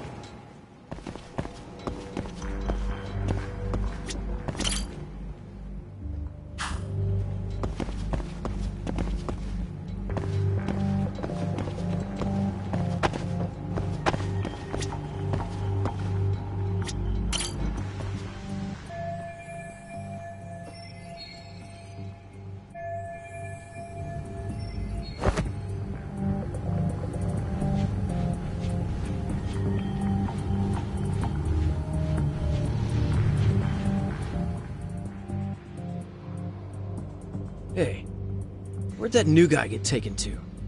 I heard Akutsu-san wanted to see him. For real? Was he taken to the VIP room then? Sounds like it.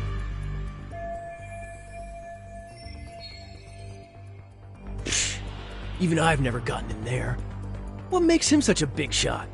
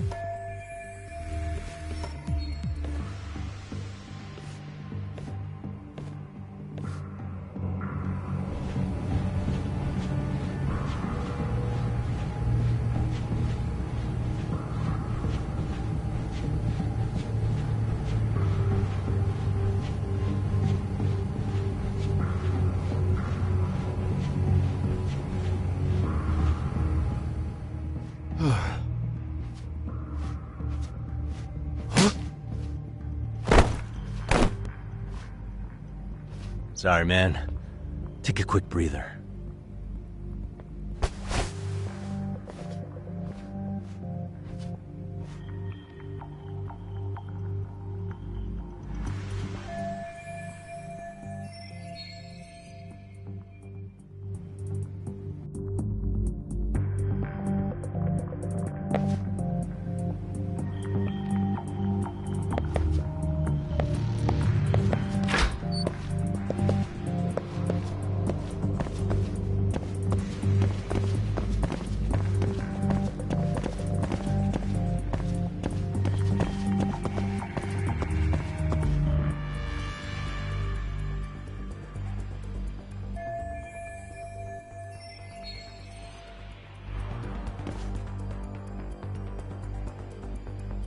Hey, you there! Yes? Can I help you? You better stop fucking around. Didn't I ask you for another round? Huh? Another round? You forgot my order already? I want my bottle. Yeah, I'll get right on that. Wait a minute. You know what? Fuck the bottle. How about you just mix me a cocktail? But of course.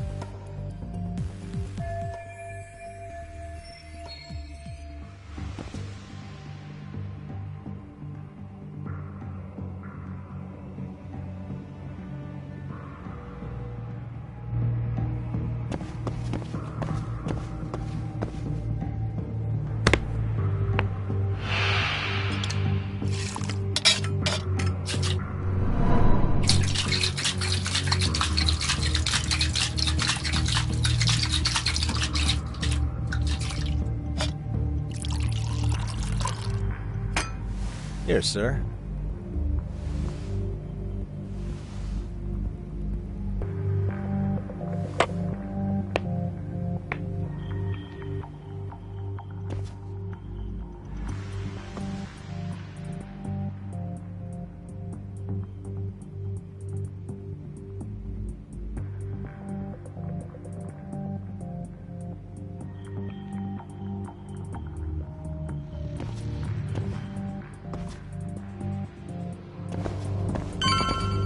Lights off.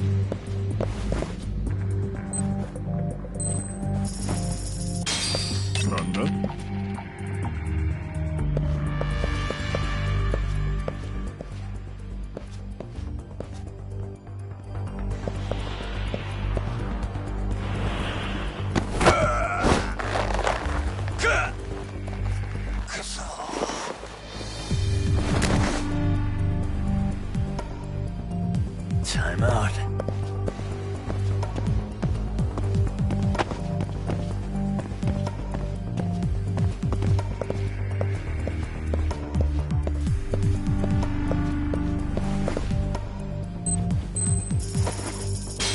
Lala.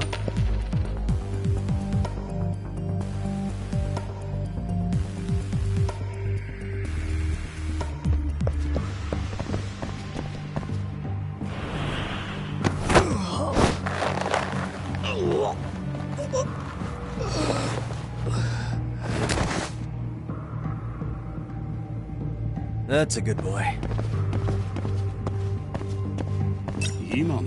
Too close. なんだ Whoa. 誰だ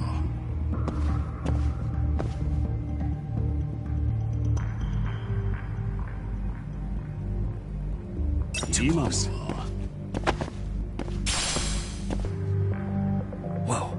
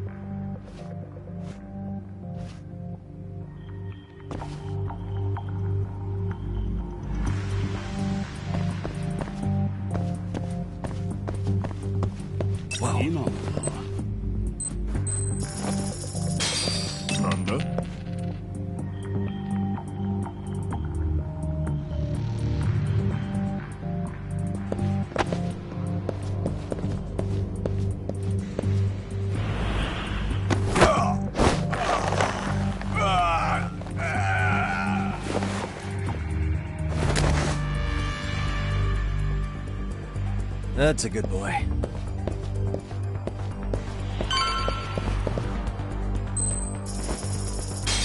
Brother?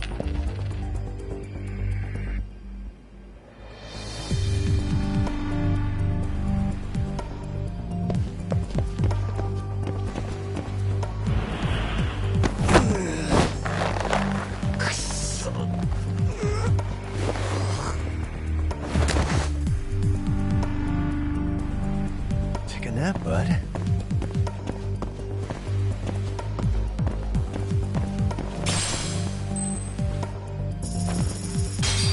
None.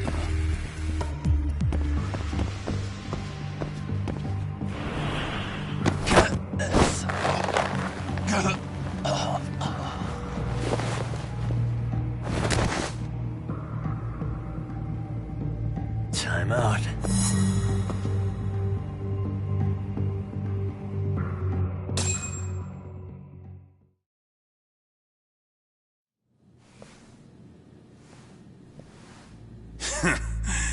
I hate to say it, Akutsu. I'm in a price bracket you couldn't afford if you wanted to.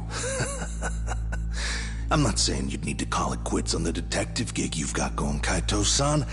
You can just give us a hand, help us out a bit when RK needs some real muscle on the field. The fucking joke? On what planet would I sign up for more busy work? Think you might want to tone it down there, big guy? I've got my boys in the room. Being talked to like this isn't a good look. Why would you care how you look? You're a bunch of damn Yakuza. You and Soma are picking up the Tojo clan scraps, yeah? Or do you have a real plan? We'd have the manpower if we wanted to. With all your washed-up Yakuza and punk-ass kids? I don't see it happening, man. What are you fucking thinking? Exactly why we need more guys like you. Help me show this crew how the big boys roll. I need some authority on this to get it built the right way. So you want me on as a drill sergeant for scumbags? Count me out. Kamurocho's underground river of cash is still flowing, but there's no more Tojo clan upstream to collect it all. There's no more rules. We can run this town however the fuck we want. And once we've got ours, we can slip back into civilian lives to live it up clean as a whistle. You want to be a civilian again? You're kidding. Oh yeah. Want to have the cash to buy your favorite store, pop out a couple of kids and settle down with a family? Never would have been possible in the Yakuza life. Well, why the fuck would you need me to do that? After you step into the shadow of the underworld, you never really escape from those chains. Don't sell me your bullshit like I'm one of your fucking brats. Huh. Sounds to me like your whole damn pitch just ran out of gas. Go out there and build your dream gang if you want. I don't give a shit. That said, if you keep bugging me about this shit, I'm gonna make sure you regret it. Keep your fucking distance from us. Did you say us? Are you refusing to join up because you have a partner? Bring Yagami along for all I care. Did you hear a word of what I just said? I'd reconsider that stance if I were you. If you aren't coming along as a friend, then you're my enemy. I don't take work from assholes. Have it your way, then. Hey, round up the boys. Sir. Hey! Get off your asses! Too late for that. I knew exactly how this little chat was gonna go down. Son of Yeah, well, I knew exactly where you'd be for a chat you weren't invited to. Well, if you're done over there, shall we get back down to business? You're not walking out of here. If you don't know how to use that thing, you're gonna cut yourself, man. You sure? You fuckers are the ones who don't know shit. This whole damn town belongs to the arcade now, you know. Now the whole town belongs to you, huh? You fucking morons. You're gonna have to pry this town out of my hands!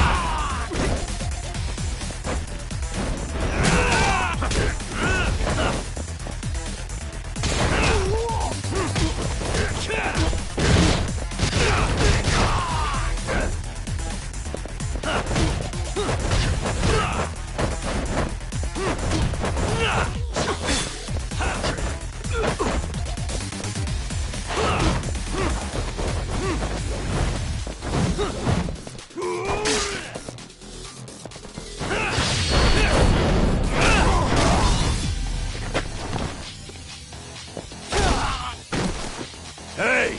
Quit dragging your ass! Right! Sorry, boss! Yo! Fuck them up, boys!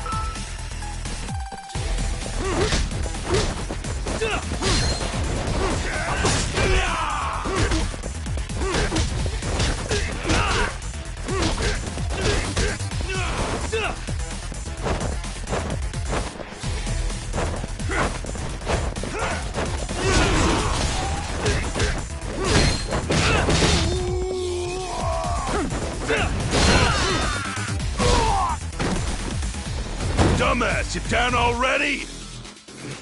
No, sir! Come on, let's fucking do this!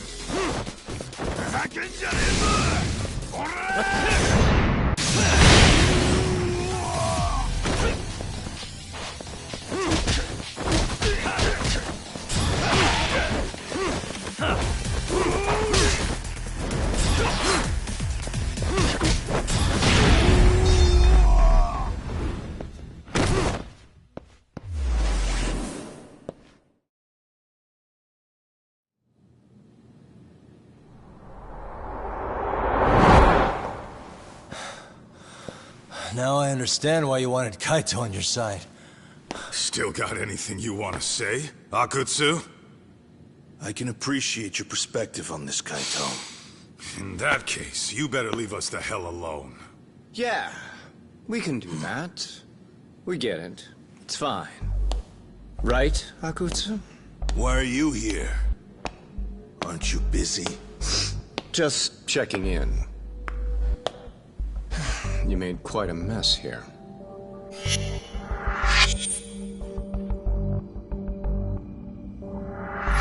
Tak, meet Soma. He's the leader of the RK. Yeah, I kinda figured. You keep saying we, but I don't think you know what's going on. You just gonna waltz in here and bark orders? Kaito-san turned down your offer, didn't he? And the other guy is Yagami from his own detective agency. Before that, he was an accomplished lawyer. Now he's with Kaito-san independently. It's my job to be running HQ, though. You shouldn't roll up unannounced. I'm supposed to leave you to your own devices? I do have to check in, at least to show my face. Got a cold? It's a dust allergy, actually. Tough thing to live with. And I used to catch hell for it in the Yakuza. Quit that infernal sniffling, they'd say. Yeah, that couldn't have been easy, man. I bet they would beat the shit out of you if you didn't blow your nose. You know it. I do wish we'd had the time to work together, Kaito-san. You as well, Yagami-san.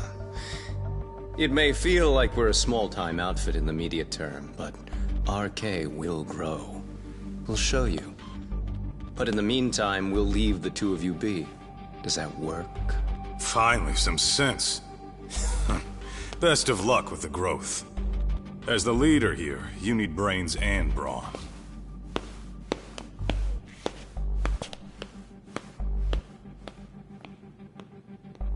Something else? Your gang was out there searching for some guy in a picture. Oh, how'd that hunt end up turning out? He was some kind of girls' bar manager, wasn't he? It sounded like he'd disappeared from Kamurocho more than a few years back.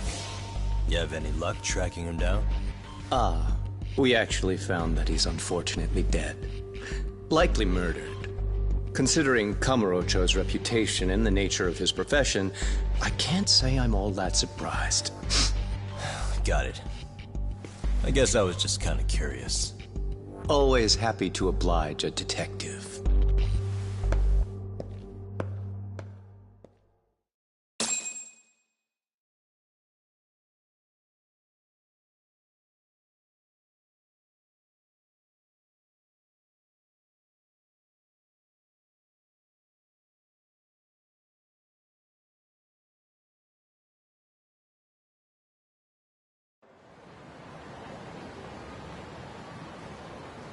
I guess we shouldn't have taken RK so lightly, even though they're new to the scene.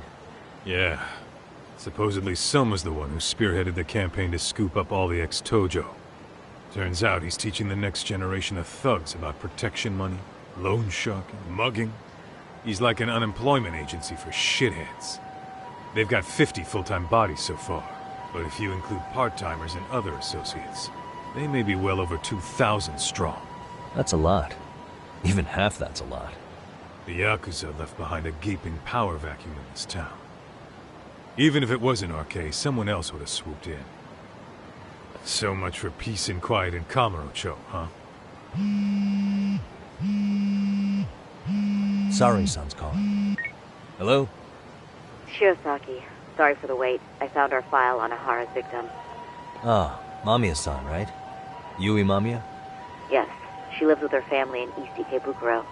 I'm about to make a quick house call. Awesome. Then I'll be right over. Good. See you sooner than later, I hope. I caught all that. You go on ahead, Doc. This one's outside my area of expertise. Okay. I'll head back to the office when I'm done.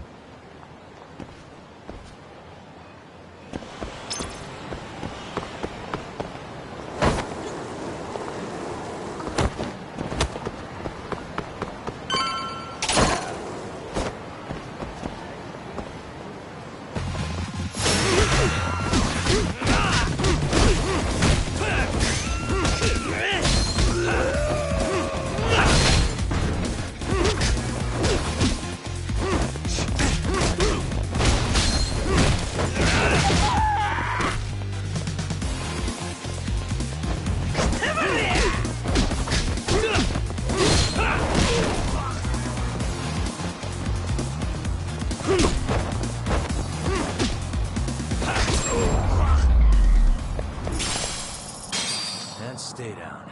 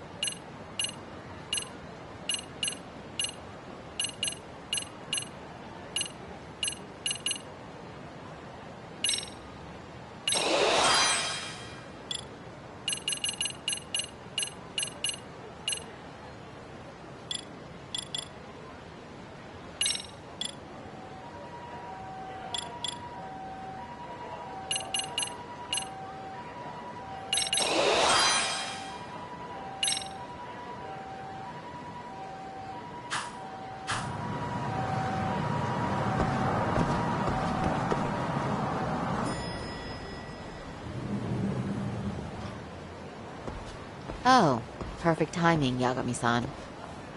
And here I was about to go without you. Are you ready to visit Mamiya-san?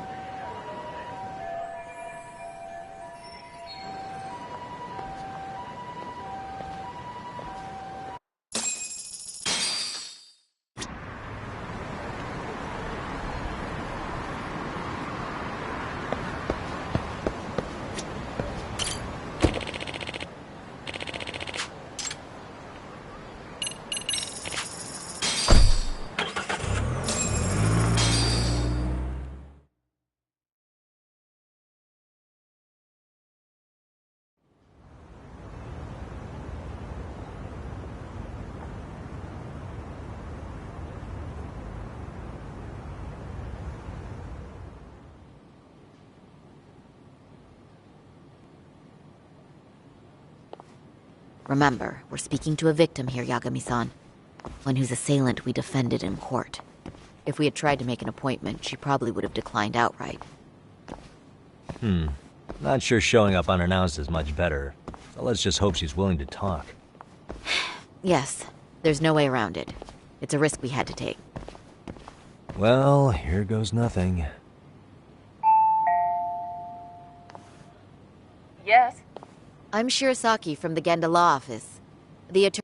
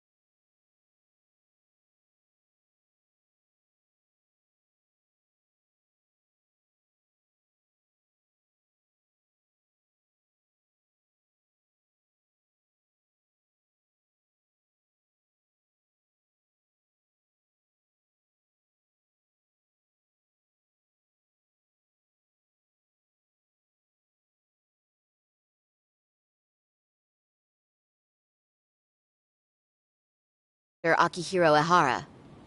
You may remember me from the hearings. Why are you here? Don't you know it's rude to show up at someone's door uninvited? I understand, but we have a pressing matter that directly concerns you. If we could do this another way, we would. I apologize for any inconvenience. I'm sorry, but the trial's over and done with. You know I can legally turn you away. You're right, but I'm only asking a moment of your time. Please, would you mind?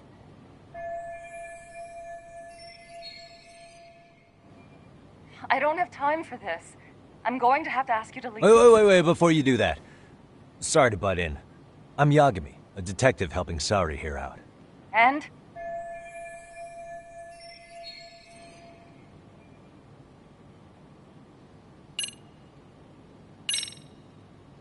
Mamiya-san.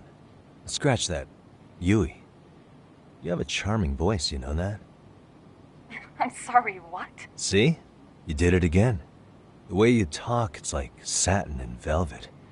Any chance I could hear you say a few other things?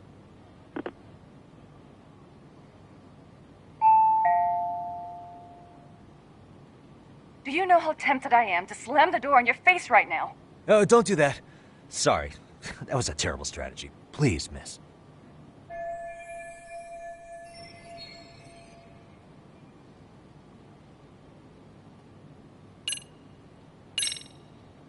I know in your eyes we're just scumbag lawyers defending perverts in court. It was just a paycheck to them, you're thinking. And yes, why should you care? Wow. It's like you read my mind. If you're so perceptive, shouldn't you know it's time to leave? Wait, that's not what I meant at all. Look, that was just an opener.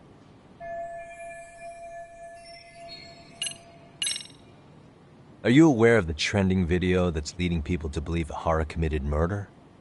Thing is, the victim was confirmed to be alive in Yokohama until the morning of your own incident. And since Ehara was on the train with you, they're ruling him out as a murder suspect. So, what is it you're getting at? Just trying to ensure you're in the clear from any of that unfortunate business. If we could do this now, we'd never bother you again. All we need is 10 minutes of your time. How absurd. We're only trying to help, but if later would work better for you, we could always come back another time. With our supervisor, of course.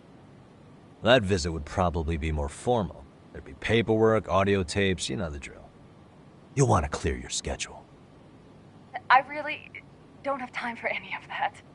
No, I understand, and it's entirely our fault. We thought we'd do this casually, but we really should have been more by the book. But it is a murder case, so we do have to make sure our paperwork is in order here. Now, would you prefer to schedule a date to accommodate a more formal interview? You said 10 minutes if we do it now, right? We'll make it as painless as possible. All right. Hold on. We really do appreciate it. Well, I'm impressed. I'm also not sure I should trust a word you say ever again. Really? I did get us in the door, didn't I? I'm joking. I do appreciate the help. Now let's not screw this up. This is likely the only conversation we'll have with Mamiya-san.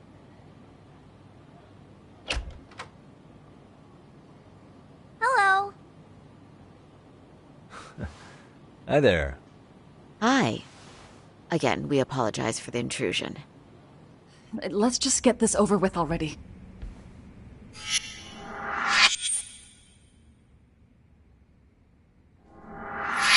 Okay, bye-bye. We'll make this quick.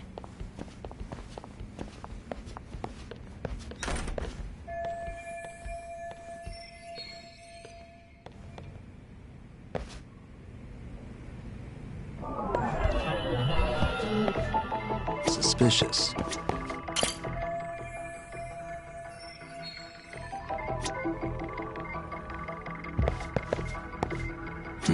Hey.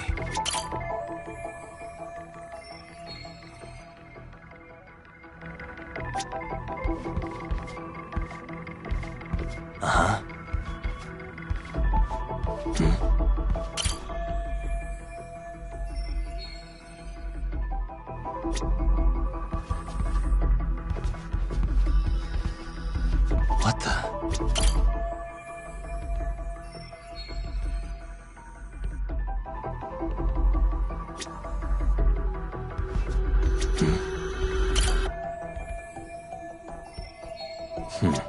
Suspicious.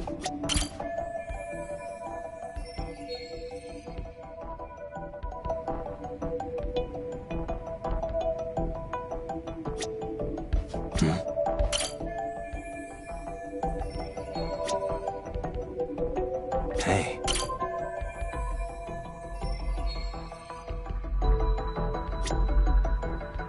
What the?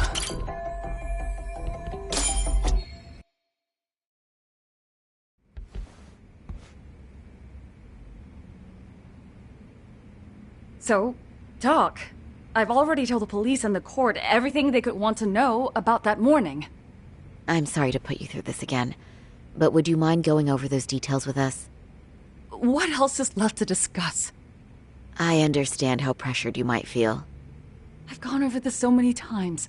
I wonder if pressing charges was even worth it. No, what you did was both brave and inspirational. Many victims are afraid to come forward for any number of reasons. Your voice might give them courage to find their own. Ironic, hearing this from that Predator's defense team. Well, perhaps. Would you mind walking us through that day from the beginning? It's nothing so mysterious. I was just on my way to work when some man grabbed my butt. That's all it was. Nothing else was out of the ordinary that day? Correct. Not to pry, but where is your husband today?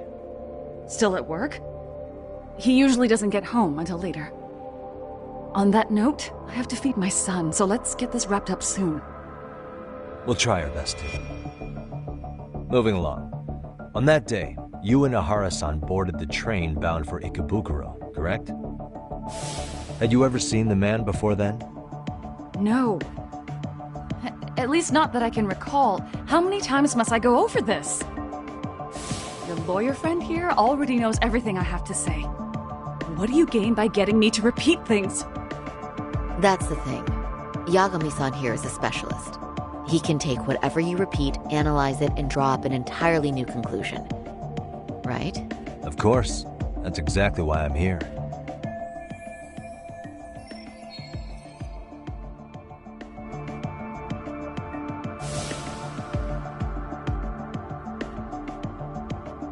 In the security footage as you stepped onto the train, it looks like Ahara-san stepped right behind you. Were you aware of his presence at this point? I was. It felt like someone kept pushing up against me with no sense of personal boundaries. I remember second-guessing myself at the time, thinking it was normal for the train to be that packed. Then the train took off while you were stuck in that situation. Yes. And then I felt the back of his hand against me. It kept getting worse from there, to the point where he went under my skirt. And the pig had the nerve to write it off as an accidental brush on a crowded train.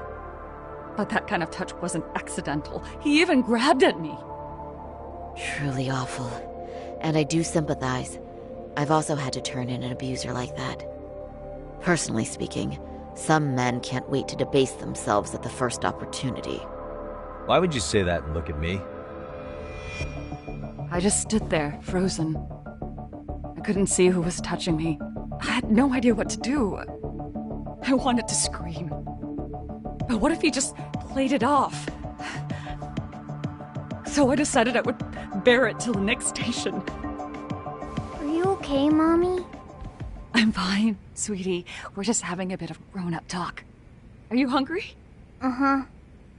Then go read your book and wait over there for Mommy. We're almost done.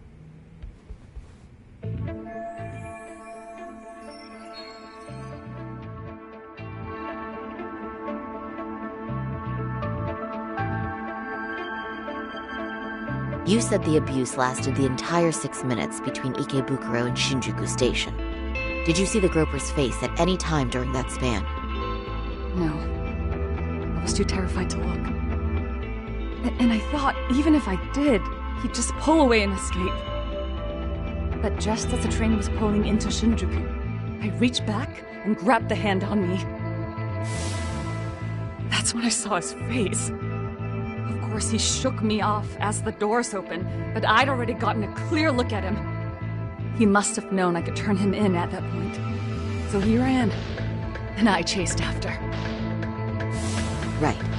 That was captured by the station's security cameras. Great job tailing him in such a crowded space. On that note, did you ever happen to lose sight of Ahara-san while running? His cap was pretty easy to spot, and no one else was bolting off the platform like that, so I never lost sight of him. At that point, I could feel my voice returning, so I just screamed. That man grabbed me! I'm glad there were good Samaritans nearby. For sure. And there were a lot of smartphones out, so I figured there was no way for him to get away with it. I was so relieved. I see. I think I've got the gist of it. But now we've got a piece of evidence that contradicts what you've told us. What do you mean?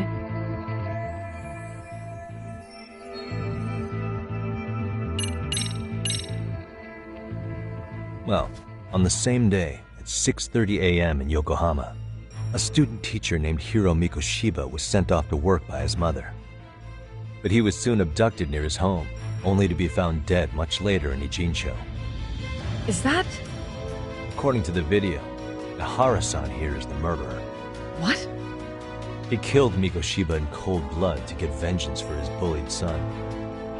His kid was about to graduate high school, but instead, he took his own life. So Ahara took it upon himself to punish his son's tormentor. That's awful. But now we come back to the issue here. If this footage is authentic, then Ahara-san couldn't have been your assailant. The victim's estimated time of death and Ahara-san's time of arrival in Tokyo simply don't allow for it. It's just not possible for someone to make that commute. But there's the flip side. If Ahara-san was in fact your assailant, it would mean this murder footage is a fabrication. I don't know what you expect me to say after all this. Right? Now you know how we're feeling.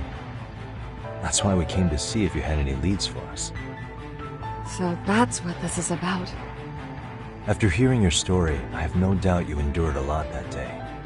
Which would obviously mean that murder video was faked. Then, who shared that video? And why? Wish I knew. Based on the quality, something this convincing would need quite a budget. Whether it's CG on top of real murder footage, or just a rock-solid AI creation, no way it was cheap. So why go through all this effort to fake a murder? Who would benefit from it? But I have to say, I feel much closer to piecing this puzzle together with your help today. Thank you very much for your time. Yes, and rest assured, this will be the last time you see us. Our apologies for the unexpected visit, and for dredging up unpleasant memories. It's fine. So long as this is really the end of it all.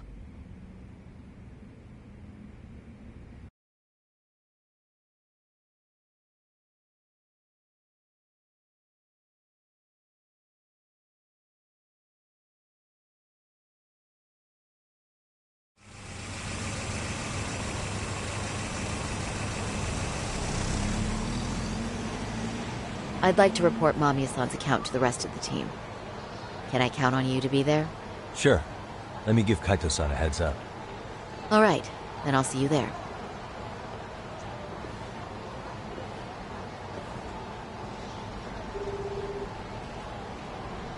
Yo, me. Hey, I just got back to Kamurocho. Everything good? Any news? All good here, man. What's with you? You worried Arcade got to me or something? I mean, they did run their mouths about stabbing us in the back. But if you're good, I'm good. Anyway, I'm heading to Genda so Sari-san and I can go over what we learned from Mamiya. You're the boss. As for me, I'm calling it a day. You do that.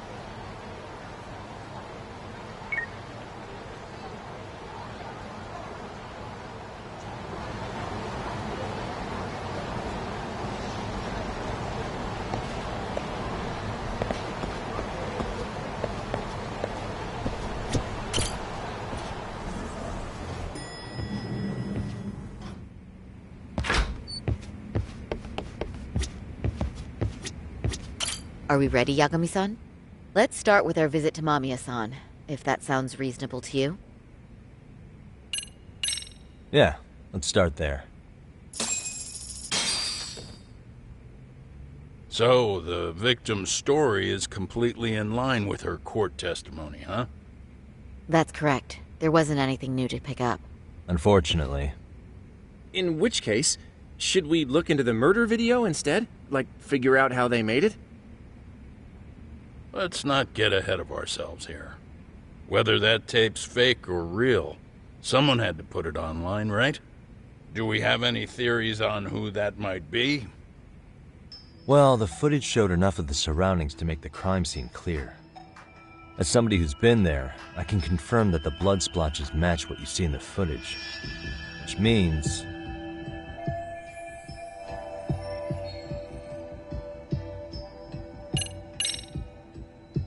Ihara posted the video himself. Ihara's been under police or court surveillance for the past 2 months straight. Maybe he set it up as a delayed upload, where the video automatically got posted at a specific date and time. Did he really think that far ahead? Although, I guess it sounds more reasonable if he had acted alone. That's true. Let's come up with a simpler theory.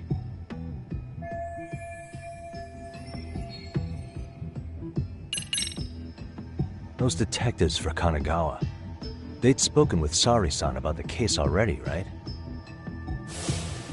Maybe they uploaded the murder video, so they could get to Ihara and question him about Mikoshiba. And don't forget, up until the video went public, HQ refused to let Kanagawa PD anywhere near Ihara, so they were totally cut out of the loop. But now that everyone's seen Ihara commit murder, the time for department competition is over and done with. If that's the case, the detectives' plans went south. Remember the position the higher-ups are taking? Because of the prosecution's stance on the video, the police can't make a move. In other words, all the detectives would have done was make it harder to question Ihara. Not only that, don't you think it'd be way too risky for a police officer to leak that sort of video? Yeah, I doubt the detectives did it. But at least we've eliminated one potential misstep. We're that much closer to the right answer. I get that you're trying to reassure me, but it's actually just making it worse. Is it? Then the plan's going great.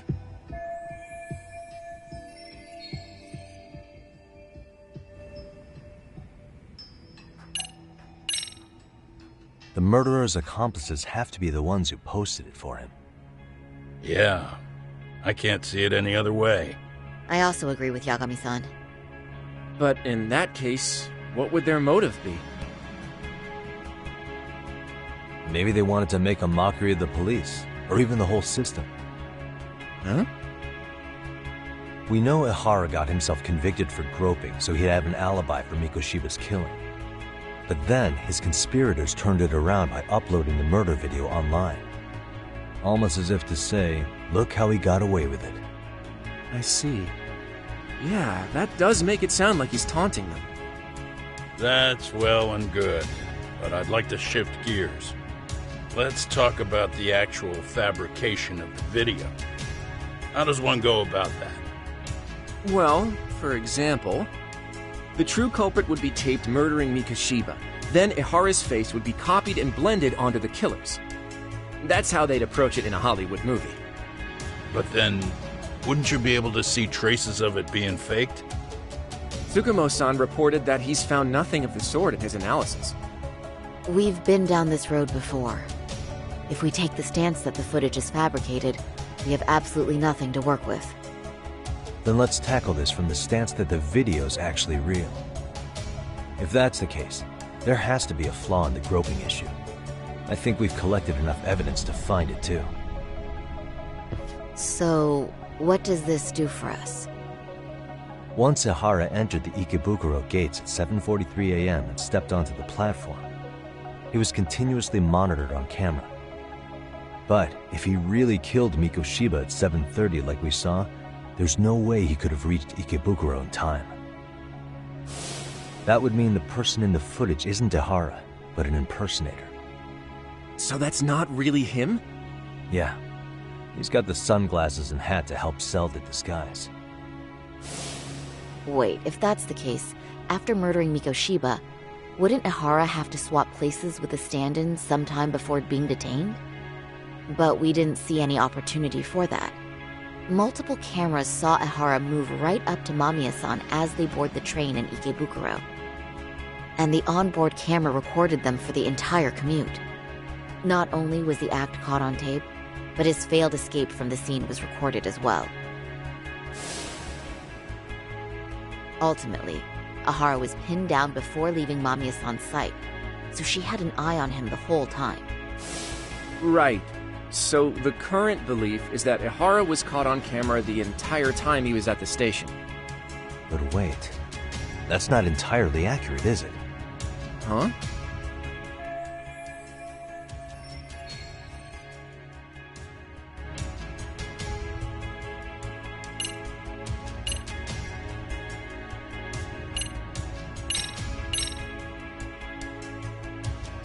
Take a look at this. I'm not sure why you're showing us this. There's not a moment when Ihara's off camera. Sad as it may be, such a major transit hub is bound to have tons of surveillance nowadays. Yeah. You nailed the exact point I wanted to make here. Which was...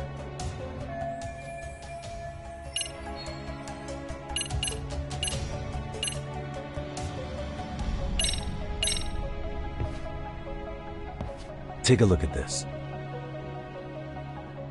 I'm not sure why you're showing us this. There's not a moment when Ihara's off camera. Sad as it may be, such a major transit hub is bound to have tons of surveillance nowadays. Yeah. You nailed the exact point I wanted to make here. Which was...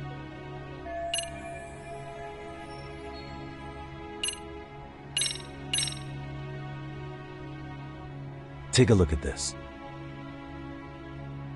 I'm not sure why you're showing us this. There's not a moment when Ihara's off camera.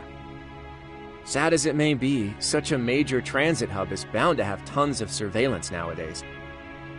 Yeah. Which...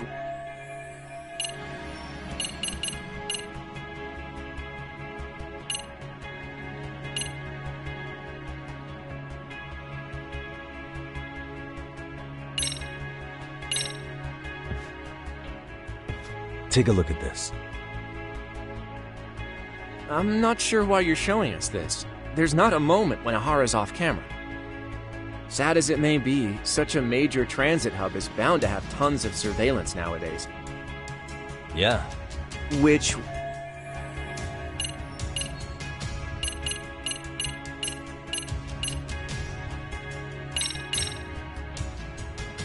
What are your thoughts on this video? I mean, other than it being extremely unsettling, I'm honestly a bit confused as to why you're bringing it up now. Yeah, it is confusing, isn't it? If that's your first reaction, let me try another angle.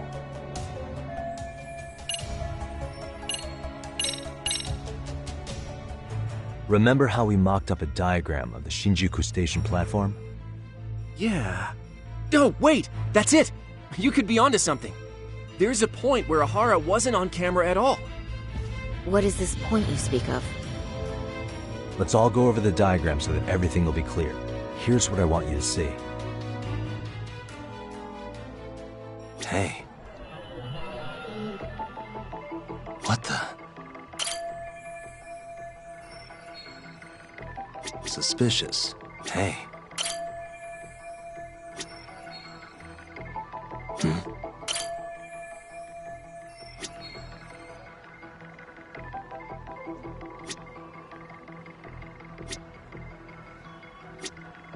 What the?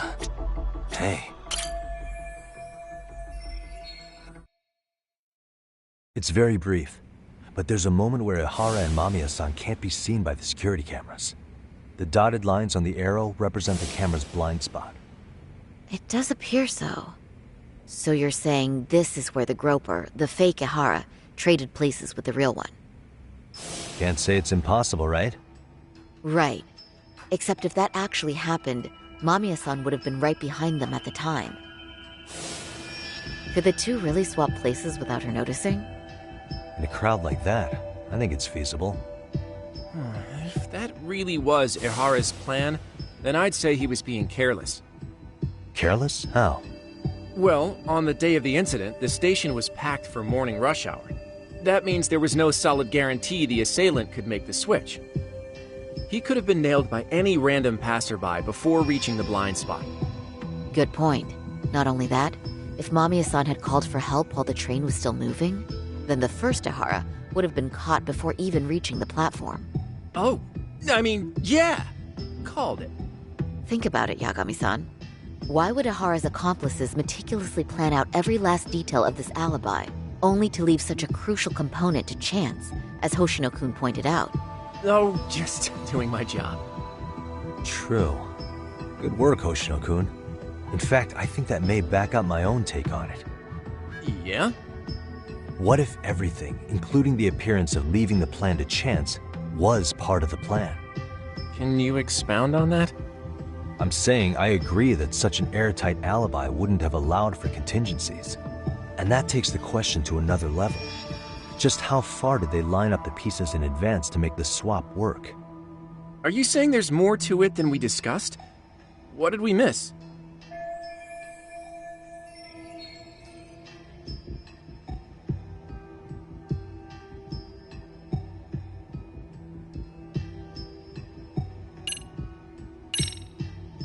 Every last bit of footage, from the eyewitness recordings to the security cameras, was fabricated by the prosecution. If that's the case, the blind spot we found is irrelevant. That's because the real footage of Ihara tagging in for his double is all but lost to us now. Why would the prosecution go to all that trouble? To hide Mikoshiba's murder? Or maybe they sympathized with Ihara's plight? You're saying his court adversaries orchestrated an elaborate cover-up out of sympathy? All right, I realize that's a stretch, a huge one. No need to burn me at the stake. Was that all? You made it sound like you had this whole thing figured out. No, hang on. Something just hit me. Ihara secured his alibi for the murder by swapping with a stand-in at the Shinjuku Station blind spot. For them to be able to pull that off, a certain possibility comes to mind. Right, so what exactly would that be?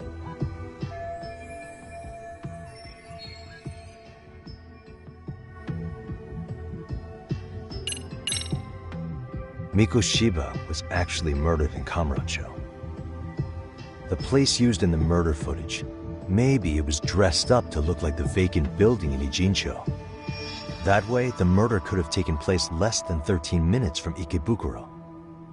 I don't mean to shoot you down, but I just don't think that's feasible. So, no? If you want a yes or no answer, it's a no. Was that all? You made it sound like you had this whole thing figured out. No, hang on. Something just hit me. Ihara secured his alibi for the murder by swapping with a stand-in at the Shinjuku Station blind spot. For them to be able to pull that off, a certain possibility comes to mind. Right, so what exactly would that be?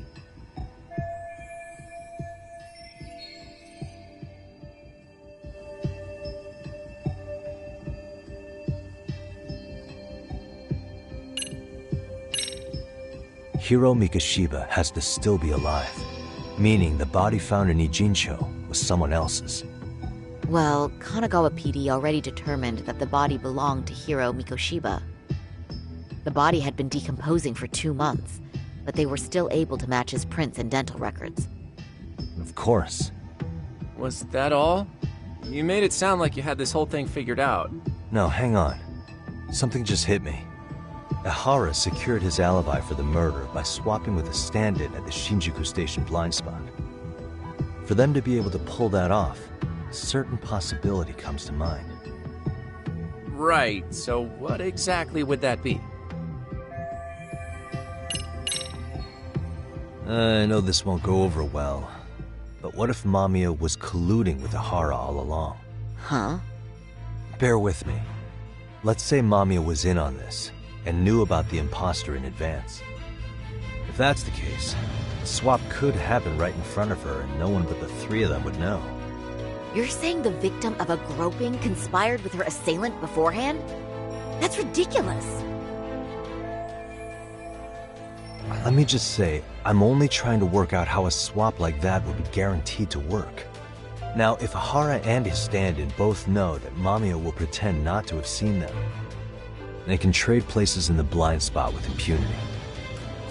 Conversely, if Mamiya wasn't in on the plan, the idea of a swap would never work. We can say with certainty that she would have seen the swaps, so... She could have even called attention to the real Ahara the moment he stepped in.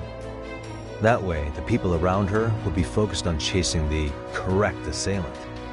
The rest is as we know it. They caught Ahara and detained him until the police showed up. Hold that thought. If your theory is accurate, what about Ahara's trace evidence? Remember that fibers of the victim's underwear were detected on his hand. Well, that can also be explained by Mamiya being in on the plan. For example, while the stand-in was showing himself at the security cameras, Mamiya could have easily provided Ahara access to a pair of underwear at the same time. Maybe the stand-in loitered around for so long because he was letting everyone else get themselves in place. It's not impossible. We can work out the other details later. But the point is, Ahara's murder alibi is shot if Mamiya was involved. In summary, it's possible Ahara disgraced himself to secure an unshakable alibi for Mikoshiba's murder. I'll concede that it's an avenue worth pursuing. And when it comes to the prosecution, they can't just admit they got the first case so wrong. Plus, they can't question Ahara about Mikoshiba's murder. In fact, their only option is to claim the tape was faked. So he managed to make a farce out of the system after all. Well, his court case for his son's bullying did get more or less thrown out, didn't it? The school, the investigative committee, and the court all agreed there wasn't enough evidence to convict anyone. No surprise for me that the guy held a grudge against the system for so long. Hold on. Before we all decide on this. What's up? The obvious question to me is why would Mamiya be party to such a crime? She appears more than financially stable, and she's even raising a child. So why would she do something so enormously risky as helping establish a murder alibi? Yeah, I haven't gotten that far yet. But maybe she was promised something that far exceeds the risk. Or maybe Ahara has some kind of dirt on her even? Enough to make her help with a murder? What sort of secret would be big enough to force someone into that corner? What info do we have on Mamiya anyway? Maybe we can spot a connection to Ahara through her profile. I'll pull her information. Just a second. Oh. I just thought of something else those two would have guaranteed by working together. What's that? If Ahara wanted to use this crime as a murder alibi, he needed it to blow up into the public eye. But if he had chosen a victim who stayed silent, then nothing would have come of it. A solid plan would need to eliminate that variable, which means Mamiya being an accomplice was crucial to Ahara's success. That's true. Looks like Ahara pulled one over on the prosecution then. Had his accomplices right where he wanted them, even his victim. Once we learn how he's connected to Mamiya, we can root out the rest of his team. Let's see. According to her file, her maiden name is Yui Suzuki. 30 years old, so that's consistent. Originally from Ota, Tokyo. Attended a private high school called Kurakawa Academy. Later graduated from Toto University. Huh. Met her husband on the job, apparently. Her husband, Taichi Mamiya, is an industrial designer at Techno Zeta Inc. 6 years ago, she gave birth to their only son, Sota-kun, who's now in first grade. Hold on. You said she went to Kurakawa Academy? I heard that name in Ijincho. If I recall correctly...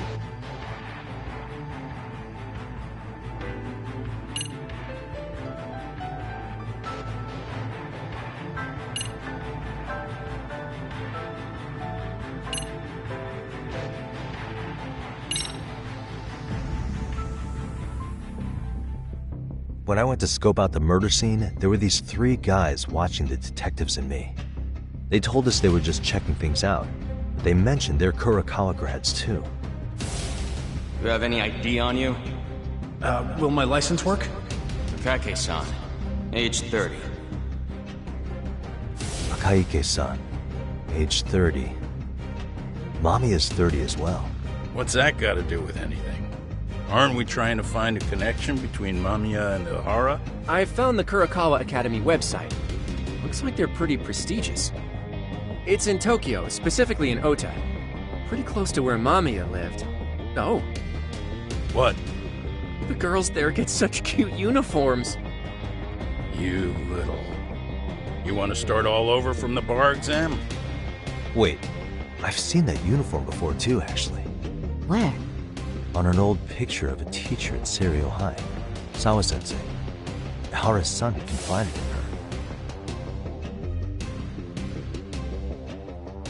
her. Is she actually a Kurokawa grad too?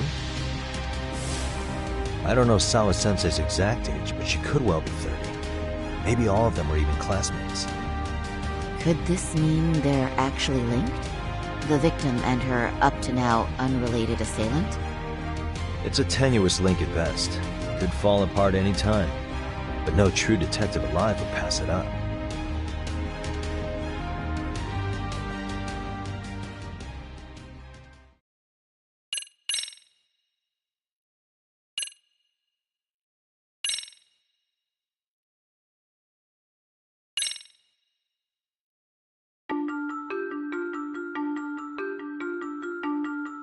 A previously unseen link is established between the groper and the victim. Charting out their relationship is akin to tracing a spider's web. But with each false thread ruled out, only the improbable truth remains. Ihara orchestrated the groping as a diversion, and by tarnishing his name, he secures both an alibi and his ultimate revenge.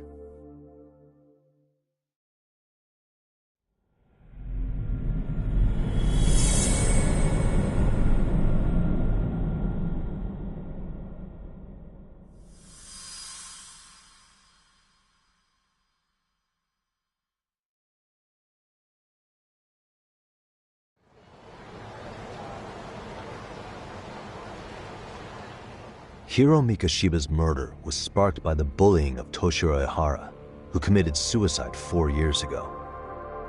The graphic video that hit the net showed the world how Toshiro's father, Akihiro Ihara, had brutally avenged his son. We also know the father had accomplices. On October 7th at 6:30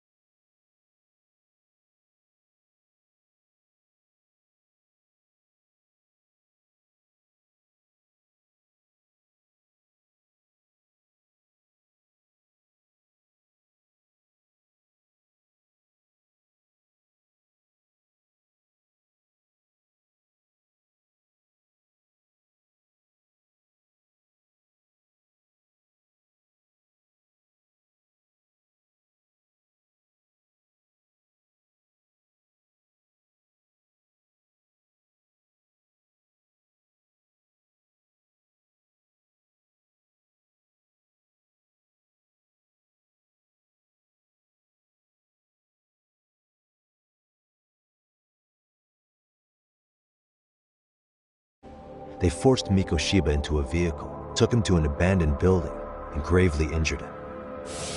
Then, around 7:30 a.m., the time frame when Ihara killed Mikoshiba, the other conspirators were probably nearby, even though they weren't on camera. At the same time, 30 kilometers away at Ikebukuro Station, a man who looks like Ihara is caught on camera.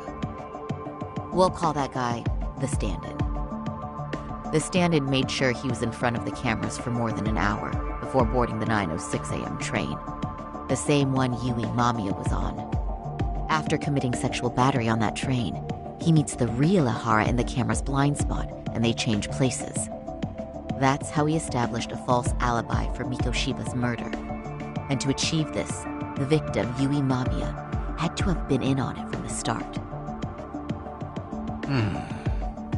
Sure are a lot of people getting their hands dirty for Ihara. Mamiya, Ihara's stand-in on the train, the guys who kidnapped Mikoshiba.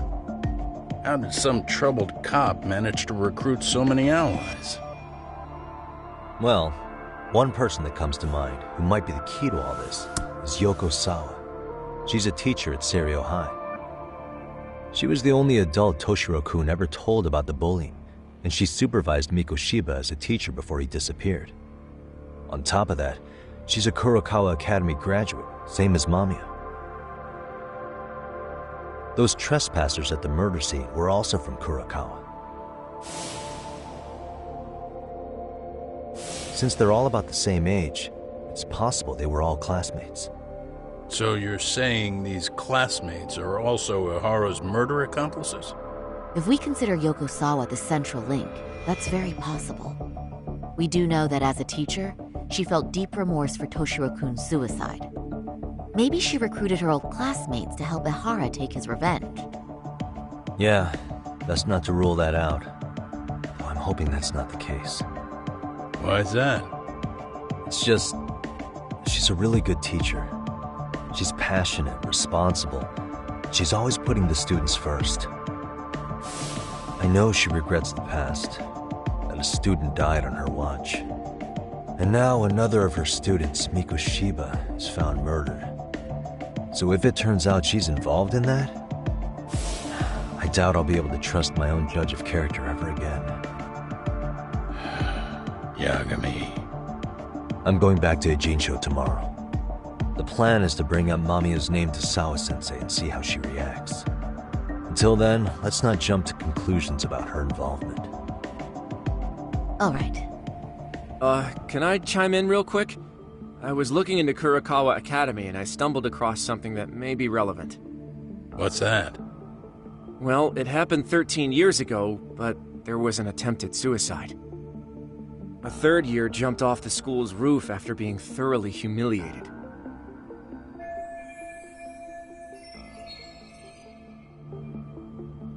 Actually, Sawa-sensei mentioned that.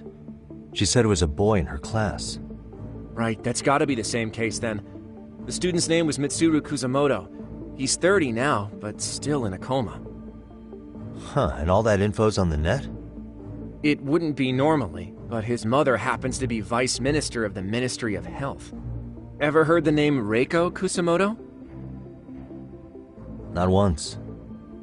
I have. It was on the news. They were talking about her and her son.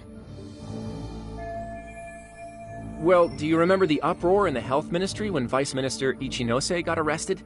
Apparently, his successor couldn't contain the resulting chaos, which is when Kusamoto-san got tapped to lead. They couldn't afford another criminal scandal, so her promotion was out of the blue. She was a safe choice, a veteran with tenure and experience. Not to mention, her son's tragedy made people see her as a more sympathetic figure. Very popular. She's kind of a new generation heroine, so to speak. Huh. Is any of that relevant to the case at hand, though? Who knows? But Reiko Kusamoto and Ihara both have children who were bullying victims. I don't think that's a connection we can afford to overlook, if you ask me. Okay, so Kusamoto's son. What exactly happened to him? Let's see. He was bullied by a fellow third year at his school, Shinya Kawai. The records say he harassed Mitsuru-kun every day, in and out of school. Well, one time he even stuffed dirty rags in his mouth. That's so cruel. Yeah, and the teacher was a real piece of work. Apparently he knew, but he just smirked and said, "Don't overdo it." Oh, I remember now. The media pounced on that one hard. If they were classmates, then both Sawa-sensei and Mamiya would know about this. And maybe because they couldn't save Mitsuru-kun, their guilt left them open to Ihara's persuasion. But to prove that, we'll have to hear from them directly. I'll talk to Sawa-sensei first thing tomorrow. That'd be helpful. In the meantime, I'll be working on Ihara's appeal. It's clear they missed something important in the trial, since Ihara is apparently innocent of sexual battery. Being that he was out committing murder at the time. What started as a simple harassment case sure has blown up big.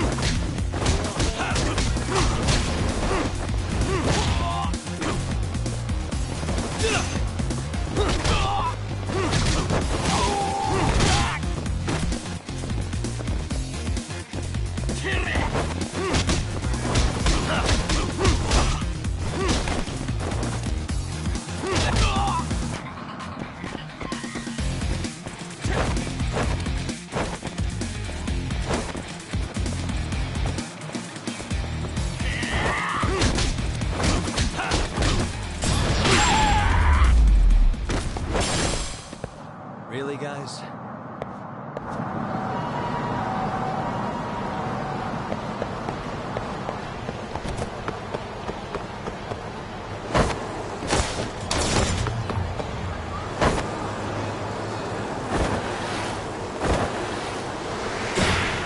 Hell yeah!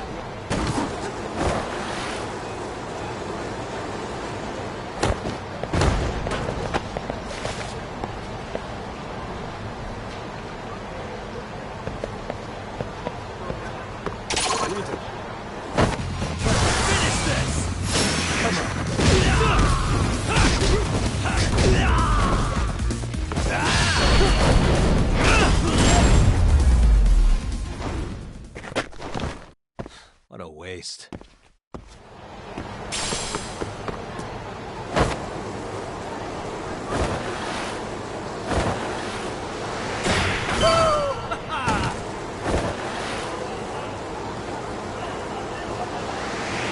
Hell yeah!